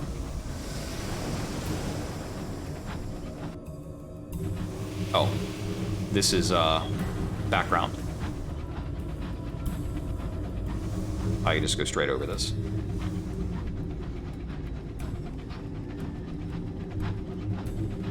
There are a lot of things in the Fallen London Sunless Skies universe that are biblical references or references to old stories or things like that that are reimagined in horrifying ways.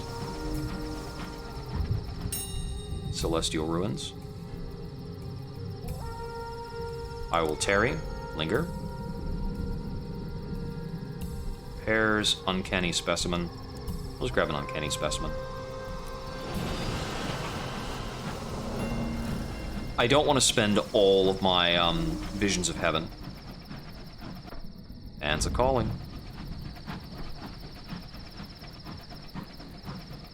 So, on another captain, I might want to try to escape Piranesi, see what happens with it. There's a lot of different options that are quite difficult and dangerous as we're getting along in things.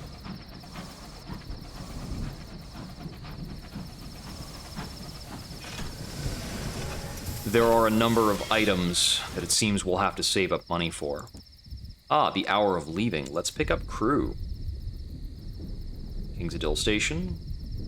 Recruit new crew. In the hour of leaving. Full crew for 40 sovereigns. Handy. Port reports. I only had the one.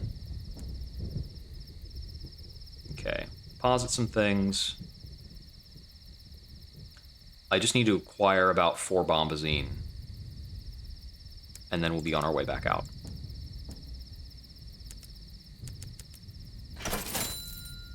So, 4 bombazine, I don't need to have much actual room left for that. So, the trouble about Eleutheria is there are so many good things to buy here. The Golganuza, the Gleaming Galley is a strict upgrade. We've got the Sky Plating or the Rose and Adamant Plating, both of which are strict upgrades for my current ship. And then, of course, there is the Tisiphone. That is pretty cool. Full steam speed at 150%. Movement speed at 125%. I think the big benefit of the Tisiphone is that the baseline movement speed is higher. When you go from my current up to the Goneril, you don't gain any baseline movement speed. You just get the ability to go full steam. Which can be underwhelming, and it's why the Goneril was not a very appetizing upgrade.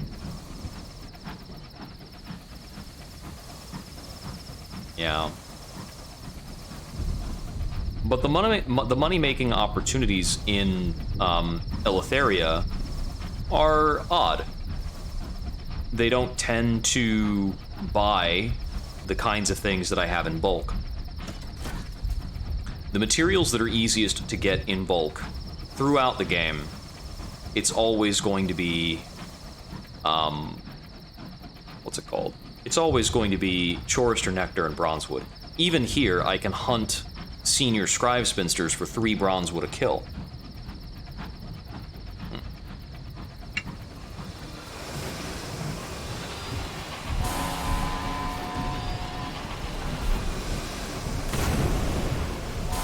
Two shots of this weapon doesn't kill you?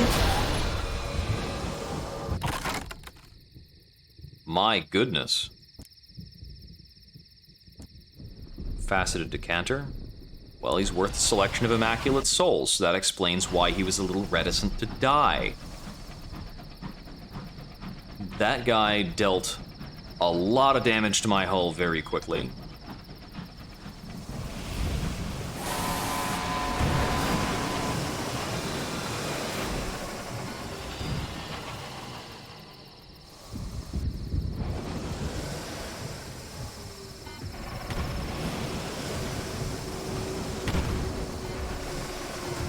There we go. Or some of the damage was caused by a heat vent. Sheaf of papers, crisp as freshly ironed shirts. 135 sovereigns. New money! Well, a direct 135 sovereigns is not bad. I'm turning a lot of that into bombazine.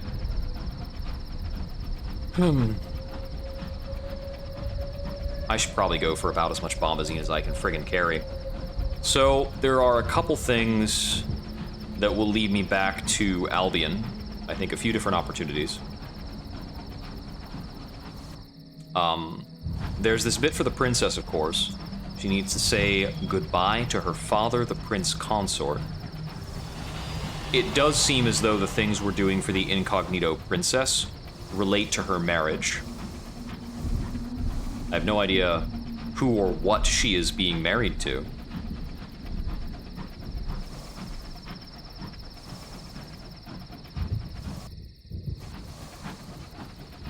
And I think the or what is a very warranted question here.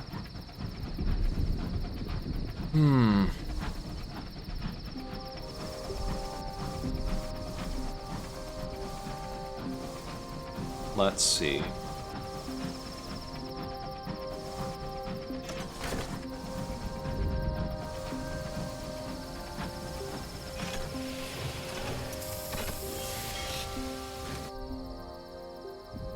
His Lordship's Grand Clear Out. Cheap roll of Bombazine. That's pretty good, since Bombazine is what I'm here to get.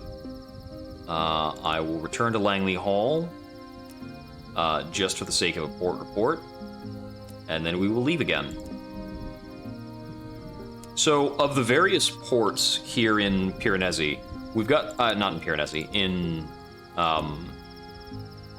yeah. I've got 3 banked. There we go. Of the various ports in Eleutheria,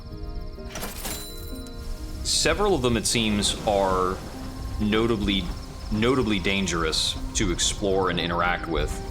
There's the specific note that Piranesi is dangerous. I think it's possible for our captain to be wildly changed there. I'm imagining that Piranesi might allow you to reset a lot of your facets, but it might be something worse than that. I'm not sure. There's the specific note that Langley Hall is addictive. And if you actually commit yourself to doing things in Langley Hall, you may be unable to leave, although I'm not sure what that means, like, in a practical sense. I don't think there's a reason for a routine stop into the wreck of the Berenger. Not a notable one. There are interactions at the wreck of the Berenger that can get us some gains, but I'm not too concerned about that right now. I could have withdrawn some munitions while I was in Pan, but instead I suppose I'll have to buy some in the Empyrean.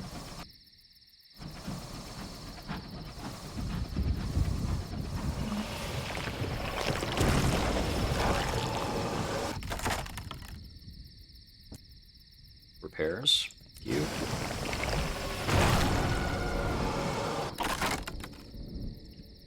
Excellent.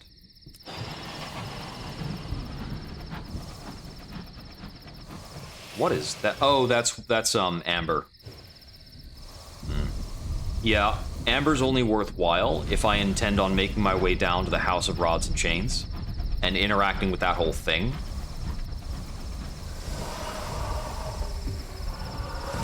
And touching it is liable to bring out a curator. It could do a lot of damage to me. And now we're fully repaired. Cool.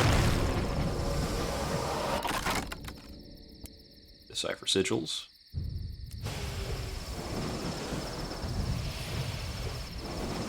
We'll have a lot of moments of inspiration, as I had said before. Next sitting, we might just attempt to decipher clay singing. Okay. I can't recall if there's much reason to put in at the Xanthus Moon, but I'm going to take a look around. I think this is actually a case. It might be at the ritual that requires Bombazine to interact with. There are a few things here.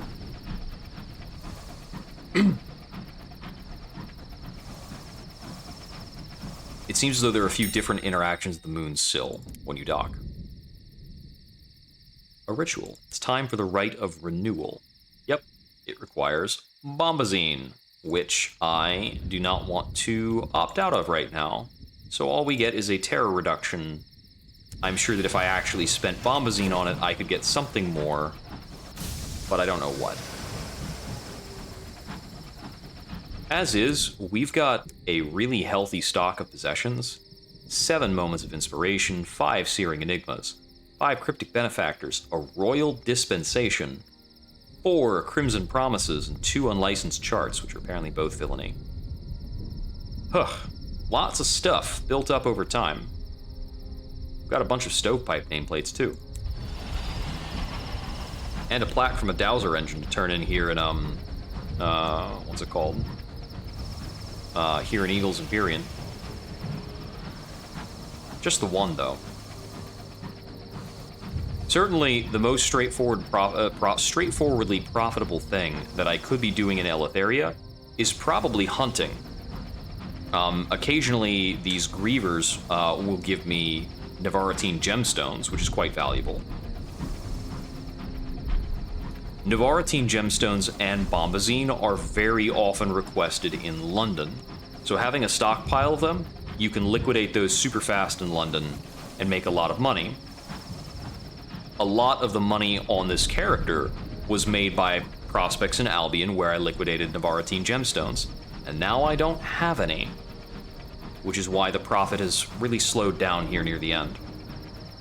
But the total cost to make it out on the wealth ambition, it appears, is something to the tune of 24 to 25,000 sovereigns. It would be a little less if I came upon a second royal dispensation. Lane of lions and unicorns. We'll stop in here. There's a few things I can do here. Pick up propaganda. I'll get a bit of munitions. I could trade over to the Atlani class Outrider, actually. Get an extra utility slot. 20 less hull. Better fuel efficiency, better hold space.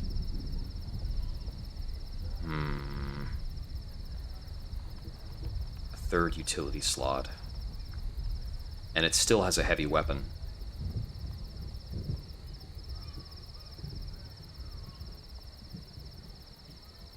Yeah, I really like this. It's the dromedary.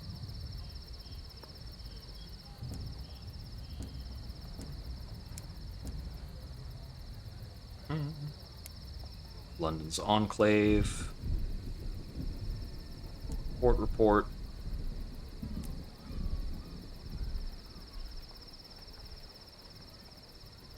Visit the embassy. I can warn somebody about the bespectacled official. You can smuggle artifacts into the Empyrean. 3 otherworldly artifacts. The game is too precarious at present. Okay. So we can do a bit of the great game going on here. The bespectacled official would like Dowser engine plaques, or I could donate them to reduce terror. I can ask about the Khan's current interests. I can smuggle ministry permits. Okay, what are the Khan's current interests? Both the bespectacled officer and the London embassy will pay for a report on the House of Rods and Chains. Okay. So you can do port reports here, and this is probably generally going to be more worthwhile than running reports for Pan, but they'll only ask for specific reports. Donate plaques for money. Meh, not much for it.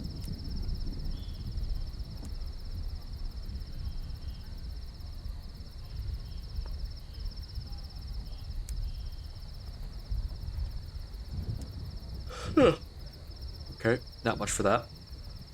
The Outrider, the visa checkpoint. Visa check by the guards. You're welcome. We'll do this bit. Graveyard.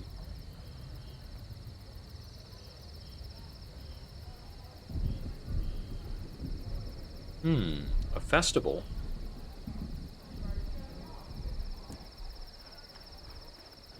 Dancers from the palace wander the main streets, performing the histories of the Empyrean. Its opening to the gate to all skies, the raising of the Empyrean, bringing light to darkness. Its technologies, the Outriders and the Xanthus Moon. Some of the dances are very complicated.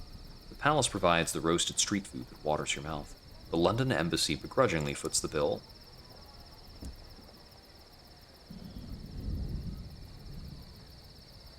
Oh, damn it.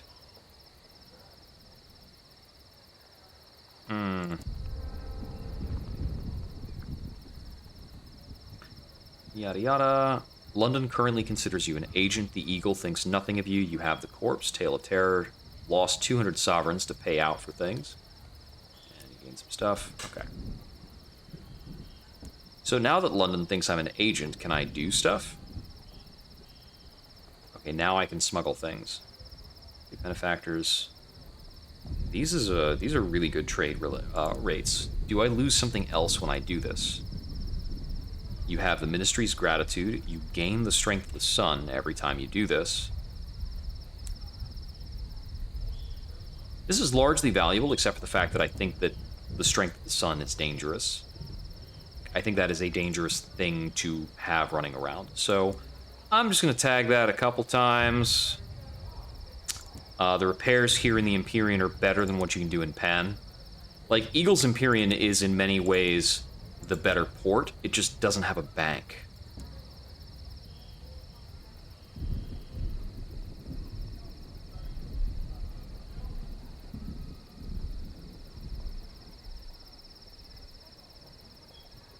Oh, that's funny.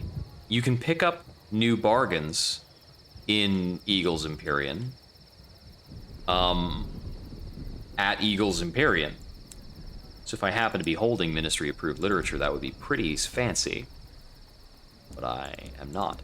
I need to make sure I am really stocked on supplies and fuel, because this is going to drop me back in an unfortunate part of the Reach.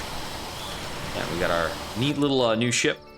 Some of our stuff got unequipped. We can equip a new auxiliary once we get back.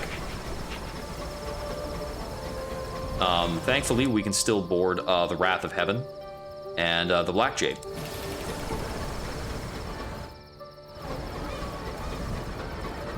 Three utility ports might make something experimental more interesting, but I think largely the experimental stuff doesn't matter to me. I mean, I've looked over to it. It's not very attractive for this captain.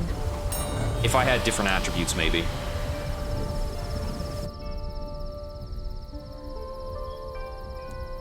Yep. Present to customs. Nothing to declare. We're not fussing with contraband anymore. I only have to lose 700 gold once. Oh, it's 3 crates of munitions. Oh, well, 3 crates of munitions is actually closer to being an inefficient payment. If you get a bargains on munitions, they only cost 40 to pick up. But if you sell munitions on Prospect, they're worth more. 3 munitions on Prospect is worth more than 200 sovereigns. So theoretically, just stockpiling munitions is better. I don't know. You could go either way with it.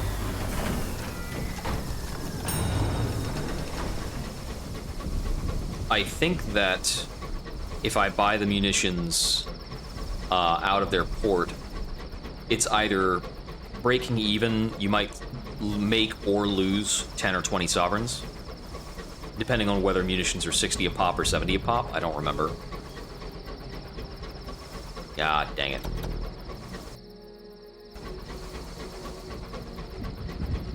I'll momentarily put in at Hybris. I think I had a storylet that was stranded over in Hybris. After that, we're down to Stain Rods. And then on from Stain Rods to the Well. All is well, all will be well, and all manner of things will be well.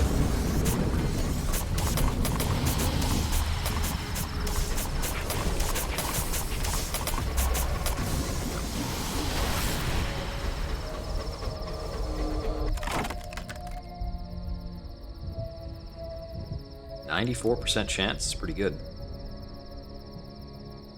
2 supplies, a little bit of terror, that's fine.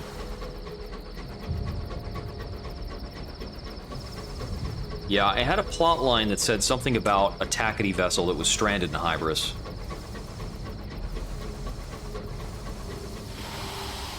Oh, I thought I could clank on that bit of wood, but it's foreground, isn't it?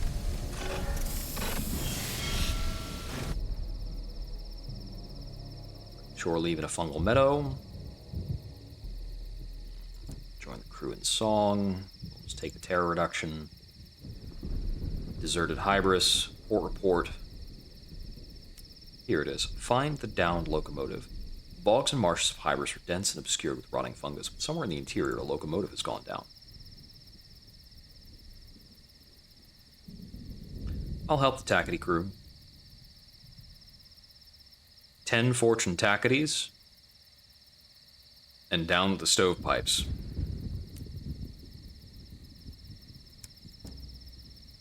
They've got cheap chorister nectar for whatever reason. Not that I hit the wrong button. Not that I ever actually need to pay money for chorister nectar. I can just go get it right from the source. Yank it right out of the bees. Hey, buddy. And you're gone. Thank you for the bronze wood.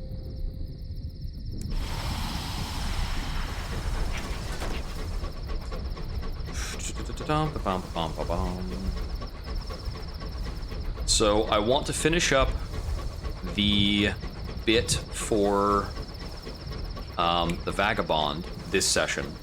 And the next session I might be going back to Albion to continue work on the relay with some of the resources I've built up. I'll probably do some stuff regarding the clay conductor. I want to go back to the Well of the Wolf. I'll get the drill fitted again. Let's see, back to the Well of the Wolf. What else needs doing? I forget.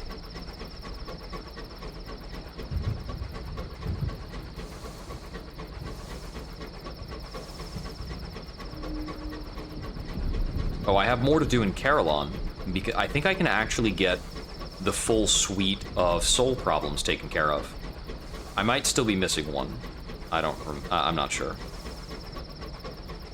One of the problems I've gained, I think, is fixed by a shift in perspective. I don't need to go back through that long way. I think I can go around here. It seems faster. It's all subjective, really.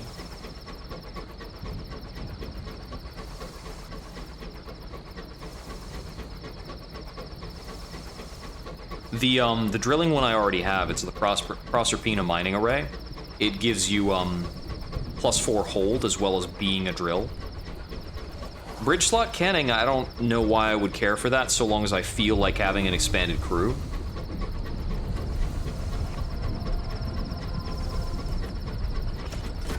The other places I can put crew slots I'm not very excited about.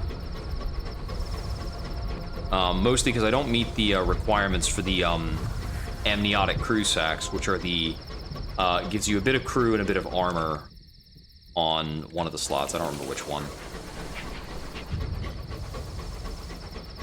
When I'm in this vessel and I have 3 utility slots, I don't think there's any need for the bridge slot cannery. If I was on another vessel that had fewer utility slots, then yeah, that'd be pretty good. But I think I'll probably be sticking with either this guy or the Agravane, and I can swap back and forth on them pretty freely. I'll be sticking with these two unless I go to the Blue Kingdom and get something else, or upgrade to the Moloch. But the Moloch is really expensive, and I think the benefits you get for the Moloch are not actually very exciting to me. That one I've already got like 3 utility slots, a bunch of hold space, and a perfectly capable amount of hull. I did lose 20 hull in this conversion compared to what I was getting on the Agravane. And there were a couple occasions where I took a lot of damage. If I was going to be hunting Madden Dreadnoughts, I would want to be in the Agravane, I think. And the Moloch would be a fine correlative there too, because the Moloch, I think the Moloch has even more hull than the Agravane. Even more hull. Honestly, there's a point where I should just be saving up for the purple plating and using that. Because this is a high irons captain, and I can do that. Peacock Wind, alright, sure thing. This is the point where it would be good to have the Goneril. Don't have it.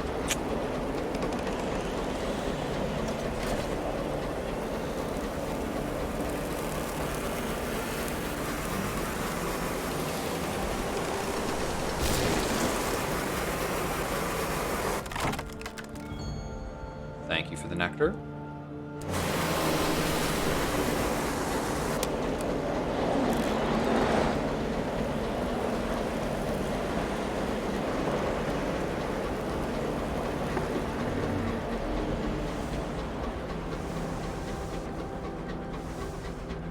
Is it the good kind of nature in the reserve, or the malodorous kind?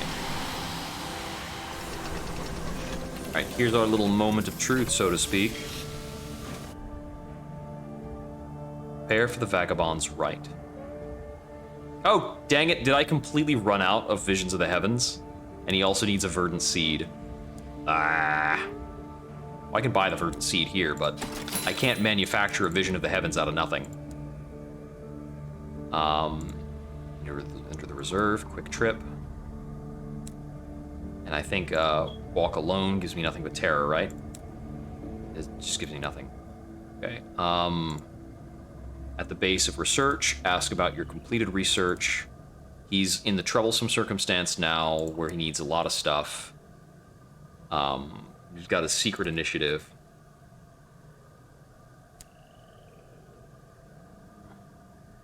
Okay, cool. It looks like the work of a child. The man who made that was one of our best scouts, he says proudly, but our worst cartographer. He died from climbing too high in the inevitable fall. Please find out what's driven my friends to madness. Explore the reserve and search for the cause of the scientist's obsession. You now have a map of the reserve. Going on tours through the reserve will make this easier. I've been on several tours. Why does this require a crate of munitions? The abundance forms a labyrinth. The trees on each side grow so close together that it takes all of your wits to navigate the undergrowth, but you forge a path through the brush till you emerge at a clearing.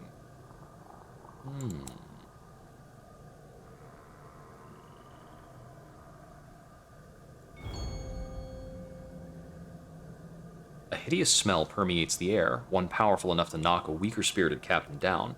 As you pass a human-shaped fungal lump, it's hard not to consider that may be exactly what has happened. When you finally reach the other side, it's some time before you recover from the olfactory bombardment. Your map directs you to a cliffside which towers above you. Okay. Also on the map, circled and in red, is no light. It's as dark as unconsciousness. Progress requires focus, hand on the wall, one step at a time. The wall takes some hours to complete, but you make it to the tunnel's end, and light. Before you lies a valley. This is probably like a really old storyline, given how easy all these tests are. The climb is unpleasant, but it is at least invigorating.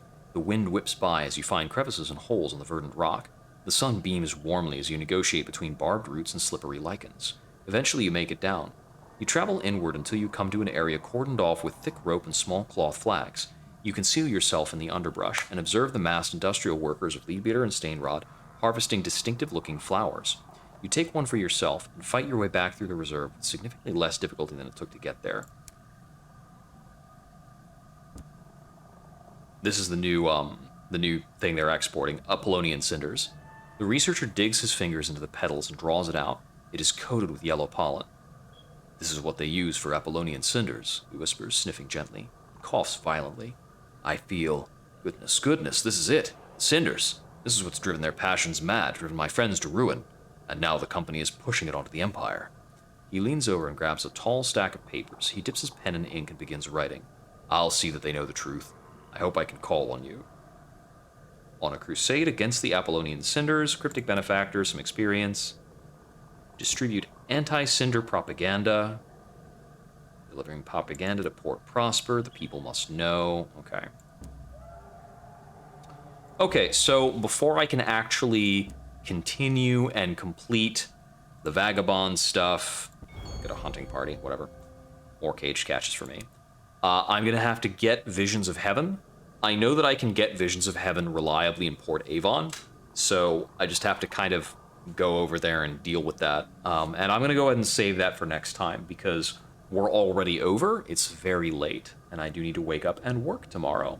I will likely be at this for some amount of time tomorrow before pivoting over to likely some Dead by Daylight. Thank you for watching. This has been Jupiter Exile. I hope we wander again soon. Good night.